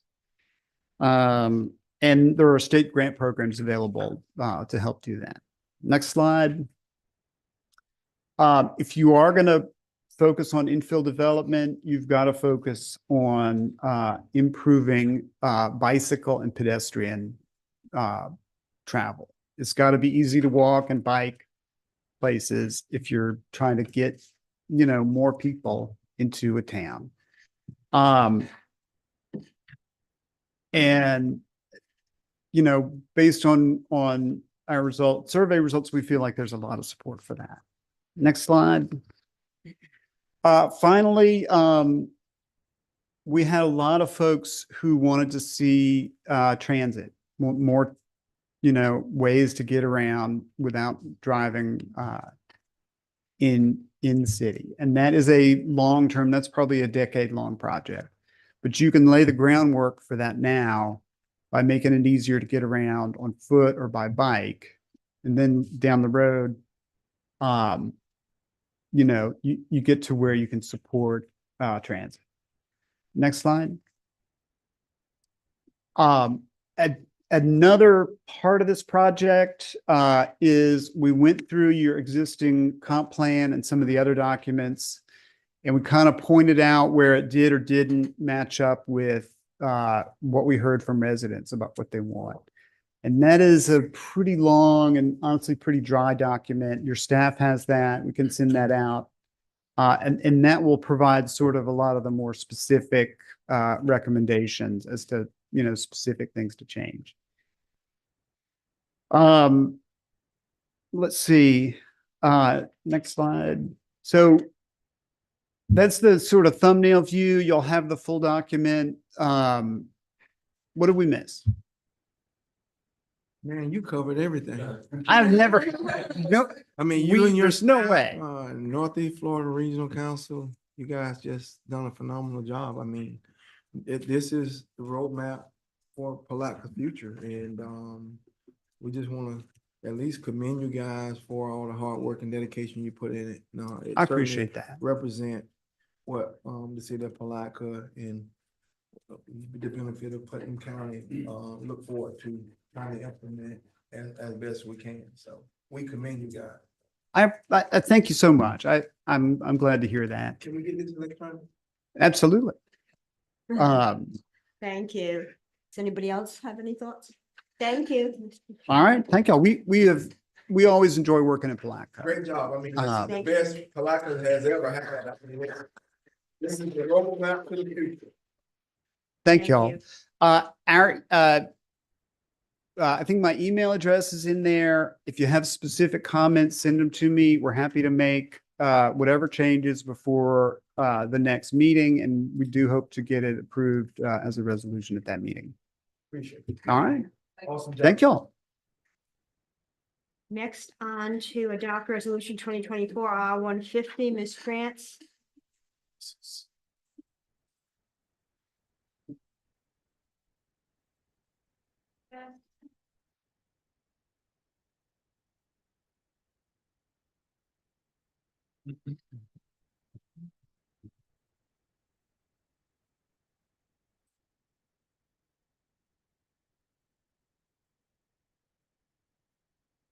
Presenting to you Resolution 2024 R150, a resolution authorizing award of ITB 2024-12 and execution of a contract with ER Rooter Inc. in an amount not to exceed $73,000 using fiscal 3/23/24 budgeted funds for the Hank Bryan Restroom Park and providing for scrivener's errors. Mr. Baruchio. Good evening, Mayor, Commissioners. How are you this evening? Sir. Very good. I want to draw your attention, first of all, to the floor, the blue tape. I'm sure you can guess what it is. This is actually the interior size of the restroom that we're proposing to build. And if you can imagine, 4 feet all the way around it will be a concrete footer to have access. The doors are on the side of, not the front of the building, which they inaccurate picture or representation of it, which is poor. We couldn't find anything, actual picture of it, so. So the picture that you sent us is not the picture of it? It is not accurate, no, sir. Because it looked like an outhouse. No, it's not accurate. Sir, the entry door is on the side. It changes the whole way that it sits and everything. We tried to get as close as we could. No. Right, That's understood. exactly why I wanted to put the tape down so Yeah. that you could get a sense of how But the yeah, size that is. picture. Yeah. And I know we requested to see what we're getting for our money. And if that's not what we're getting, well, right.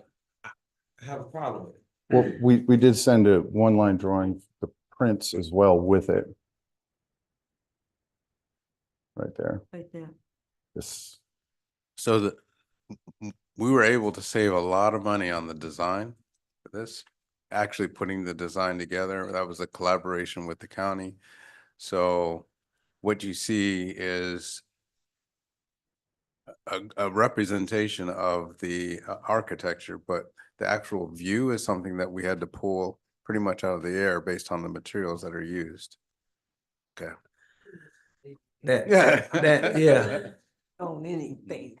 That's a little disappointing to me. Yes. So it must be open and honest with you, because if you Sure. put something out there that looks like what you just showed us, we're gonna be upset. So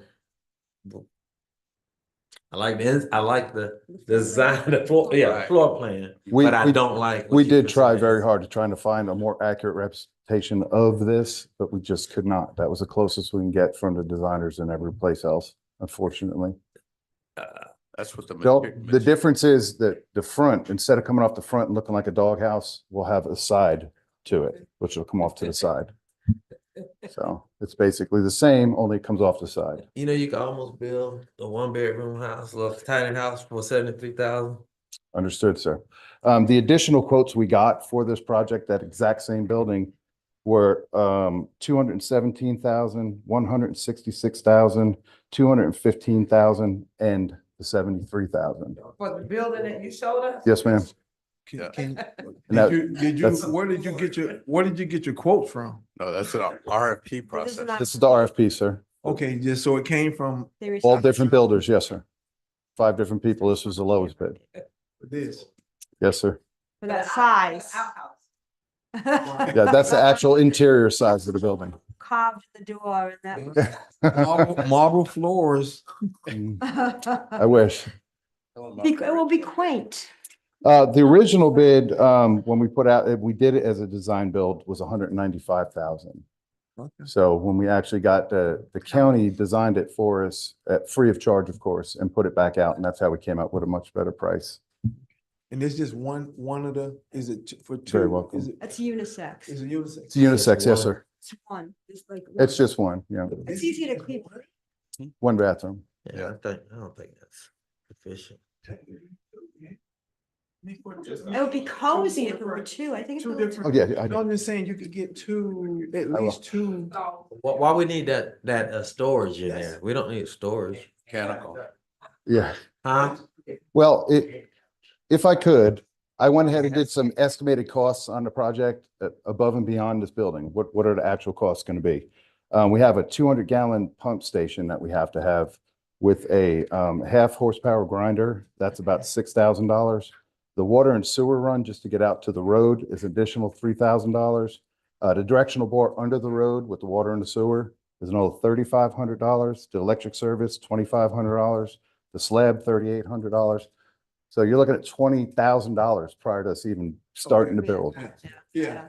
So there's so much cost associated. Total with it. cost, yeah, total cost associated. Total, correct. But you can get two out of that. I mean, two, like for just not one For two individual folks going at in. the same time. Right. That's what we're saying. Yeah, Sir. I mean, that's what I'm asking. Yeah, no, for the original design, we'd have to put the whole thing back out to bid again. It would be a whole different process. Change it. If they alter it, they have to put it back out to bid. Yeah, and either am I. Can you, can you make it so we can get two? We can certainly design 'Cause whatever. that's luxury right there. That's a lot of space. And then I'm thinking about aesthetics now, how it looks as Right. well. Yeah, Because we're going Not into a like neighborhood. outhouse or a doghouse. yeah, it does need to. Look like a We restaurant. did look at precast solutions too, to see if we could come up with a lower price, and 200,000 for a single bathroom to 300,000. The pre-builds, they bring in, just drop them in place. We'd still have to do the infrastructure underground as well on top of that. So it's costly, quite costly to build something that's sustainable.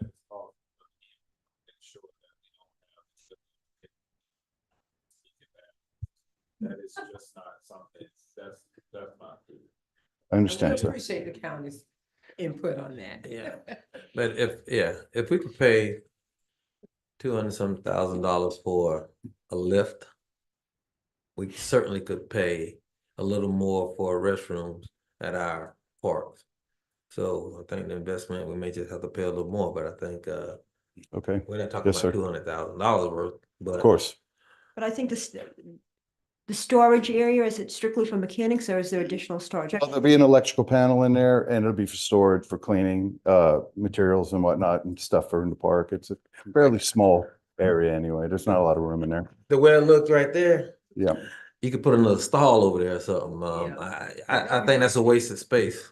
And Yes, bring sir. it in and try to steal the stuff. I mean, wow, I don't even know if Oh, I we see be it. storing that stuff, that they can bring it. And that's why I was just thinking, No, at least I two. think that's wasted space. Just And- 14.8, which is the whole length here. So it's probably a 4-foot mechanical room, which gives you 10 feet. So there'll be a 4-foot mechanical room on the side, then about 10 feet left for the actual bathroom. So What about clean, can you Okay. just pressure wash it down to? yeah, As opposed to- it'll be a building structure. Yes, sir. We can clean it that way with pressure washers that we have Right. on hand with the city, sir. Yep. Easy So we clean. send it back out? So we have a resolution. Yep. Do we want to, how do you want to proceed with that? This current resolution?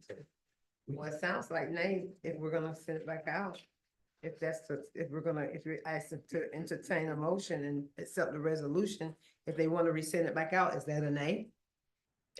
It's a nay for me. So do we want to go to the protocol? Madam Ms. Mayor? West, do we have to make a motion to table?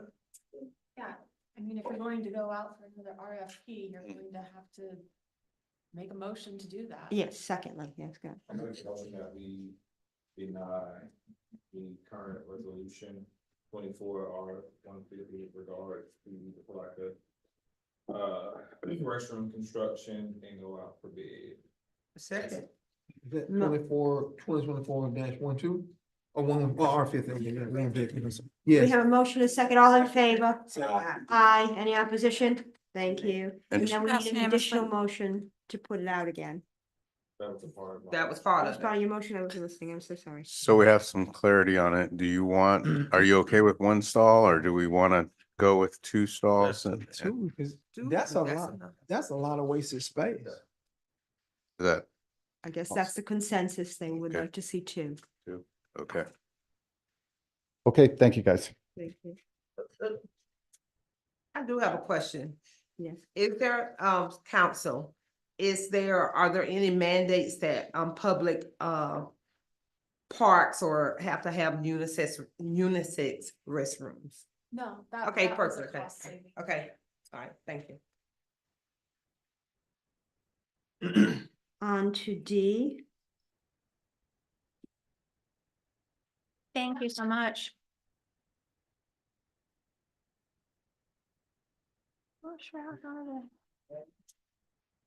Resolution 2024. A resolution of the city of Palatka authorizing a second contract renewal with RQ Music LLC for the promotion and production of the 2025 Blue Crab Festival and providing for Scrivener's errors.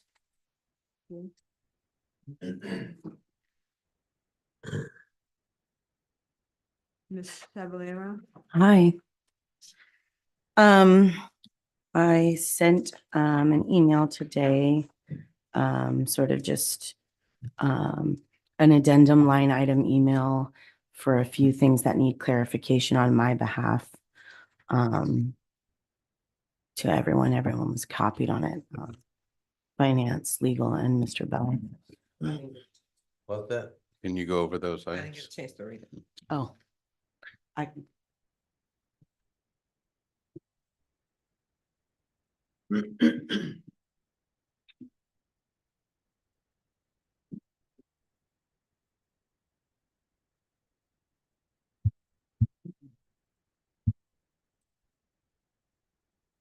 So for the purposes of my legal understanding of this document, I have a few things line itemed, and I copied and scanned it actually in.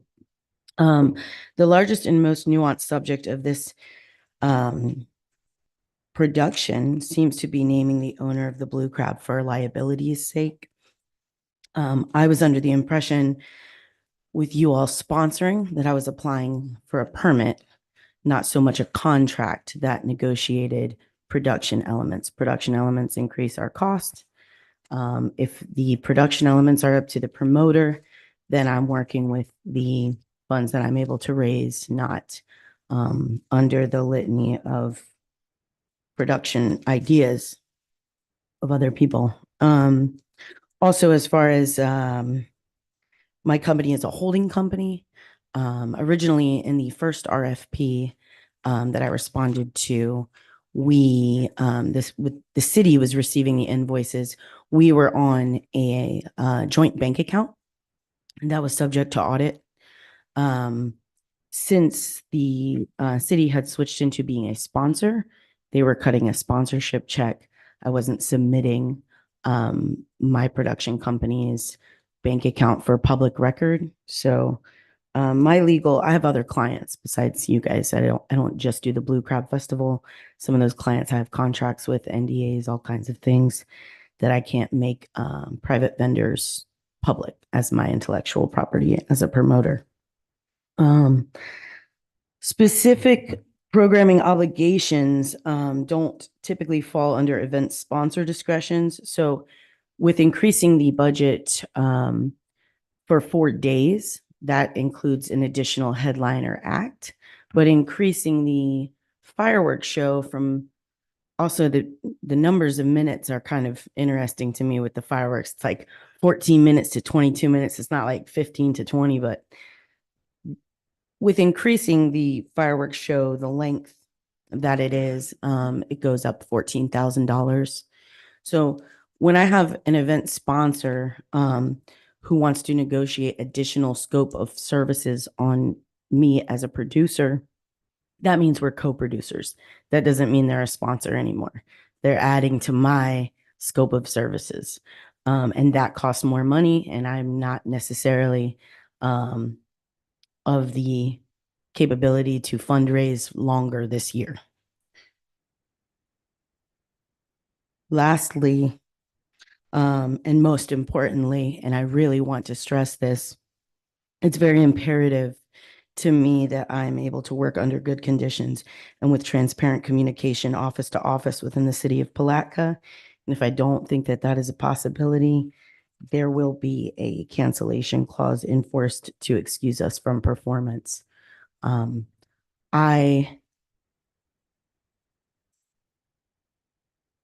That's imperative. That's all on my side.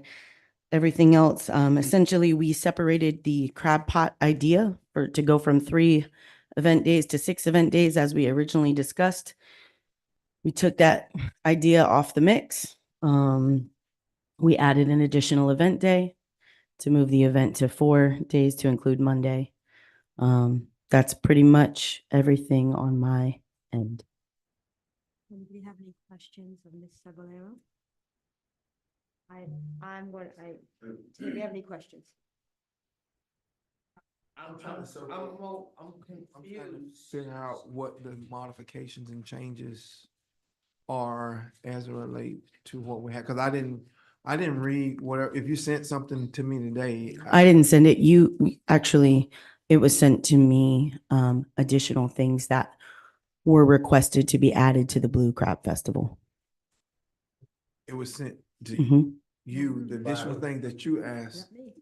Just, I received a draft agreement, a couple weeks ago. I think Mr. Bell and, Can I ask one question? You have a concern about transparency. Yes, ma'am. So do I. Where are we? How did all this happen? Like, what's going on? Who did you receive an email from? The negotiations and all of this? So I have, to be perfectly transparent about my experience, I've attended several meetings, a good amount of meetings within Palatka. I have spoken in meetings with Mr. Bell and Mr. Cutright, Ms. Cardy, Ms. West, and Mr. Bell and Mr. Cutright. I was under the impression the last time I met with you and presented, I don't believe you were here, Ms. McCaskill, but I think you guys were here. I was under the impression that the meeting, I believe on the 29th, was when this was recommended within my purview. And I came to Palatka. I had a negotiation with an agent regarding I buy all my talent at once. I had discussed it sort of at that prior presentation that I buy it before Labor Day. At that time, I signed a few documents and picked up a check, and that was the most I had heard about it until I read about it. Who else signed that document? Was there anybody else? No, it was just, It was just me. Sallier. It was a pickup, like a, So we did not approve the funding officially, and the contract document was signed. So, and you've received funding already. I received the portion of funding, which was the renewal of the existing contract. And then I was under the impression that you were ratifying to increase or not increase the sponsorship at this meeting and move forward as a straight ahead sponsor. So I heard the mayor say we did not approve. So are you speaking on behalf of who? Because nobody up here approved the 50,000. Am I right? Is that what you're saying? Commission. Did not approve it. Okay. And how did you get under the impression that you were just renewing? How did you get to this point? Based on what? We had a contract renewal meeting where we discussed some things, and I was sent a draft, and that Who was did you have that meeting with? Mr. Cutright, Mr. Bell, Miss West, and Miss Carty. So Yes, originally, sir. Go ahead, Mr. Bell. originally, there was a presentation that was made to the CRA where the request was an agreement of $150,000 and a cost share associated with that over a multiple year period. It was clear from that presentation that that wasn't the way that the commission wanted to go. Also, it appeared if we went in that direction, it would require a new RFP process. So we were given the direction to go back and negotiate with Ms. Hallier about the Blue Crab Festival. As a result of that conversation, as Ms. Janetta said, we got rid of the 6 days. We went down from 6 down to 4 days and $75,000 as opposed to $150,000. And so with that decision to go to 75,000, we added some items that she talked about that's in your package now. And that's how we came up with an agreement for 75,000, which she received a copy of that agreement and indicated that she was in agreement with, in spirit with that approach. She had expressed some concerns with the cost of the staff doing work at the festival. I think it comes out to somewhere in the neighborhood of $25,000. And there was a desire not to include that so that she wouldn't have to pay for that. That would be an amount that we would take care of ourselves. And so we tossed that around and came to an agreement. No, it is included in the contract. You are going to have to pay for it. And we're willing to go for 4 days at 75,000.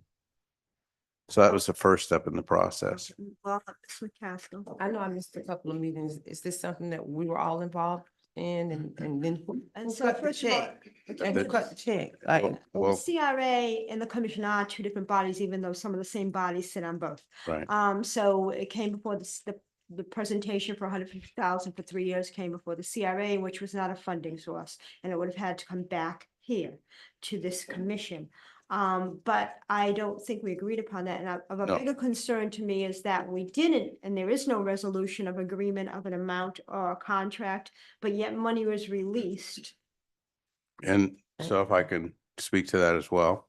So Ms. Saleh indicated that she needed to, if she was going to move forward, that we needed to have a decision by September 1st. And our next meeting wasn't until September 12th. So a $75,000 agreement would have required us to come back to the commission because it was something different. So we weren't able to meet her need to get this addressed before September 1st with a $75,000 contract. So when I brought this before our staff meeting and said, this is our dilemma. If Ms. Saleh, if we can't cut an agreement before September 1st, we don't have her doing the Blue Crab Festival. That was what the situation was. But you also can't, the 50,000 couldn't be released as well. 25,000 is the cap the city manager has for spending. Anything above that has to come to the commission. So what I asked staff was, do I have the authority as the city manager to renew an existing contract? And so that was what I posed, and what I was told was that as the city manager, I could renew an existing contract for the Blue Crab Festival. Which one of the commissioners told you that? This was at my staff meeting. So So I asked So a this, commissioner didn't tell you that. You No. asked one of your subordinates. I asked the city attorney, what is the spending authority based on the policy? So the idea that I posed to the staff was, how can we position this so that we keep Mhm. an opportunity to work with the Blue Crab promoter and bring this to the commission? I wanted to position the commission so that the commission, I didn't want to usurp that authority. I wanted to position it so that we wouldn't lose her and the commission would have an opportunity to decide. Ms. West, can you tell us exactly what you informed Mr. Bell of that he could or could not do, please? Sure. So after the budget meeting, which I believe was on Thursday. It was a staff meeting on Thursday. Mr. Bell, let her speak. Yes, let her finish, It was please. a budget meeting. I don't recall the exact date of it, but I was told that he was looking for a path forward to work with Ms. Janetta. And he asked me to draft an option for renewal of a contract. And I said, okay, when do you need this by? And he said 8 o'clock tomorrow morning. I'm like, okay, and this was already close of business. I'll get that to you. And so I sent that over to him at 6:20 the next morning. I did not know that he was going to go ahead and have that executed by Ms. Janetta without approval. Furthermore, I need to point out that this is not within my sole discretion or the city manager's sole discretion. We don't function in silos like that. That's why you have a checks and balances system. Our purchasing policy leaves the discretion here with the finance director of whether or not a matter like this should go to the commission. The finance director did advise, and I did not know about it until the next morning, did advise the city manager not to execute the agreement. That's not correct. She's here. Can she come in? Yes, I and was saying, could you can please, Ms. Hardy?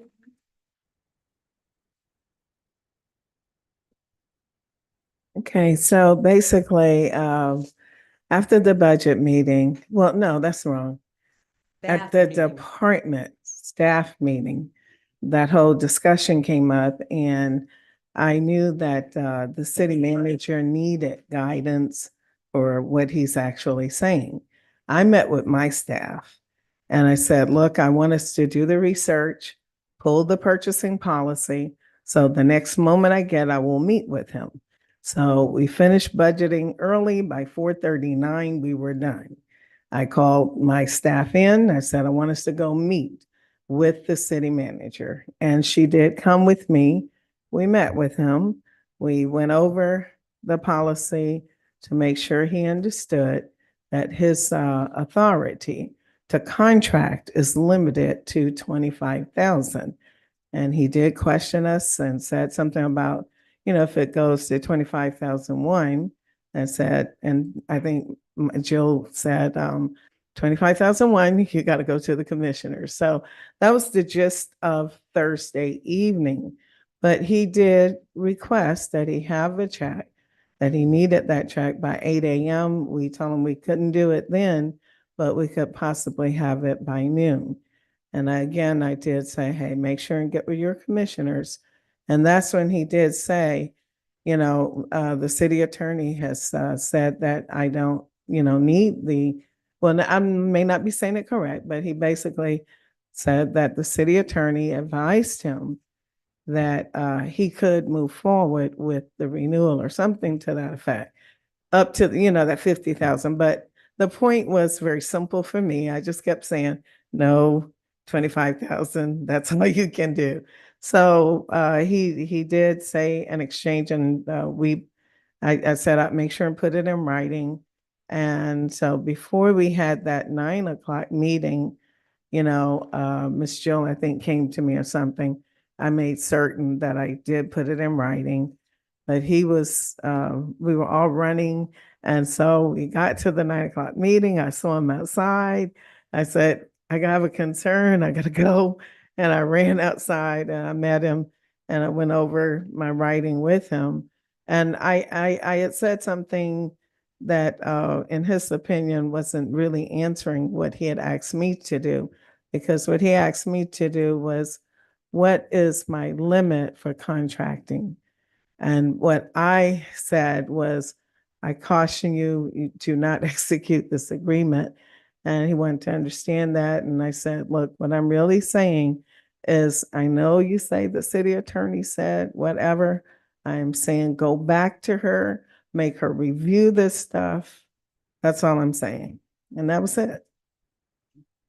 And Miss West, did you ever say he could? So, no, as a matter of fact, it was the opposite. Mr. Bell put the proposal in writing Oh, on thank you. Friday at around 12:55 and concluded the email with saying, let me know if you have any concerns, please let me know. I replied, yes, I have a concern. At what time? This was 2:16. Mhm. Ms. Yeah. Cardy stated this morning that she was advising against this course of action. The purchasing policy defers to the finance director on services that were not approved in the budget. When you requested that I draft an option to renew, I was not aware of Ms. Cardy's position. I'm not sure she had reached that conclusion yet. I suggest we have a brief internal meeting upon Eddie's return, he was out, to address Ms. Cardy's concerns. And I have copies of this email correspondence if you would like. May we have copies of that, please? The initial meetings around this, just so you know, my advice had been to send this out for another RFP because the scope that was being contemplated by Ms. Janetta was significantly different from what we had done the previous year. And if you're going to change the scope that much, not only the financial scope, but also the days of the festival and a litany of other items, you have to send it out to bid. And I put that in writing that I believe this needs to go out for an RFP, but I'm willing to listen to other options. And we did have multiple meetings to try and hammer that out, and I'll distribute this. And so Thank you, ma'am.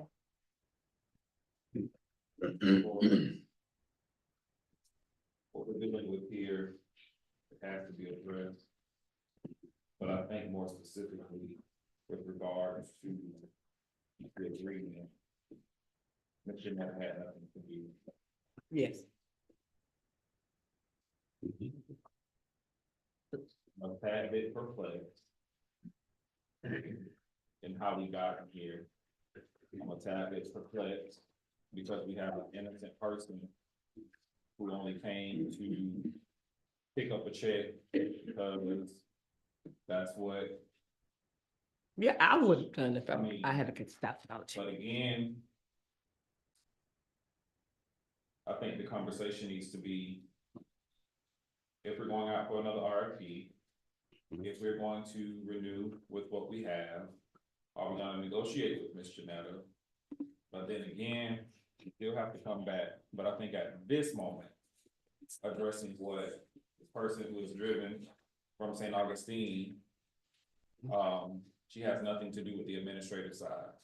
So I think that's where we need to put our focus on so that she can get to where she needs to be, and we can take care of home whenever we gotta take care of home. But as of now, in order to be fair to Ms. Janetta, who has sat through this meeting, who has sat through countless meetings, who has driven to show her dedication to City of Palatka, that's what we need to address right now. Very valid point, and that leads to my question. My question would be, I was under the impression that if you did not receive the $50,000 by September 1st, you would walk and would not want to work with us. And I was wondering, was there an issue with you waiting 11 more days or until the 12th for us to talk about this? Can you share that? Yes, ma'am. Yes, So as it was originally discussed, I believe in 2 or 3 separate meetings, I had a Labor Day weekend. After Labor Day weekend, talent purchasing goes up by about 20%. That was part of my presentation at the CRA. I don't just buy the celebrity talent for Blue Crab at one time. I buy it for all of my events at one time. So I receive a discounted rate working with an agency. At which point I was under the impression, given the CRA, and I believe there was a meeting the night before I actually picked up that check, that was the unilateral decision of everyone to move forward. So with that being said, it's really, you're saying negotiating and working with her, she had to have had that by, if, I mean, we hadn't approved. You get where I'm going? So I have a better question. Thank you. And this is not to you, this is to Mr. Bell. Well, no, this is to my commission. Yes, sir. Were you all at any point contacted by Mr. Bell, given the state of what we were, the plan to move forward, and how we were gonna move forward? Mr. Bell contacted me, I think it was after the fact of the check being written. And are you shaking your head now? I think I reached out to you before the check had been written. No, you reached out to me after the check had been written, and you also said that she wanted an additional day and it would have been $75,000. So yeah, let me ask you this. If you reached out to me before, would I give you permission to write $50,000? We didn't have a conversation until after. Thank you, Mr. Bell. I Right. appreciate you. I would prefer the question to be answered, because I'm trying to get. He reached out to me after the $50,000 check had been written. I asked, was that best practice? That should have been brought before the commission. So that's my answer. Right.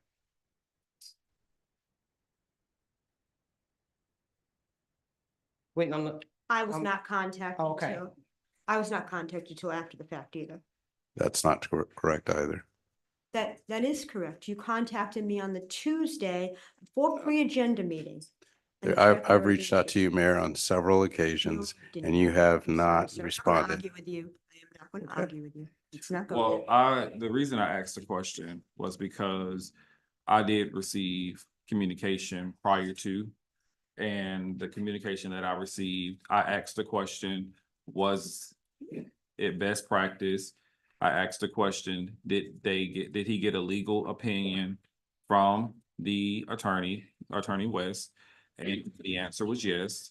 And when I got that, I felt a little bit better because again, that came from staff. But then as things began to progress or unfold, that began to change. And so when I received a phone call from Ms. Janetta stating that the city was wanting to get a check back that was issued, that's where I became aware of the situation that the check had been cut. I wasn't under the impression that it had already been cut or that there was an extension of. Then that's where I believe that there was an attempt to make a special call meeting where it was stated that commissioners had been contacted and there was a certain commissioner who was willing to sign on for that meeting. And would I be willing to sign on? Of course, trying to do business. Let's get it done. But So I'd like to just also, for transparency's sake, I received the check. I went to, it was Labor Day weekend, holiday weekend, deposited the check. I received a call that I missed because it was from a unknown number. And then I saw it call again and I called it back. It was Miss Cardi. She said, "Do you have the check?" And I said, "I deposited the check." And she said, "You already deposited the check." And I said, "Yes, ma'am. I didn't want to walk around on a holiday weekend with a paper check that large." And she said, "All right, well, that's all I'm going to say." And I was like, "Well, all right, then I didn't really know at that time that there was an issue, but then the following week I was sort of apprised that there was. I'm gonna ask a really crazy question. Y'all help me. It may be very dumb. So you have a checkbook that you write or somebody had to print the check? It was a printed check. So who printed the check? I have no idea. It wasn't signed by me, unlike what the Who printed the check? Palatka Daily News said. It was the, The Palatka Daily News printed the no, I check? said, unlike the Palatka Daily News said, Yes, sir. it was our finance department. My signature is not on there. It was created by the finance department so that I could provide the check to Ms. Salier. Yes, sir. Prior to the September 1st. So the finance department, would that be you? You printed the check? That would be my finance department, yes. Okay, you gave them And directives to print the check? no, if you may. Yes, ma'am. If I may. So like I mentioned, on Thursday evening, the city manager said he had to have the check by 8 a.m. We could not do it. We would get it done by noon. We did ask him to make sure he met with his commissioners, said it wasn't necessary, blah, blah. So of course, we work for the city manager. He asked us to do the check and my finance department complied. And matter of fact, my staff got it done by 10 a.m., which I didn't know because I was also in a police benefit union meeting. So the check was then released to the city manager. You said you didn't know the check had been printed. Did you give directives for the check to be printed? I'm sure I would because Who did you give the directives to? I didn't actually give it. The city manager did that night. So I didn't like say behind him, please go do the Yeah, I check. know what you're saying. Oh, You okay. follow what your. Yeah, superior told I you. mean, I So work for him. So you gave directives to who to print the check? I did not give directive to anyone.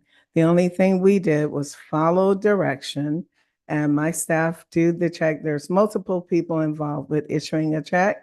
So that would be, wait, let me say it since you asked.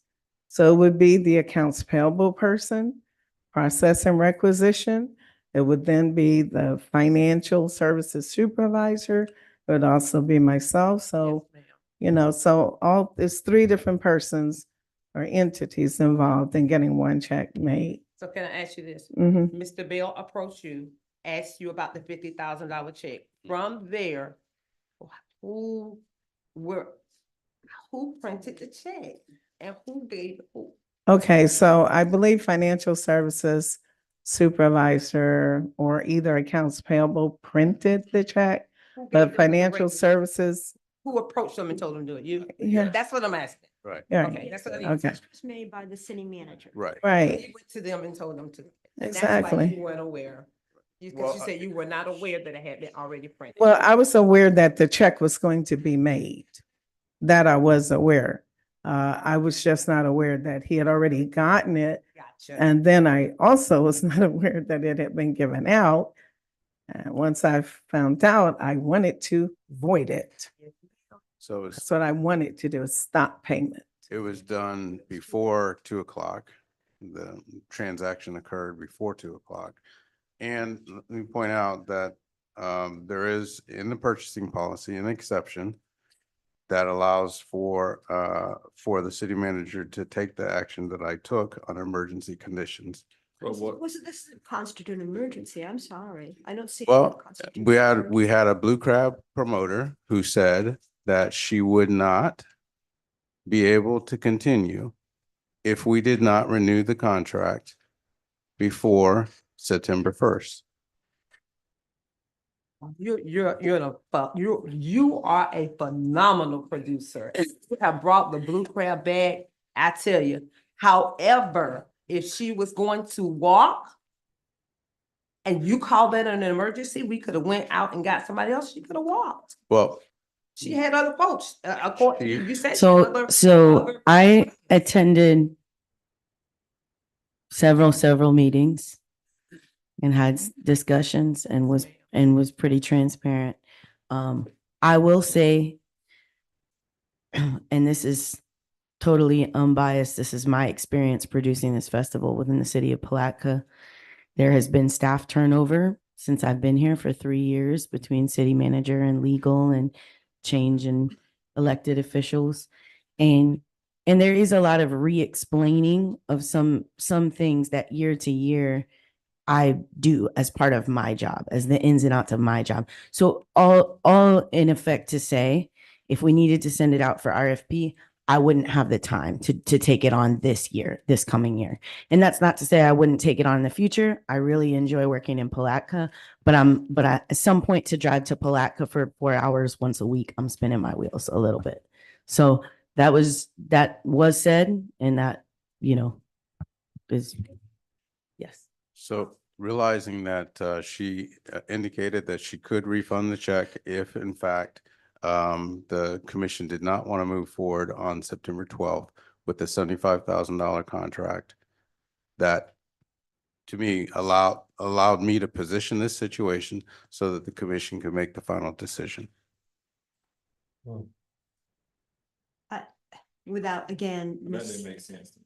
it doesn't make sense to me either. I also have a And go ahead. I'm probably one of the most understanding people when it comes, because I was under the assumption, again, I was under the assumption, told by you, that you communicated, had conversations with all of my fellow colleagues. Which, with the exception of Commissioner Borum. Mr. Bell. Go please ahead. give me Bell, the push the camera opportunity to speaking I'm sorry, finish go ahead. statement before there is a response. Because now I feel like you're listening to respond and not listening to understand. I'm sorry, go ahead. And that's where I have a problem. I was under the assumption that communication had been made with the commissioners, excluding Commissioner Bourne. I was under the assumption that the fellow commissioners were in agreement and in position with what was presented to me, that legal, again, reviewed legal, and I specifically asked, did Ms. West, Attorney West, say that it was okay? Because I did have a question. I said, how does the city clerk have the ability to extend a contract along with the mayor and not our city manager? So I did pose that question. That was before, and then we get to the point of a special call meeting, where again, I was informed that one of our fellow commissioners stated that they wanted to do a special call meeting, and would I be willing to sign it? Can you please give that fellow commissioner's name? I surely can, Commissioner McCaskill. And that is not true. Go ahead and finish, and then we're gonna get to that point. So when I was informed that Commissioner McCaskill stated that she would like to have a meeting, and would I be willing to sign on the meeting so that we would be able to discuss the matters of Blue Crab regarding the execution of the contract. I then agreed. I was made contact by Sunny. Sunny advised me that she had made contact with the commissions. She's also stated that she was unable to speak to 2 of the fellow commissioners for whatever reason. And then I was also informed that one of the commissioners stated that they would not be attending a special call meeting. So operating in complete transparency, that's what I received. And ultimately that we got here today. And again, I feel that you are brought into something that is affecting you, that could have easily been avoided had there been an honest conversation, some honest dialogue, Because again, based on what I was provided by the person that we hired, now it's completely untrue. And Please wait. I received several calls. It wasn't just that time. Mr. Bell has called me several times with regards to Blue Crab. And again, operating in complete transparency, I was operating under what I was informed by legal. Everyone knows that I sit on this dais. I always reference legal to make sure that my thought process is correct. And that's the only reason I said I was in agreement with moving forward, because of what was presented to me, that it was an extension of a contract. I didn't know anything about coming back to the table to renegotiate for 75,000. I was informed that the event was taken from the 6 days or however many days down back to the originals, what it has been. That's what I received. Mr. Bell, I'm going to ask you a simple question, and I want a yes or a no answer. Was what I just stated incorrect or correct? I'm sorry. Well, yes or no, yay. What I just put out to the public, was that not an accurate account of what happened with regards to your conversation and dialogue with me?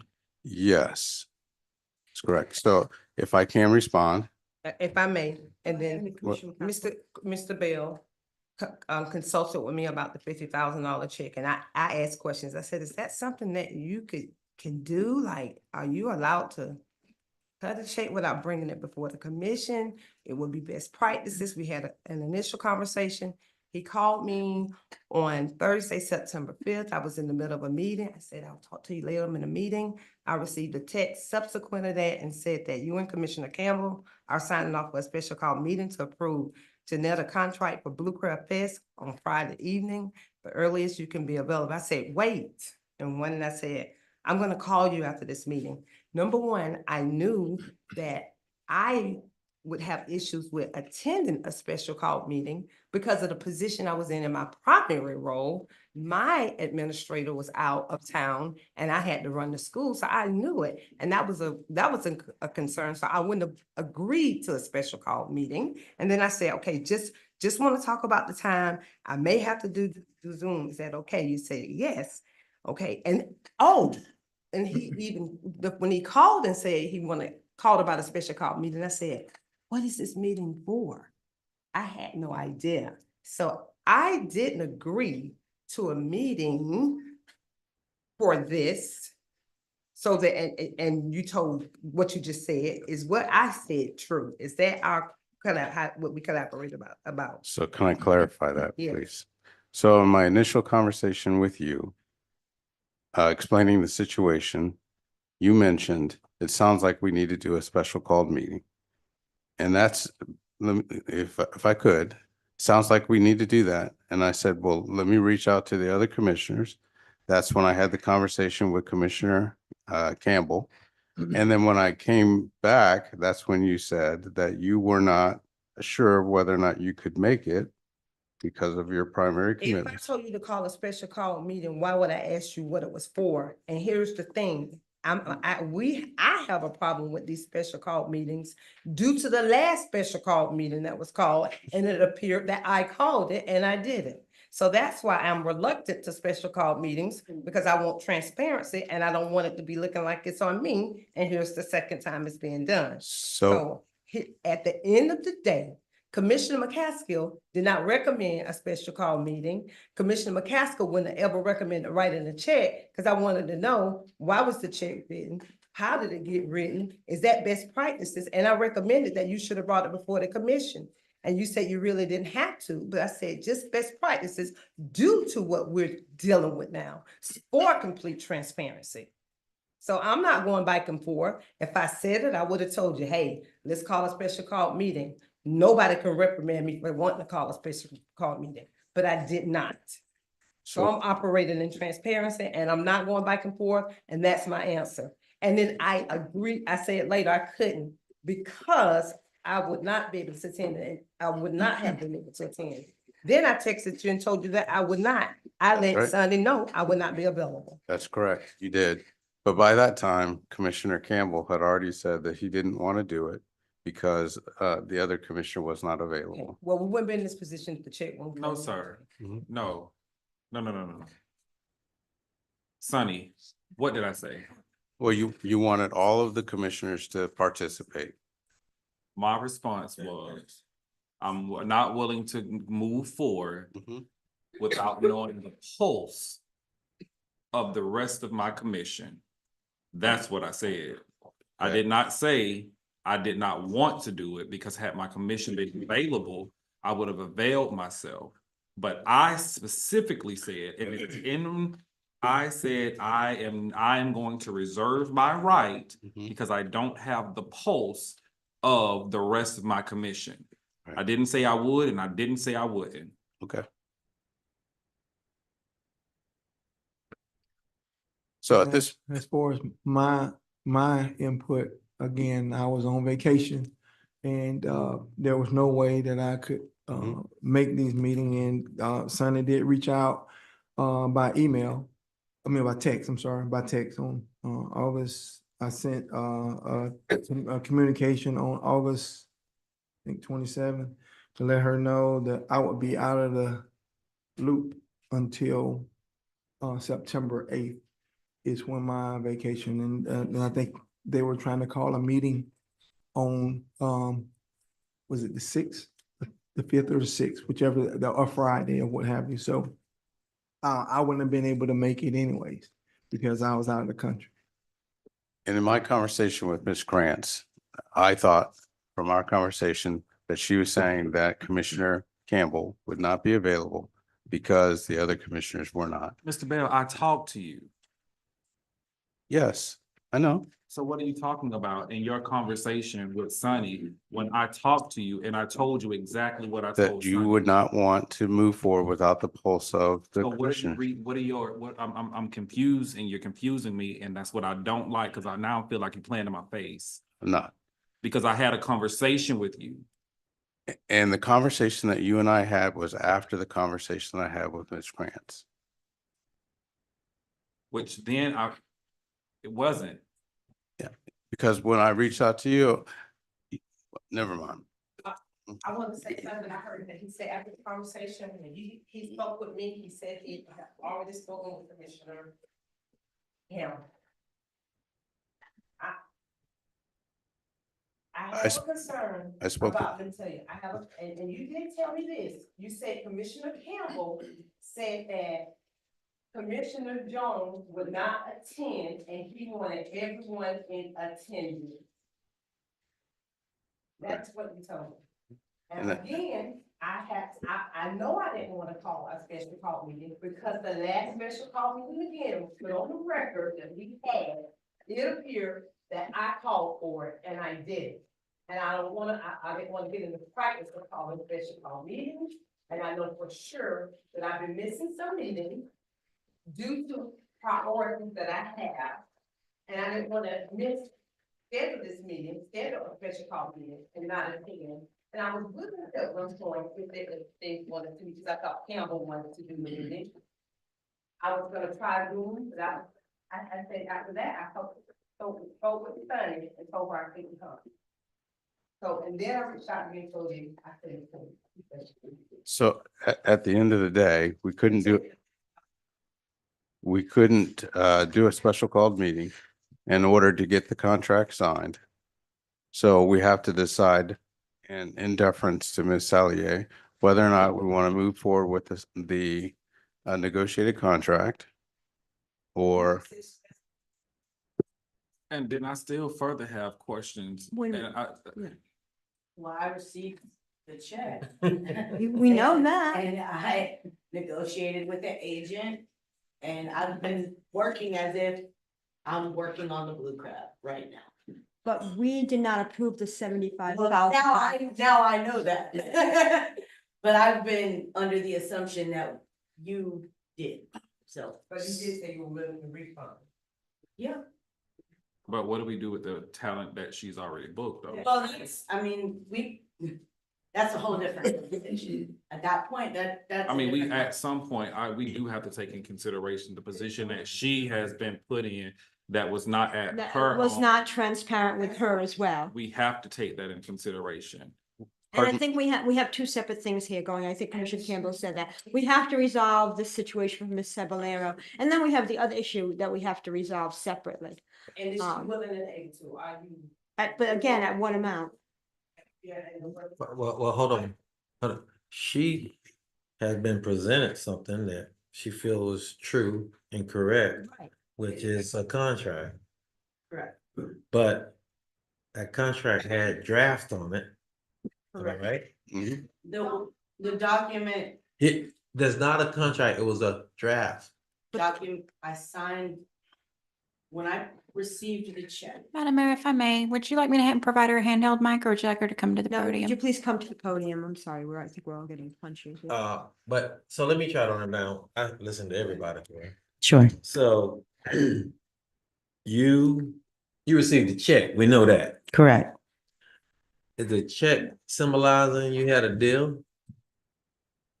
I mean, yeah, that was my So right understanding. now, you're doing a blue crab for $50,000. Correct, unless you want to add anything onto it. That's correct. Contract? With an additional intention, I think that she was gonna get another 25,000 because it was gonna be. That's what was presented to me when I was received the check. We didn't negotiate it. Absolutely, absolutely not.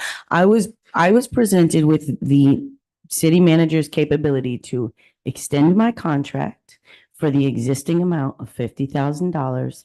And at September 12th, we would negotiate the additional $25,000 and the additional event day. That's what that's absolutely what was told to me.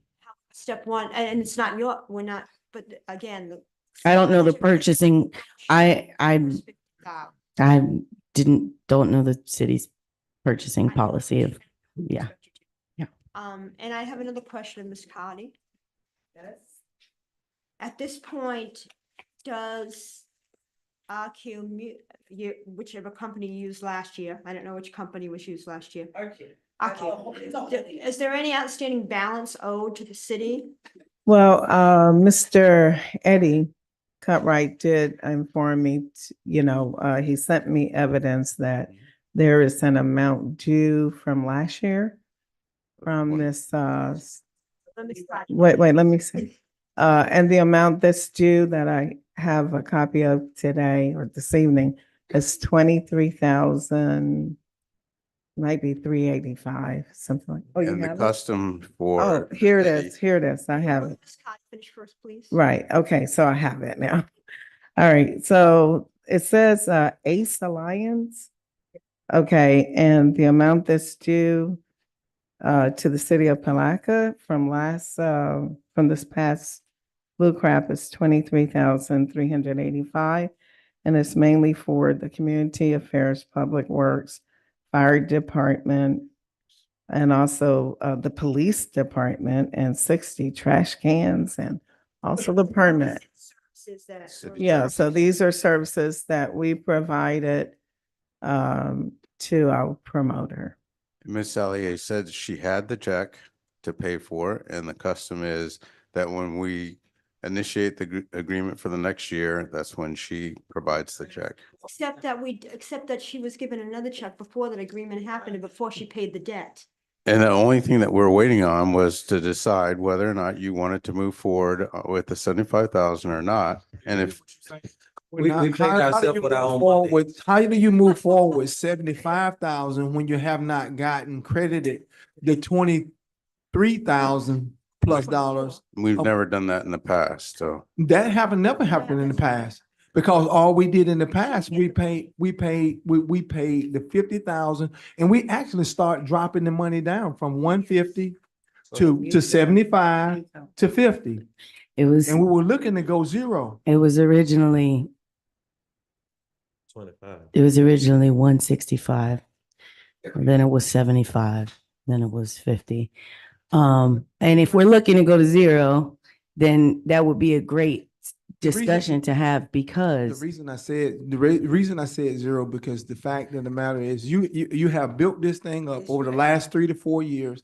You have unlimited access to make money at no restrictions, Except no share, that- no shares with. and I don't, So, I mean, but that's why I was saying that, and I think it's a positive thing as opposed to a negative thing. So please don't take that as a negative. I don't take it as a negative thing. I was just saying what the value that our community was receiving, having in the past, spending 150, 75, or 150, 75, and 50. Brad, And when we did spend the 150, we ended up spending 300,000. So that was my problem. sure, I didn't, When we do events where people are making unlimited money, your private organization. I didn't make unlimited money, so. You had unlimited potential. So we don't look at your books and we don't share. So when you double permit a vendor to sell alcohol at an event that I'm permitted at, and then they sell alcohol and I have a substantial decrease in my sales, and then I still owe you $23,000 at the end of the day, that's a loss. That's a L. You can't get to $1 million without a couple of L's. So I understand that. I'm a business person. But what I am going to tell you is it's not unlimited capabilities. I have followed the policy and checked the boxes. I have your check and was informed that this was the process. That's the process I'm following. If you want to eventually move it to zero, then I'm going to have somebody else own the Blue Crab. Part of my addendum for legal is to establish, is Blue Crab the city's or is it a private entity? Because that changes the way I do business. So Right, but that's, please don't take it as. I don't, As a negative. I'm a realist. I don't take it, nothing's negative or positive. I love all of you. I love Palatka. If I don't do the Blue Crab, I still love you. And I love you too. In the past,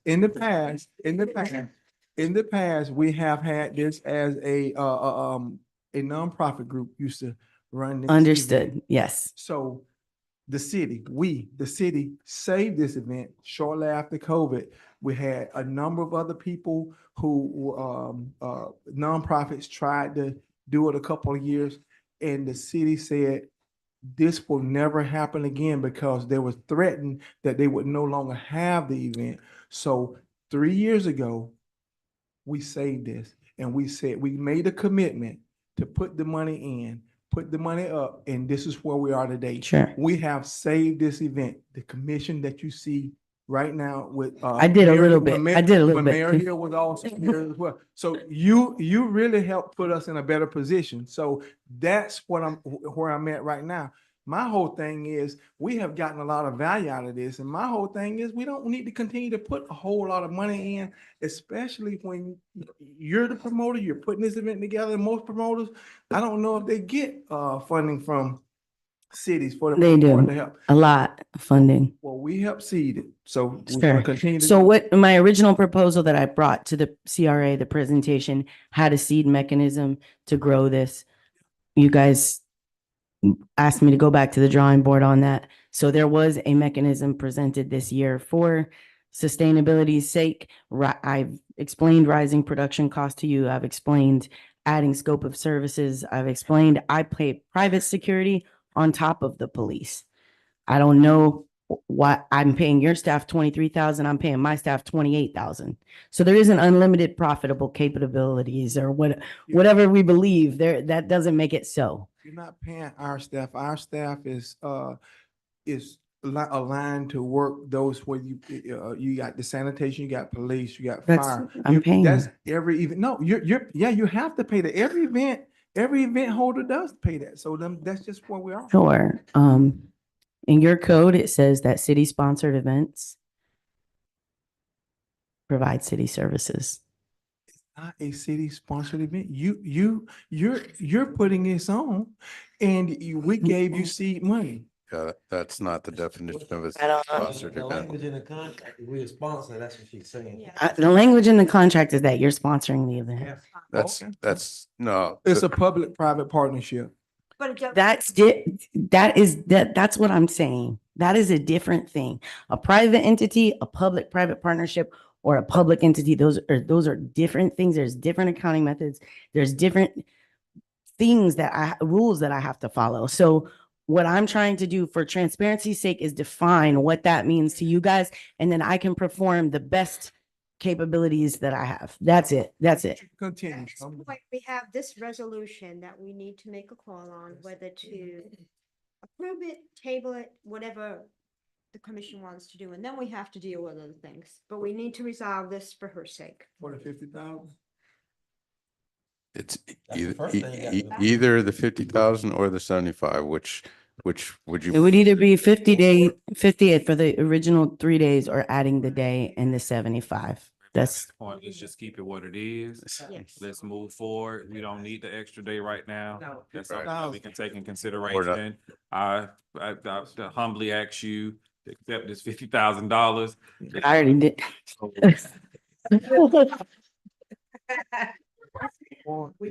Hey, listen, there's nothing more than I can say, but I really want to leave you guys with this because it's very important and it's close to my heart. I produce shows to bring people together. And Palatka has had a big opportunity with the Blue Crab Festival to work together as a team. There's nothing more I want to see than you guys succeed. I'm trying to work with you. I'm trying to get everybody here to work together as well. And, I hope that we reach that summit at some point where, but I appreciate everybody's hard work. And I know that it is not easy. We appreciate you, Mrs. Evelyn. Thank you. Go ahead, Commissioner. I do have a question though. Sure. I knew you would. Yeah, this is the business side. Sure. And it's not to be humorous, but when are you gonna pay us our 23,000? Right now. Yeah. Right now. So She got it is right now. Is it to the point where, from what I've been hearing, and not that this you're doing this, but this is what we just did. We paid you to pay us. That's basically what- honestly so this is what this has sort of been the order of affairs for the seasons of the event. When we've re-met, because those after action meetings have happened sporadically, I've brought the check and the contract has been renewed. So I don't know how that shakes out. So It's just happened at the same time. when when you guys leave here, I just want to direct, whether I'm here or not, when it's when you guys go for after action, Sure. you need to have it, and we need to be included and briefed on it, because That's what. Commissioner Campbell and myself had asked for this some time ago and never received it. So we don't know what the books look like. So- We didn't know that we were owed $23,000. Right. And we should have known that by now before here. And then secondly, I'm gonna say it before we get on something else. We said a lot of stuff. The main thing is policy was not followed. And we gotta address that. Well, we do. So I wanna let you go, but we have to address that. And I don't want that. You need a motion. So. I'll make a motion that we move forward with the contract for 50,000 As an event sponsor. as an event Event sponsor. Second.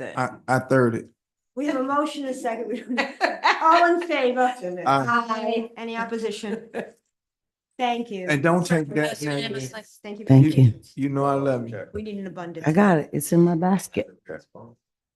You. Right, she pays for that though, to the permitting process. Yeah, let me go get it. Now back to.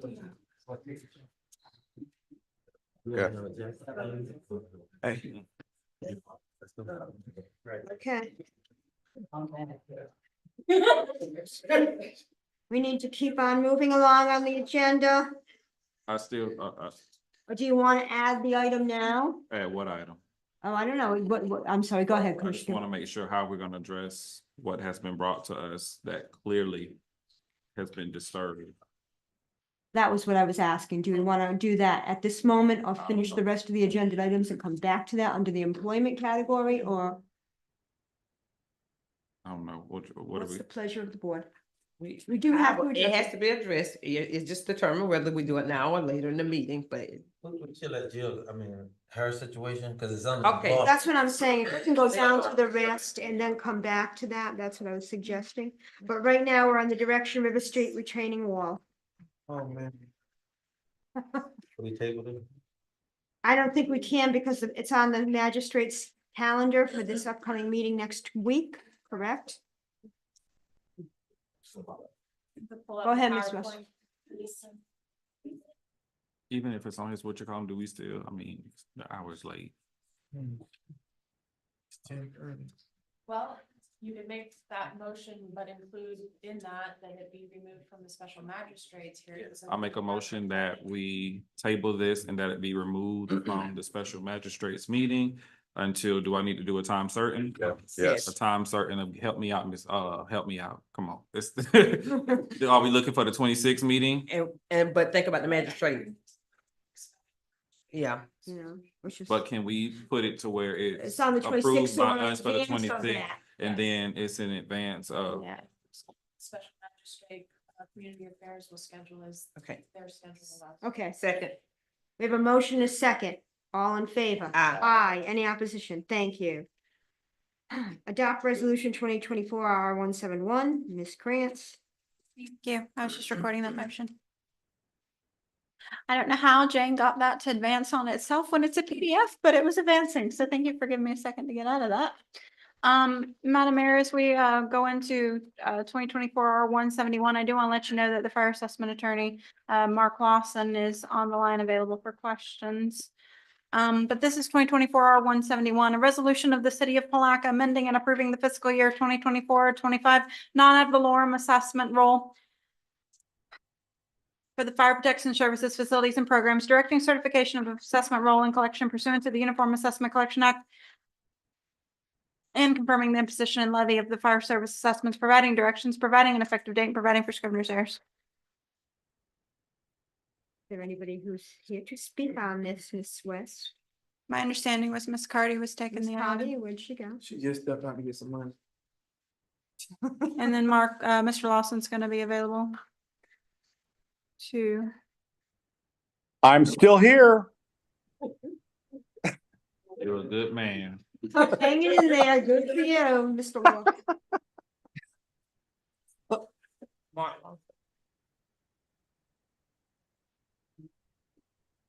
You want me to explain it to y'all? Miss Cardi is here. She just walked Okay, into the good, room. good. She got some money.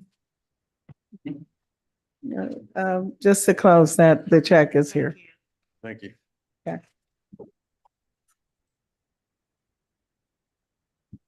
Yes? Why am I here? So Sir? go ahead, please. We're on resolution 2024 R171.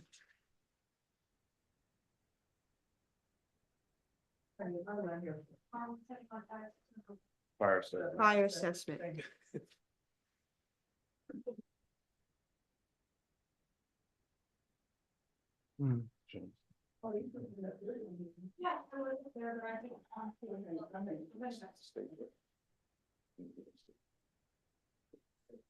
You already read it? Okay. So,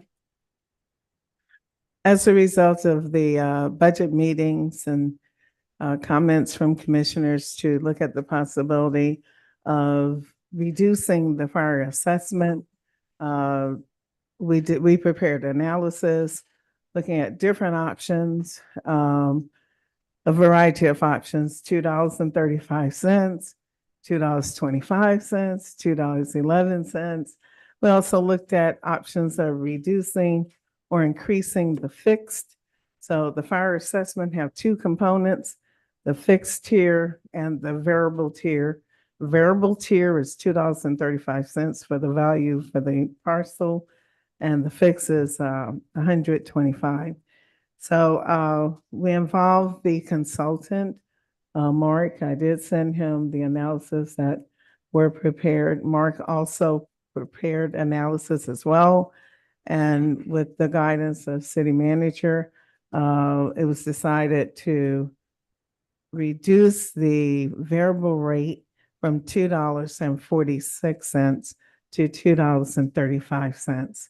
The impact of doing that is that it reduces the revenue of the fire assessment by $73,000. So and I'm just going to say it real plain, the 11 cents reduction means that revenues for the city is decreased by 73,000. So the existing budget that we have reflects a reduction in the fire assessment from the amount that the consultant calculated to show that the city is entitled to a reduced number, and it's been reduced by that 73,000. Commissioner Jones? As we requested, I'm glad to hear that reduction because this commission requested that. What would have happened, or I think we asked Mr. Lawson before, on the fixed amount, which that's $100, what you said? $125. Per parcel. Mhm. Is it all possible to reduce that rate at all without it being detrimental? I mean, severely detrimental. So the reality is that, we need our money in order to pay our operating expenses. If we are really committed to reducing the fire assessment in particular, then I would say, okay, at the same time, then we should look at some of the capital budgeted items, because I would not touch operating, I would not touch personnel. You cannot touch grant. So the only discretionary component of our entire budget that we can reduce would be capital. So therefore, if we're strongly committed, if the commissioners are strongly committed to reducing the fire assessment revenues, then you should also consider a corresponding reduction in your capital outlay. May I address you all? There's one thing that I wanted to, Let's just see What- if Mr. Jones, Commissioner Jones was finished. That's all. Sure. Okay, go ahead, Mr. Lawson. I only would tell you that it's September 12th. It is September. And the law requires that we certify the roll to the tax collector on the 15th, because that's a Sunday. We have till the 16th. And the ability to, bob and weave and change is limited because when there's so many hours left until certification is required. Happy to look at in ensuing years, but I will just caution you with this. Every dollar you change here, I would assume doesn't really affect your fire budget, like she said, capital. But again, when you begin to reduce capital, no matter what you do with the fire department budget, your chief will tell you, you begin to affect the lives of the firemen who respond. And so traditionally and generally, whenever you reduce the fire assessment, you typically fully fund your fire department budget. And what you end up doing is going to the bottom of your budget and finding something at the very low priority that you find this money from. Now, having said that, I will do whatever you ask be done. And I think that the way it was presented to me was this was a smart thing to do at this point in time. Your finance department identified that the net cost would be about $73,000 to your budget. Your finance director has accounted for that, and that the document that we prepared focused on what we were told to do was to lower that. We can talk about the permutations, but we're just doggone close to the midnight hour of having to certify the roll, and that I've got Miss Erin Pomeroy, who does certify the roll, ready to turn this roll around tomorrow at that rate. But it's difficult to make lots of changes at this point. I will, however, do whatever I can for you all. And like I've told you before, I enjoy you. I respect you. I respect that you're a small city, and we'll do whatever we can. But the document tonight would allow you to make that slight reduction. And then we can begin to revisit in ensuing budget periods. But again, I stand ready to try to do the best I can for you all. And I thank you for that opportunity. Well, I can appreciate that feedback, Mr. Lawson. And I know you've been with us for a while tonight. And on that survey, I mentioned about the word poor. And the word poor, the young man said that, yeah, we have to mention that the city of Palatka is a poor city. And that fire No, assessment. I disagree with you. You are a rich city. You don't have a lot of money. Yeah, right. You are a rich place. I want to tell you that. I respect you. You are a rich place, but you just don't have all the funds that some other places do. Okay. Yeah. Yeah. So that's why I want to task you tonight with finding a way to reduce that. And we could still be comfortable funding our fire department with the fire assessment fee, because overwhelmingly people complain about that fee. And I remember when we initiated that fire assessment fee, there was a promise to the people that we were going to try to get it lowered. And so that's what I'm working hard to. And I know this entire commission is concerned about passing that cost on. And so that's my concern. So that's why I had that ask. Okay. Sure. And I've told you before, you're a water balloon. You're not the federal government. You get a print money. You're a zero budget operation. So every dollar you cut one place falls out of your budget somewhere else. And I've learned that because it's a public safety issue, that the fire department tends to get funded, something else does not. I will do whatever you ask we do. Okay, we can move on. Okay. So tonight, all I would ask you do is you adopt this resolution as it's written. We'll get the roll certified to your honorable tax collector timely, and you will have $73,000 less, which the finance officer has accounted for. And we'll pick up where we left off, looking at this again, as already directed in your resolution, to look at how we can reduce it, just with the understanding that for every dollar you reduce that fire assessment, however, whichever tier it is, it will have an impact likely elsewhere in your budget, or it will begin to impact the efficacy of your fire department. And that's the long and the short of squeezing a water balloon. If you squeeze at one place, it bulges somewhere else. Thank you, Mark. Mr. Lawson. Okay, do we have a motion to approve? Motion to approve. Second. There a motion, a second, all in favor? Opposed? Nay. I'm going to bed, and I wish you all well. You are highly thought of from where I stand. All right, Mr. Bye-bye. Good night. Thank you. Good night. Thank you. Motion Bye-bye. passed 4-1. Thank you. Bye-bye. On to employment matters direction, with Ms. Kaiser, who's going to do the opening for that. Ms. Jones is gonna start with the introduction. Mayor and Commissioners, I just with what's been going on through this process of the grievance that Ms. Carty, just some steps that have already been taken from an HR standpoint to let you guys understand that the grievance process was flowing as per our grievance policy, and the steps that we've already attempted to resolve to a resolution back, and I think it was in March, when Ms.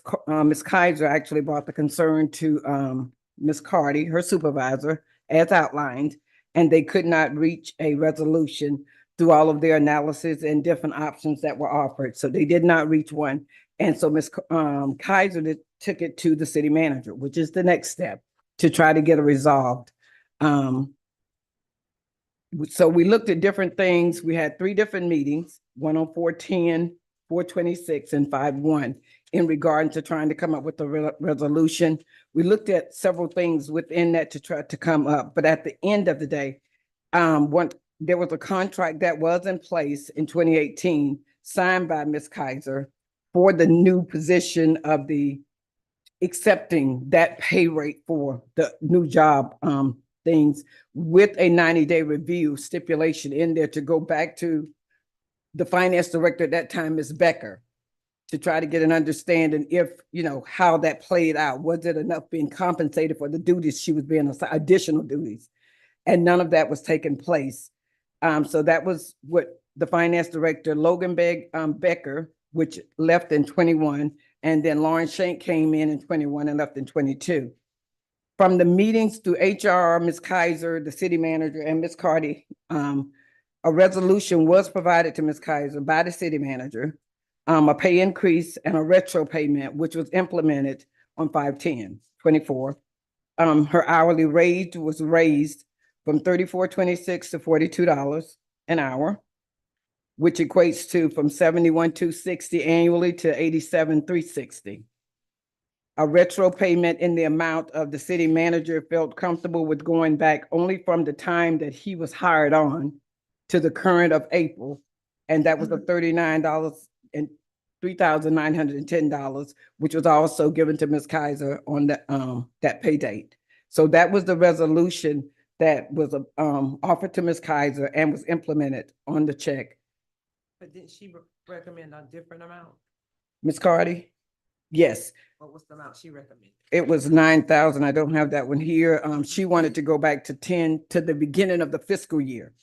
The city manager didn't feel comfortable authorizing that because he came in February instead of 10/1/23.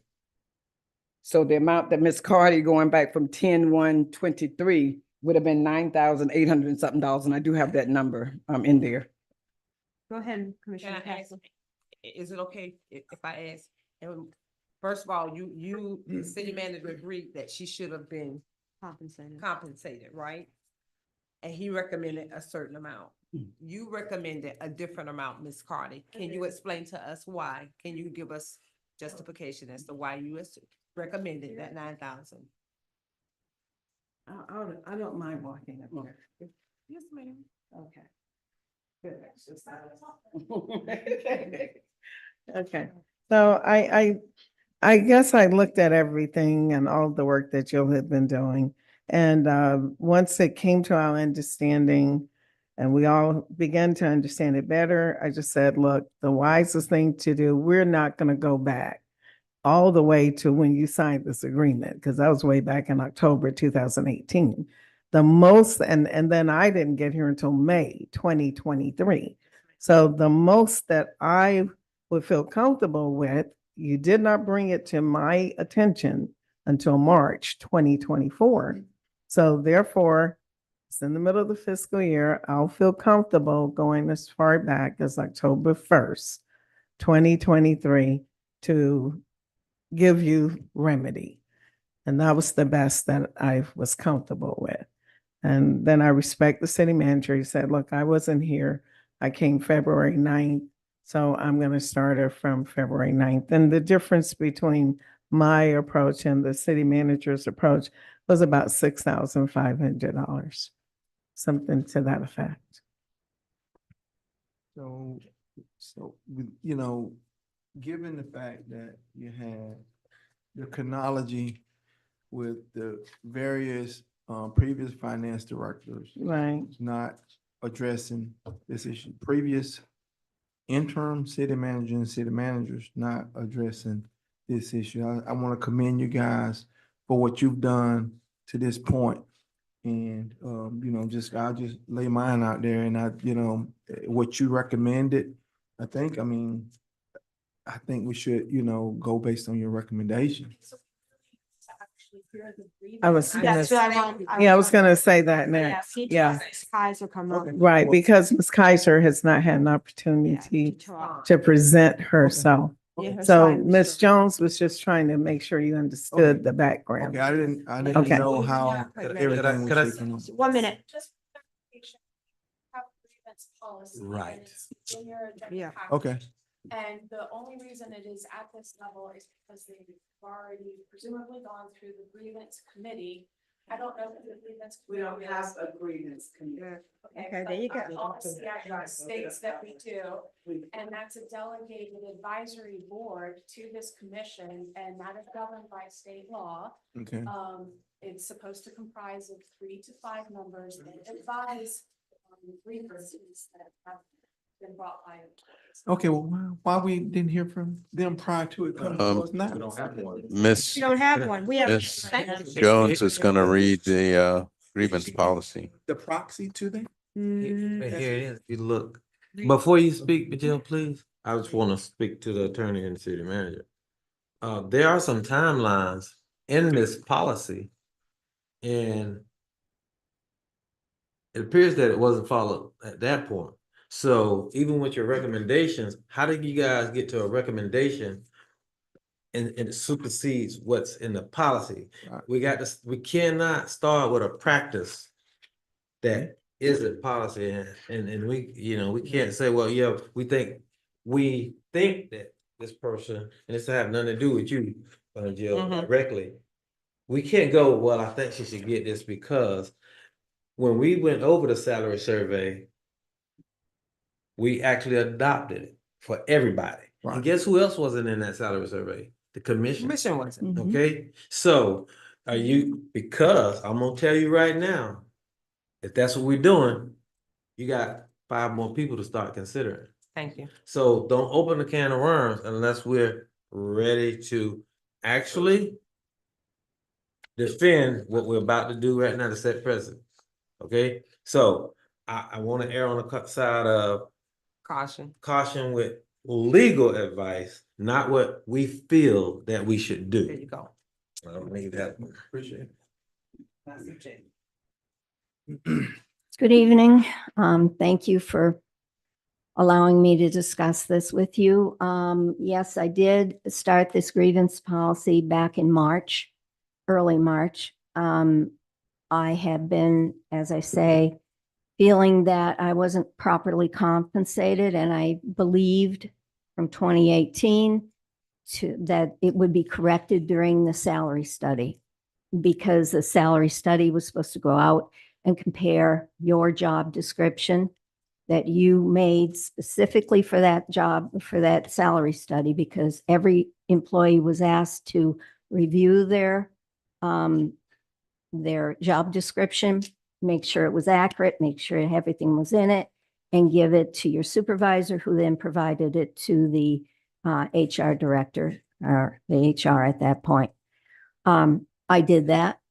I was very surprised when it came back at 2% above my current rate, given that the few cities that were allowed into the salary study, I doubted that there was any person to compare to what I do for this city, because I am the pension administrator for 3 local plans, as well as the financial services supervisor.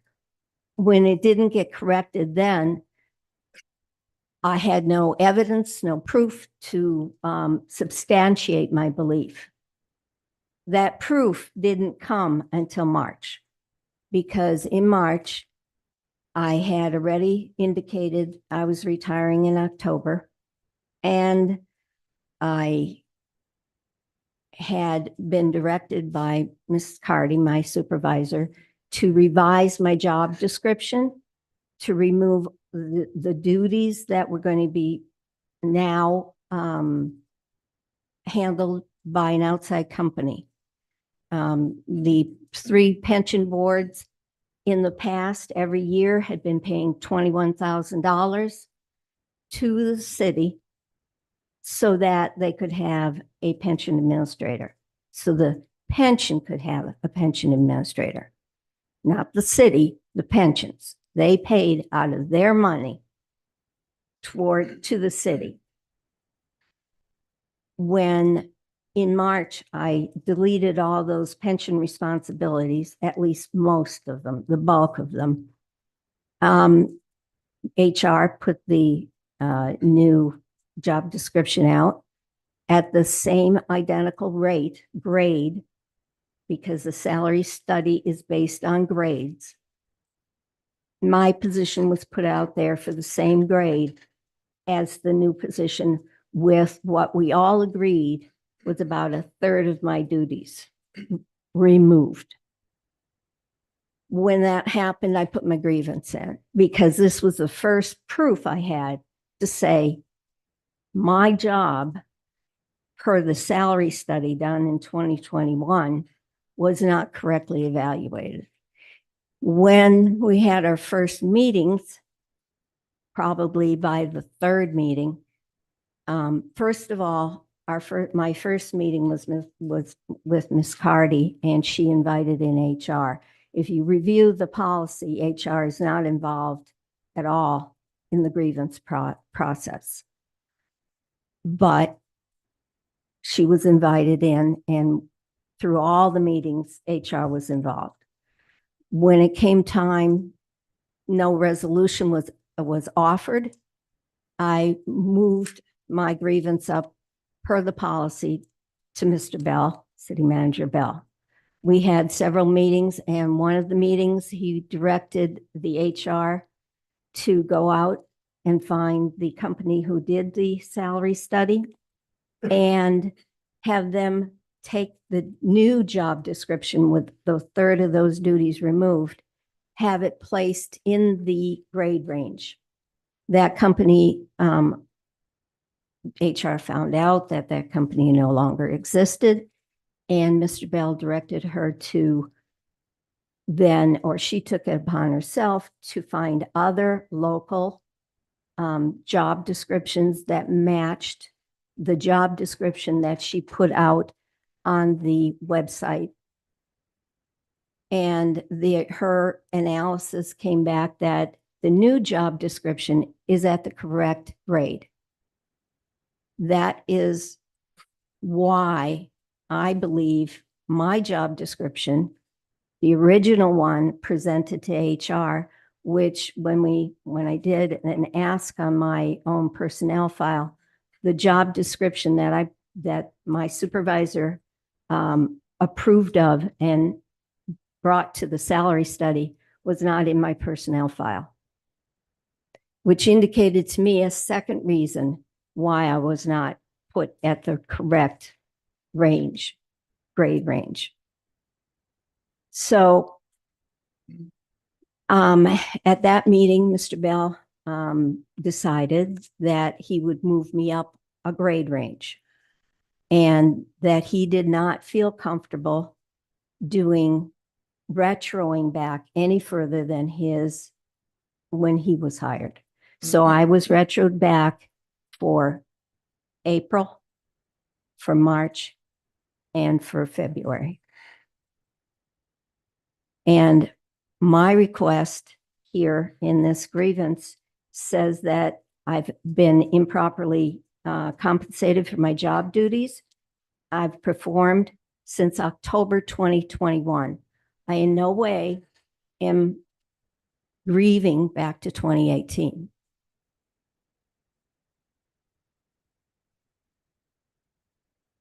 May I add something to that, please? Certainly. So as a result, is okay, Cinnamon? As a result, today I did request that Human Resources give us a value for what is the amount, like if the adjustment that we figured out after all these meetings where Miss Jill should be and where she is currently, right? If that had been reflected back in the salary survey when it started, which was October 1st, 2021, I wanted to know what was the value of that dollar amount, And so Ms. Jones have that information? Yes.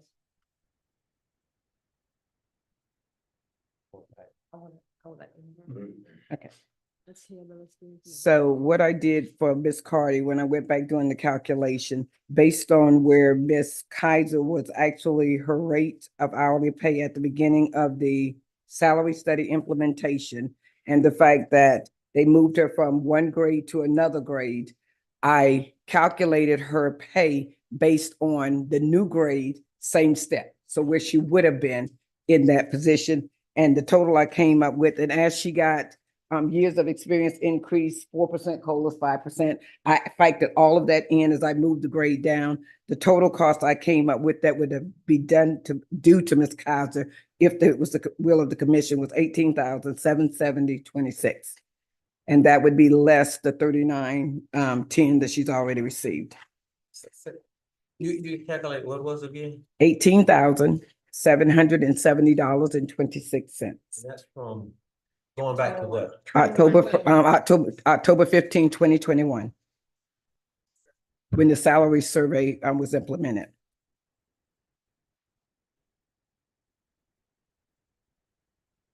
I feel if she's doing that, I'm in agreement with it. I don't know where you all stand, but I think we need to let Ms. West okay.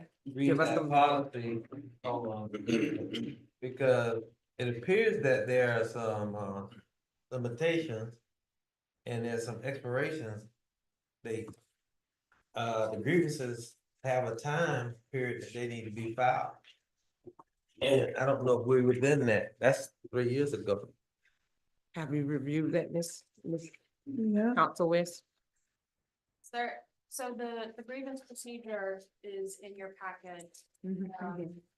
I've already mentioned the fact that this needed to be sent to a grievance committee in order to comply with the procedure. But there are, Commissioner Jones is correct, there are timeframes regarding when a grievance is brought, the time frame to address the grievance by the department or supervisor. And consistent with that, on March 20th, I met with Jill after she brought it to me, and I met again on March 22nd. And Ms. Jill did make me aware of the 72 hours that I had to make certain that I met with her because we went over the grievance policy. So that's Carter. okay. Of what year? No, see, the grievance policy what year, doesn't ma'am? say what year. Uh, It just says 72 hours. right within, it says, see, here's what it says. All supervisors and department heads shall arrange to discuss a grievance within 72 hours after the grievance request has been brought to that supervisor. So I made sure and adhered to that. But I have 3 if days. I heard it correctly, the complaint was prior to you getting it. You No, just got, no, so sir. you didn't tell them when you said when the salary survey, maybe I'm, No. so you, The grievance was filed. Yes, I filed my grievance in early March She filed the actual. 2024. of 2024 because I had no evidence to support my grievance until I found out that the job was advertised at the same grade as I am currently occupying That was this different job. replaced the- Yes. Y'all don't let me talk. That's the replacement job to replace your position? Without No. any of the pension responsibilities, because the pension had already decided in February of 2024 to hire an outside company for $70,000+ a year to do my pension job. Okay, I understand that. Right. So just before we make this decision, we have had employees hired in doing position. And then Mr. Bell is an example. Then we hire new people, same job with a higher rate. So when I say setting precedent now, think about what's being said and what we're saying we're gonna do. We're gonna go back in retro, folks. It's not the same job though. It's not the same job, absolutely not. I spend, and I documented that in your packet, because before Miss Carty was hired, I asked my staff and myself, we kept track of our hours of what we were doing. And that's how I can document how much time I spend on a regular basis on pension, which we all agreed in the meeting was about a third of my time. And I That- required them to do that. Yeah, I required all the staff that I took over to document their time. Back down. Okay. Stay on policy. Well, and you Good do policy. remember that when you commissioners found out that you were paid incorrectly for a year, you retroed back to when the mistake was made. And that has happened for multiple employees back multiple years. It's not a new precedent. It's the norm. Okay. So with that said, we have to make a decision. I'll give direction on how to move forward with Ms. Kaiser's statements. So, well, you didn't ask this question. The grievance went to the city manager first, No, it went to Ms. No, it went to me, and then, went to me, then and then it went to the city manager, and then. y'all didn't agree. Then he said it. Well, he then said, make sure and meet with human resources. And so that's when I involved her in at that point. Yeah, We agreed on the reclassification. Right. What we had a question about was how far back we go. And if I may, Yes. my hesitation was that there was an agreement that was made with Ms. Kaiser when she took on the new wage range that said that there was 90 days for an opportunity to come back and revisit what the wage range was. So was the 90 days, is this within the 90 days? No, that was right. And in her defense, though, let me mention that she pointed out that between the 90 days and when I came on board, there were several finance directors that came through and several city managers that came through. And so she felt it difficult to bring that issue to their attention because it was I think to use her words, a revolving door. And she didn't have a basis by which to assess the difference in. Until recently, until March. And so balancing those two factors, the fact that there was a document that was signed and agreed to, there was a 90-day period that wasn't adhered to, with the fact that there were, it was a revolving door, so to speak, and didn't have an assessment value. To balance that out, I felt it was appropriate to at least make her whole back to when I started as a manager. Let me address the revolving door issue. Don Holmes stabilized the revolving door. Cause A city manager. we stabilized it with Don Holmes and he was here up until 2022. I have been, this is my 7th city manager and my 4th finance director. And I agree, Don Holmes was here for 3 years. However, It could have been. I longer. didn't have any basis Right. for my grievance until the job description was put out there.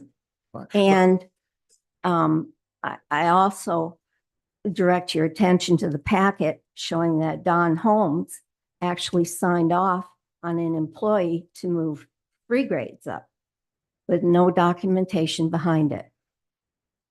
Well, I just want to at least. So clear the- this is not a precedent. This has been done. I just want to clear the revolving door up because it's been stable since Don Holmes had been put in place and it's been stable since that time. Because he left on his own, he retired. Thank you. So how do we want to move forward? What direction do we want to provide? I'm also in agreement with Commissioner McCaskill. I think she needs to be made whole. She did the job. She worked for those hours for that position, and I think she deserves to be compensated for that. I mean, I'm in full agreement with that, but also, do we have anybody else out there that's lingering that could potentially bring this, same type of situation up? And if we, again, when we talking about policy, we can't do it for one if we don't do it for everybody. So Yeah. where does that put us as it relates to anybody else bringing things in about their job and their role, the additional responsibilities, and if they're tracking their hours as well? I'm just want to put the whole thing out here so that we're fair to everybody. Exactly. And that is a very good question. That's why we've tried to be very careful and making sure that when we took a look at these things, that we were very methodical in our approach to make sure that everything was data based.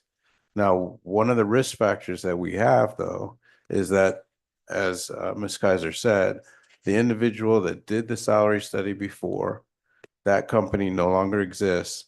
So our ability to go back and recalibrate, which should be done on a 5 to 10 year basis, is not there.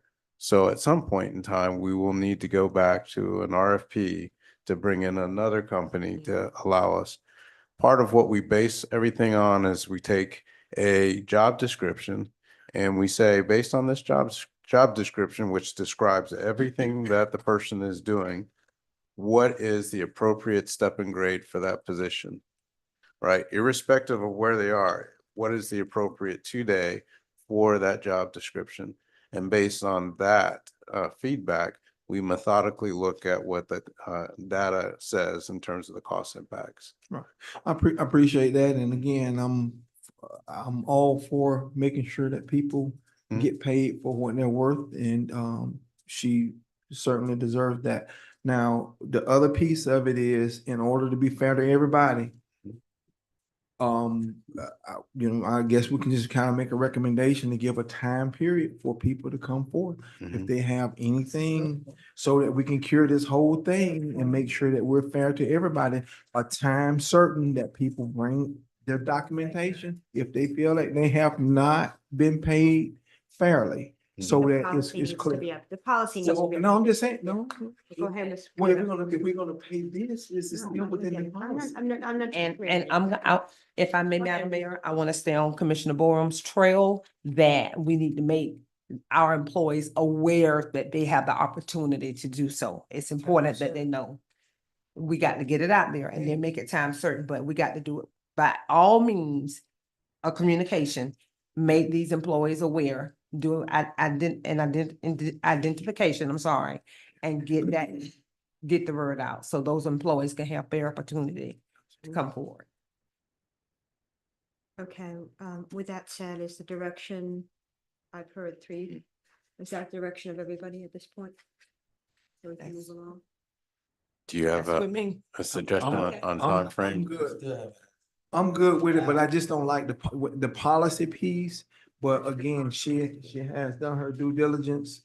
Again, and then to be fair with everybody else, I think we need to make sure that we cure this process. So we need a time frame of making sure that we get it out there, and then a time frame for those folks to respond. Does that make sense? What do you think would be a reasonable time frame for those people to respond? For us to advertise and get the word out, and then for them to respond? For them to respond, yeah. Ms. Jones, do you have ideas? Yeah, and well, I was just asking, yeah, the communication piece will be simple to just send it out to all employees. But how far are we looking? Are we going back to the beginning of the salary study for people Yes. that were not compensated? So we're going back To be 3 fair, years. To be fair, we would have to, do the same thing. if they're basing it on the salary study. 2021. I gotta say something. Okay. I think we gotta listen to ourselves, what we're saying. Those people who made those decisions are not here. We voted on, let's do it, but we wasn't the nuts and bolts in actually into the salaries like the then finance director or the then at that time city manager. This is a situation where Jill was doing two jobs, actual two Mhm. jobs. Okay, so I don't think, or HR would know if we have anyone else that's doing two titled jobs. We That's why I said Two different- identify. Okay. Right, so I don't think it should go to someone who got a, that got a promotion and then feel that they should be retro paid because they did a You are on certain point. level of job. So It's very different. her situation is exactly. Identify those folks. So Mhm. let's still go back to, let's let HR kind of like deep dive into this because I'm telling you, we already got a policy. We just talked about some policy violations. yeah. Let them go back and reassess That's what. with this policy before we say, That's what yeah, I go said. ahead and do it. That's what I said. Can we take care of Ms. Kaiser You and bring can this come as back? guys. Yes, that's what I'm saying. Let's finish that. Take care of that. I mean, for this one too. Oh, you want to say something? Go ahead. Because we're Commissioner still Foreman. having. Yeah, have it we're gonna take care of Ms. Ms. West, Kaiser, please but answer then his question. we can also, As far as the timelines, Ms. West, on the legality of it, are we in line? Because I'm a little leery. What the policy say and what we just said we're gonna do, it don't seem like it's lining up to me. What you're discussing, I suggest that you table this discussion to another meeting because good decisions are. Why you ain't been tell us that? Cause they say you what? And I can make recommendations at that time, but what you're talking about doing is opening the door for potential complaints if you pursue this new policy idea. What you have now is each grievance is different. It's a case-by-case situation. Gotcha. Facts are different, and you're going to apply it differently. So I think what you have in place works just fine. I don't think you should have an open time period for retroactive. Oh, I agree with applications. that. It's a Exactly. case-by-case basis. It is working. But if you want to take that up, I would suggest you do that. That's exactly what I. Okay. Thank you. All right. Thank Ms. Deanne, Thank you. question? To answer your question? As long as I posed it, so you guys know, I say, let's refer to legal. Okay. All right, thank you. Thank you. Are we all set then with Ms. Kaiser? We have one more item on the agenda, but we also have something else to we're not finished. So did we say anything about Ms. Kaiser? well, we haven't said anything. No, we haven't. I'm in agreement with going back and doing. It's Ms. right, Kaiser. because this is a case by case basis. Based on her case, I feel that we should give her the 19,000 that she's entitled to. 18,000 something, Is it second.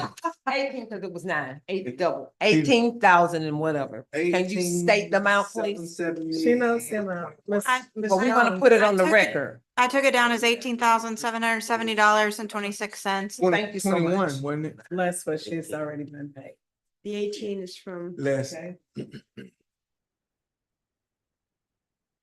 okay, so have we have, Did everybody get, Sonny, did you get that on the record? The 18 cents, less than 39,1064. Oh, she got it. Less the, I read. 39,1064. you're saying 39.10, so $3,910.64. Yes, ma'am. Thank you. Wait a minute. That's because she was already paid. Oh, okay. yes. Yeah, So for 3 months. Yes, The so difference. less that. Thank you. Right. Okay. Are we all in agreement with that? Yes. I am. Commissioner Campbell, Commissioner Jones? Are we in agreement? Do we need a I motion? feel nod to that ahead, effect? yeah, everybody's getting tired, so let's, yes. Make a motion. I motion to retro Mrs. Kaiser back to when the salary study started, October 21st, from October 15, 2021. Second. And, oh, thank you. Have a motion, are you finished, miss? I'm done. I was gonna Okay. say I'm not. Wait, you got it. Second, do we have a second? I second. Okay, all in favor? Aye. Aye. Any Nay. opposition? Nay. We heard you. Motion passed 4-1. Okay, we still have one other item on the agenda, plus we have to add an emergency item, which is to finish the conversation about the Blue Crab situation in regards to the city manager. This So- investigative services, I make a motion that we table this right now. Yes, can we? We can, well, we need to kind of talk about something else. I mean, Let's make it very quick because it's a change. For the last item, you want to table? Okay. we got, listen. So we can make sound decisions. Y'all want a table? Let's go. Let's go. Tell us what the deal is. Okay, so I reached back out to Sniffen and Spellman, who we agreed that we would go to. She sent a letter. Did y'all receive it? The first letter indicated that when I asked, when the scope of it, the investigation was the alleged conduct of Mr. Bell, which had been the subject of certain complaints submitted by former and current employees. And it gave the nature, you all have that. It gave an hourly rate. The estimated fee was not to exceed 30,000 in the original letter. And I gave a date that we wanted the investigation completed. It was prior to his probationary period ending.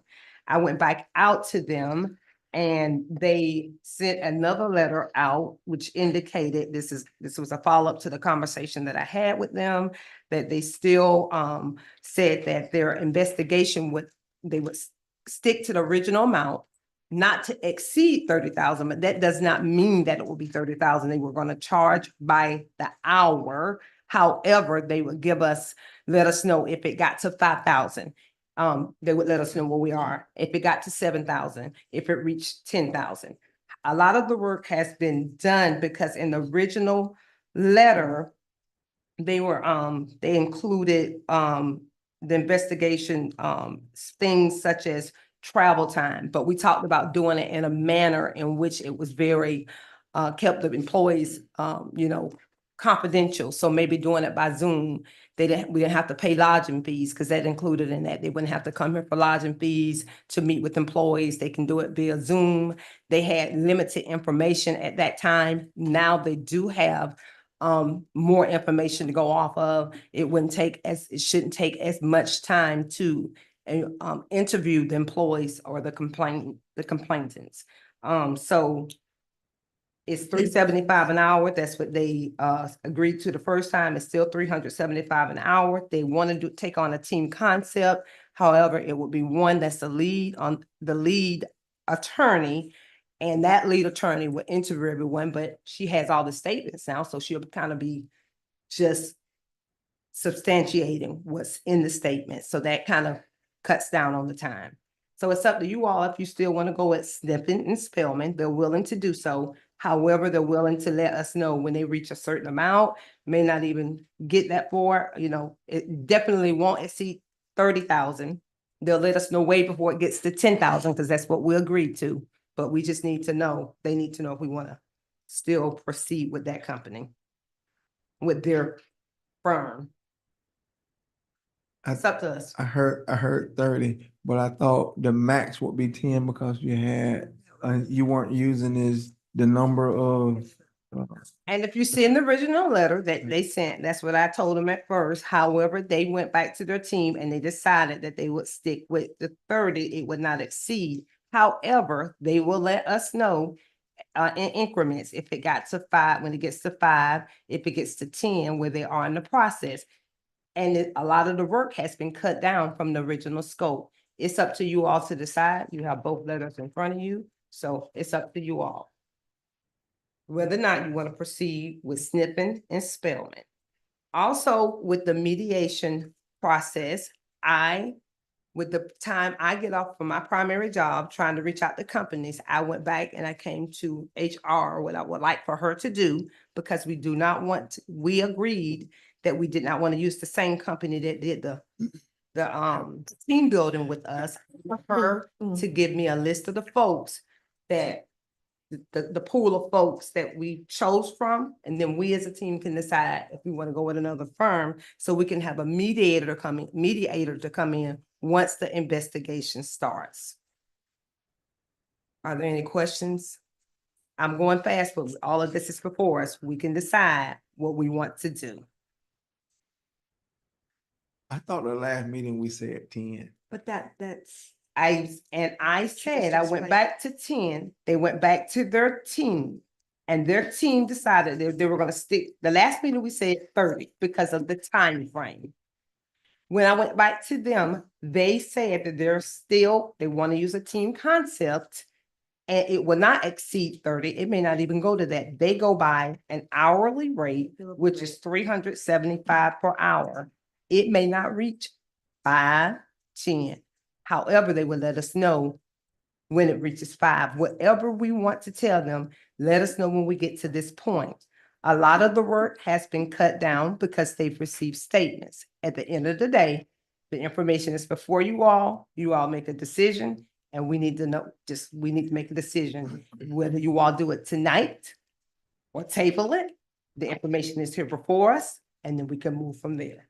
We've been tabling this item for a while. I mean, this investigation. I'm okay with the knowing in increments, and if we get to the point to where I think that's fair. I think that's fair. I think we need to get it going. We have to start it and get it. We agree with this investigation, and it has yet to begin. Because if they get to the 10,000 and they haven't gotten what they need and they already have statements, it's up to us to decide, hey, give us what you have and we can go from there. Motion But it's to approve. second.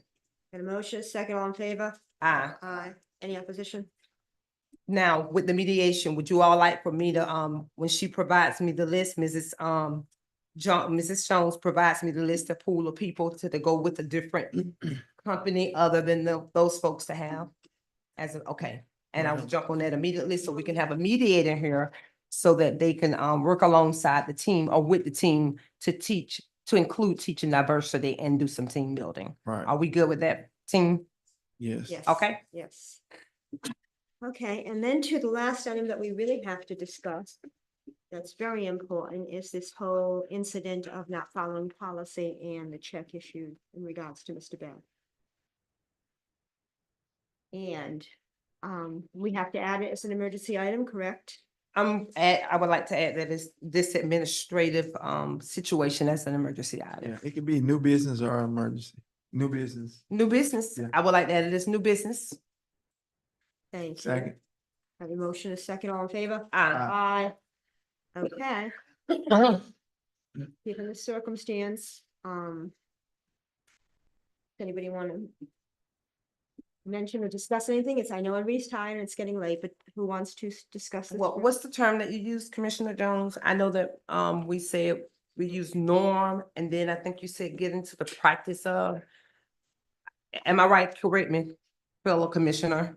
I don't know. Yeah. Okay, because this is the norm that our city managers write $50,000 checks or go over 25,000? Or is it something that we're gonna get into the practice of?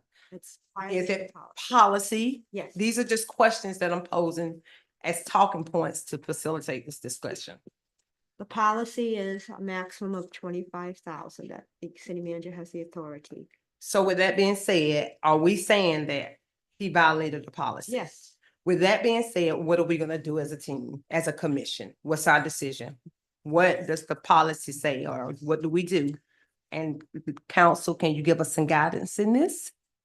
No, she can't. Okay, all right, so we have identified that our city manager has violated a policy. What are we gonna do as a commission? I'm passing the gavel. I'm making a motion, but yet again to terminate Mr. Bell immediately. His position immediately. On grounds of, Violating city policy and releasing funds without authority. Second. The motion is second. All in favor? You're the one that's supposed to call. Roll call. I have a motion and a second on the floor to terminate. What call the question? Okay, somewhere. Yeah, you go ahead. To terminate Mr. Bell, the city manager's employment due to violation of policy. And release of city funds, tax dollars without. And authority. releasing of city funds without commission's approval. It's a motion and a second. And you can call the question now. Call the question? Yes. Did you say you had a question? Do you have a Yeah. question? I have Yes. a question. Go ahead.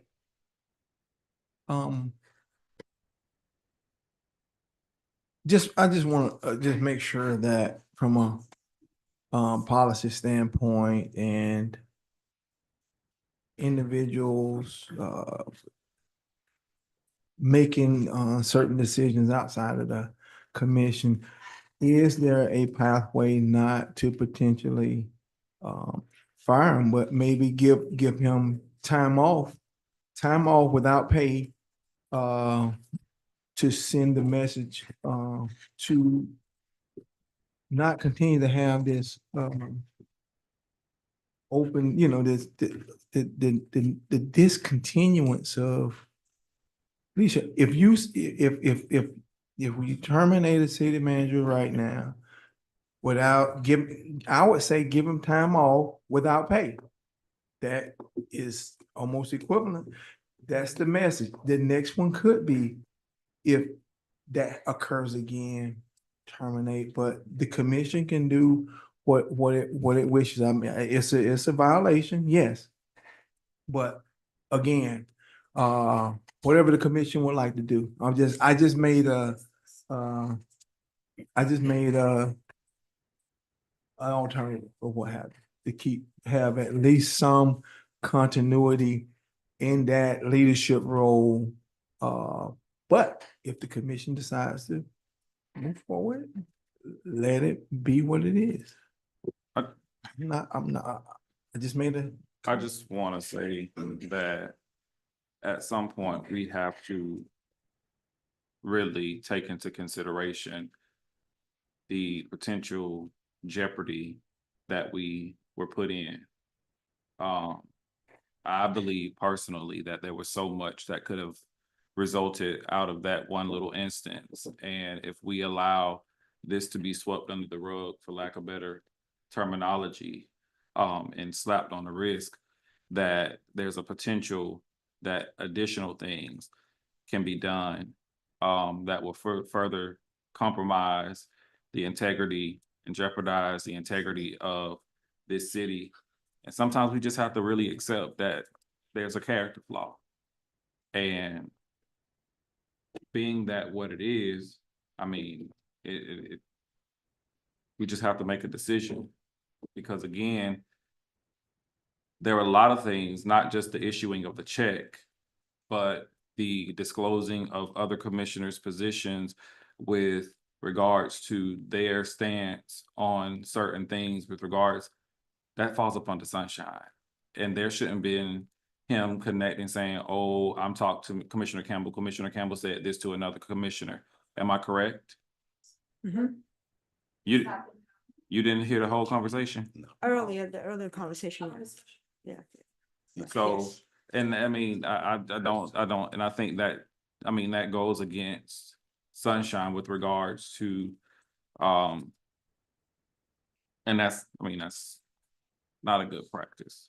And those are just my thoughts. Okay. Could I have a roll call for a vote, Can please? I say something?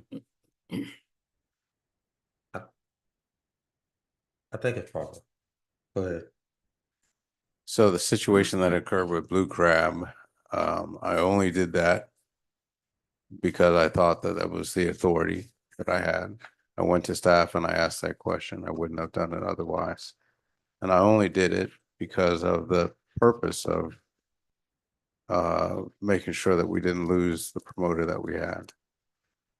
I thought, based on the information that I was given, that I had the authority to do what I did. That's the only reason why I did that. Otherwise, I would not have. That's the only reason I wanted it to be able to bring it back to the commission so the commission could decide.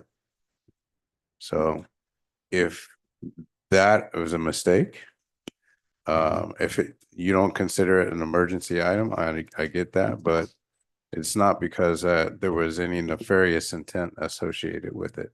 It was only to be able to bring it to the attention of the commission. Mr. Bell, you lied. Up You lied. about, And you lied on me. You lied through this whole process. You lied. Yes, you did, sir. You lied and you made it, and you told me exactly the conversation that I diverged earlier to those that were in this room with regards to what you did, how you did it, and I asked you a simple yes or no, and you agreed. I didn't agree that I lied. I asked you if there was anything for you to correct. You had the opportunity to. And so that's why I said I didn't understand what you were saying, because I never agreed that I lied. I asked you, did you not tell me that I asked you the steps that you taken with regards to going to staff, and you said yes. You told me that you made contact with the additional commissioners, and you told me that Commissioner McCaskill said that she was willing to sign on to a meeting, which is the only reason why I said I would sign on to a meeting. One, that you shouldn't have said who, what, when, where, or how, if that was not the case. Mr. Bell, you have, the list can go on with regards to this whole situation.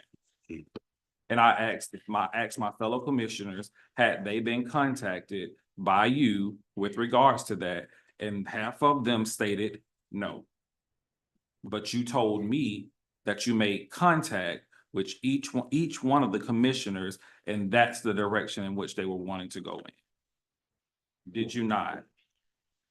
I did reach out to each of the commissioners, yes. Okay. But I don't think that I lied. I mean, I disagree with your position on that. If I just asked you for clarification and you didn't give clarification, but yet you just agreed that what I just stated, my statements were correct, what do you call it? So, I mean, we can go over the details of what you said and what I said. But there was never any intent to deceive you on that. What do you mean? That was blatantly. I think we're at a point right now that there's I wanted to allow Mr. Bell opportunity to speak. Thank you. You spoke, but the back and forth, I'm not gonna allow that to happen at this time. Roll call on this vote is almost 12 o'clock. Yes, sir. I have a motion by Mayor Correa, second by Commissioner McCaskill. Commissioner McCaskill? Yay. Yay. Commissioner Campbell? Yeah. Yay. Commissioner Jones? Oh, you vote last year of the gavel, so sorry. I'm used to Mayor Correa. Commissioner Borum? Yeah. Thank you. Mayor Correa? Yes. Yeah, yay for Mayor Correa. Commissioner Jones? I don't vote, do you? Yes, you have vote last. Nay. Nay. Motion carried 4-1. Okay, so we're. She carried 4-1. So you gotta get direction, what you want to do. Right. Turn over his keys. Well, So.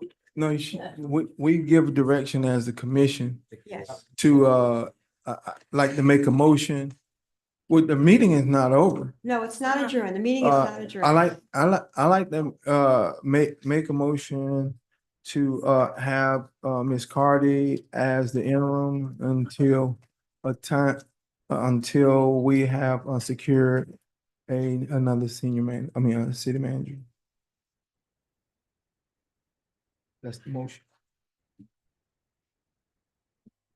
Motion on the floor. There's a motion on the floor. Is there a second? Are you gonna ask her if she accepts? No, there was no second. Okay, then no sorry. Is there I a like to second? put a motion on the floor. Well, we gotta finish this one. Okay. Is there a second? Well, That one died. nobody said anything. Okay, go ahead. I would like to put a motion on the floor to for stability purposes and maybe for a contract of 1 year or for 1 year stability. Bring someone in, bring in former Mayor Hill. Bring him in as interim city manager. I think that's a good idea. Somebody who's familiar with what we got going on, helped us push this city forward, to get some stability in, and it could be a contract basis. I didn't say a permanent, but somebody who could step in and hit the ground running. That's I your put that motion. on it. I put that motion on the floor. Second, for the sake of discussion. We have a motion and a second for discussion. Okay, discussion? One of the things that you said in your motion was we need stability, bringing someone in that has the knowledge and of city government. That has already been here. If that person is willing to do so, I'm willing to go in that direction. But for the sake of the city, having stability and us being able to move forward as, you know, as expeditiously and as forward moving as possible, you know. So I second that. That's if he's willing. If he's willing.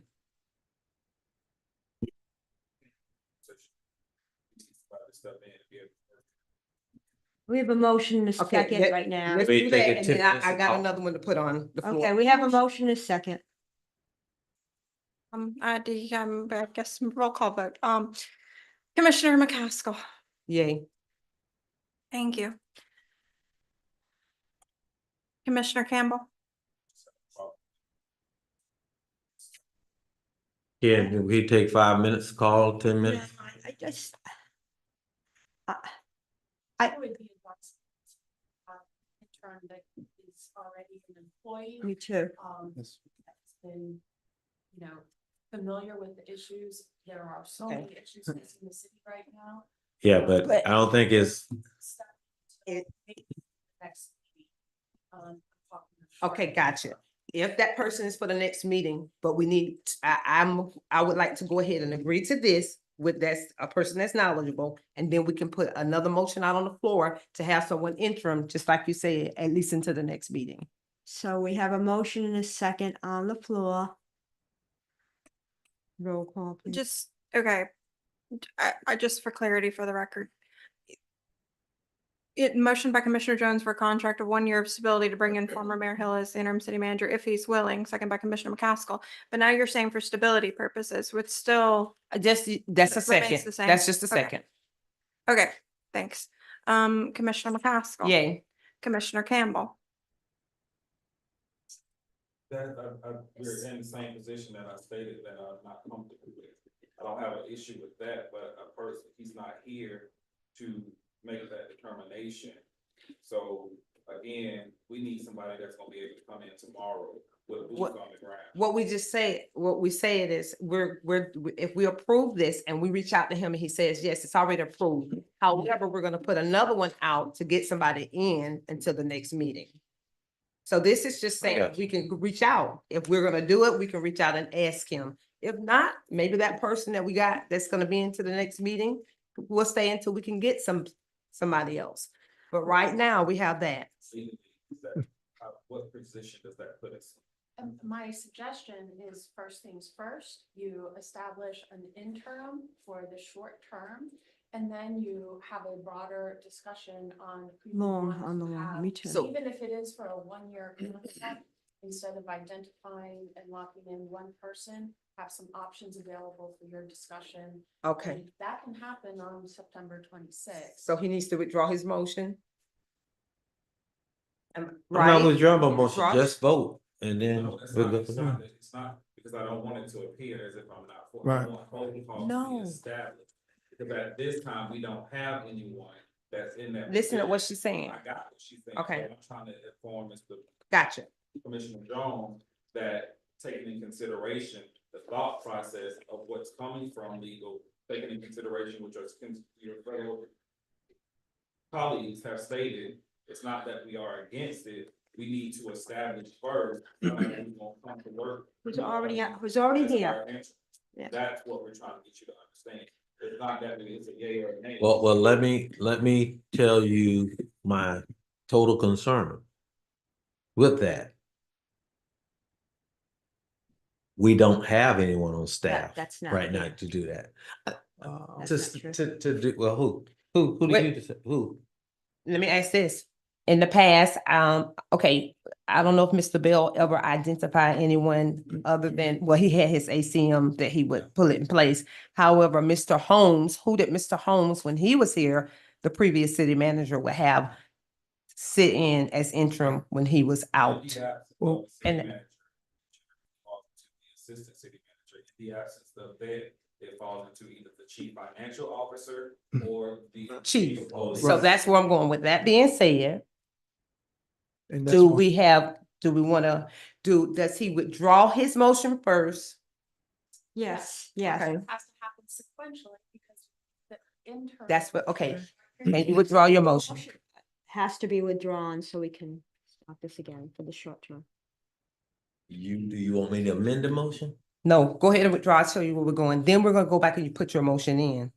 You're gonna put your motion back in and we'll tell you how. Appearances, you've got commissioners who have expressed that they're uncomfortable voting against. They don't necessarily have a problem with the person that you picked. Exactly. But you're putting the first here. So if you would. Gotta do it this way first. Have the interim in a short period of time and cast a broader net for potential candidates to fill that role for a 1-year contract period. I think that's what your fellow commissioners. So if you can withdraw and then we can put the interim in motion for that. This have been done before, Okay. Well, that doesn't mean it was done right. and all you guys have to do is vote, because I'm exercising my right and my authority up here. So you can either be with it or not at this time. And I think you'll be able to follow me and what I'm saying. So Okay, so at this point, he's not willing to withdraw the motion. Okay, so we'll go ahead. And And then can we just go ahead and after that, do our interim after that legal? Okay, go ahead, Commissioner Jones. The roll call remains at Commissioner Campbell. Commissioner Campbell? No. Commissioner Jones? Jay. Yes. Commissioner Bourne? No, for the sake of giving information from our city attorney, not to put the cart before the horse. So no, at this time. Commissioner Bourne, no. Mayor Correa? No. No. Motion failed 3-2. Okay. I motion to have the chief of police as the interim city manager until we are able to establish someone to fulfill that role or go into a contract with someone. And going in the order of operation, it goes next in the absence of a city manager to our chief financial officer and then to the chief of police. That's the way we did it in the past with Matt Reynolds and others. Okay. I motion to have our chief financial officer as our interim city manager until we find stability. Second. The motion is second. Call for question.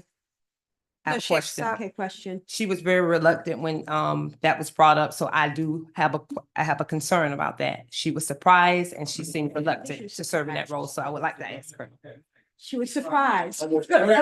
She's still waiting. Well, can we, just as we would have asked the mayor, can we ask And I her believe, to accept? and I believe that she has had the experience of an interim. Yeah, I have been a city manager for Would you accept? City of Does she hear? Quincy. And yeah, I've done it. Well, So- with the city manager there, he had they took his heart out. He had Would you accept? I accept. We have a motion, and a second, and an acceptance. Roll call again, please, Ms. Krantz. Thank you. Commissioner McCaskey? Nay. Nay. Commissioner Campbell? Yes. Yay. Commissioner Jones? Nay. Nay. Commissioner Borum? Yes. Yay. Mayor Correa? Yes. Motion passed 3-2 with Commissioner McCaskill and Jones saying nay.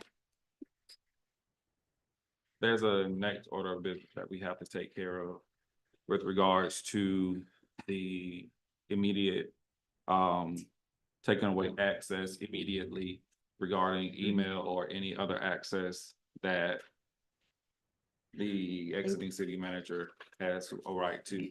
Is that not already in policy? No. We have Offboarding. Do we not have an offboarding things in play? that happens because I don't remember doing that in the past. Okay.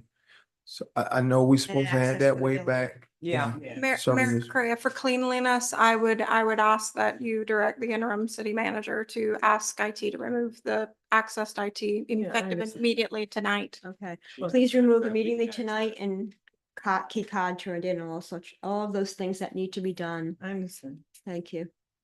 So here's another order of business.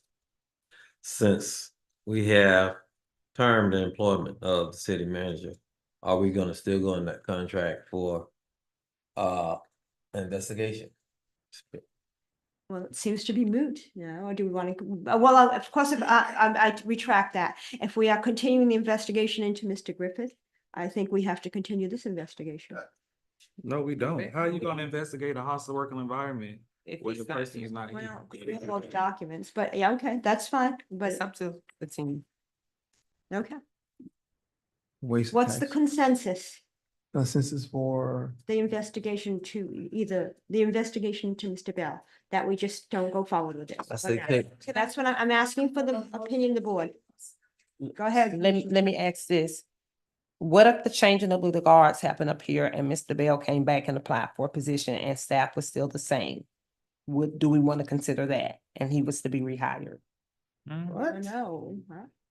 Okay, No. say if, just because he's fired, he came back to be rehired.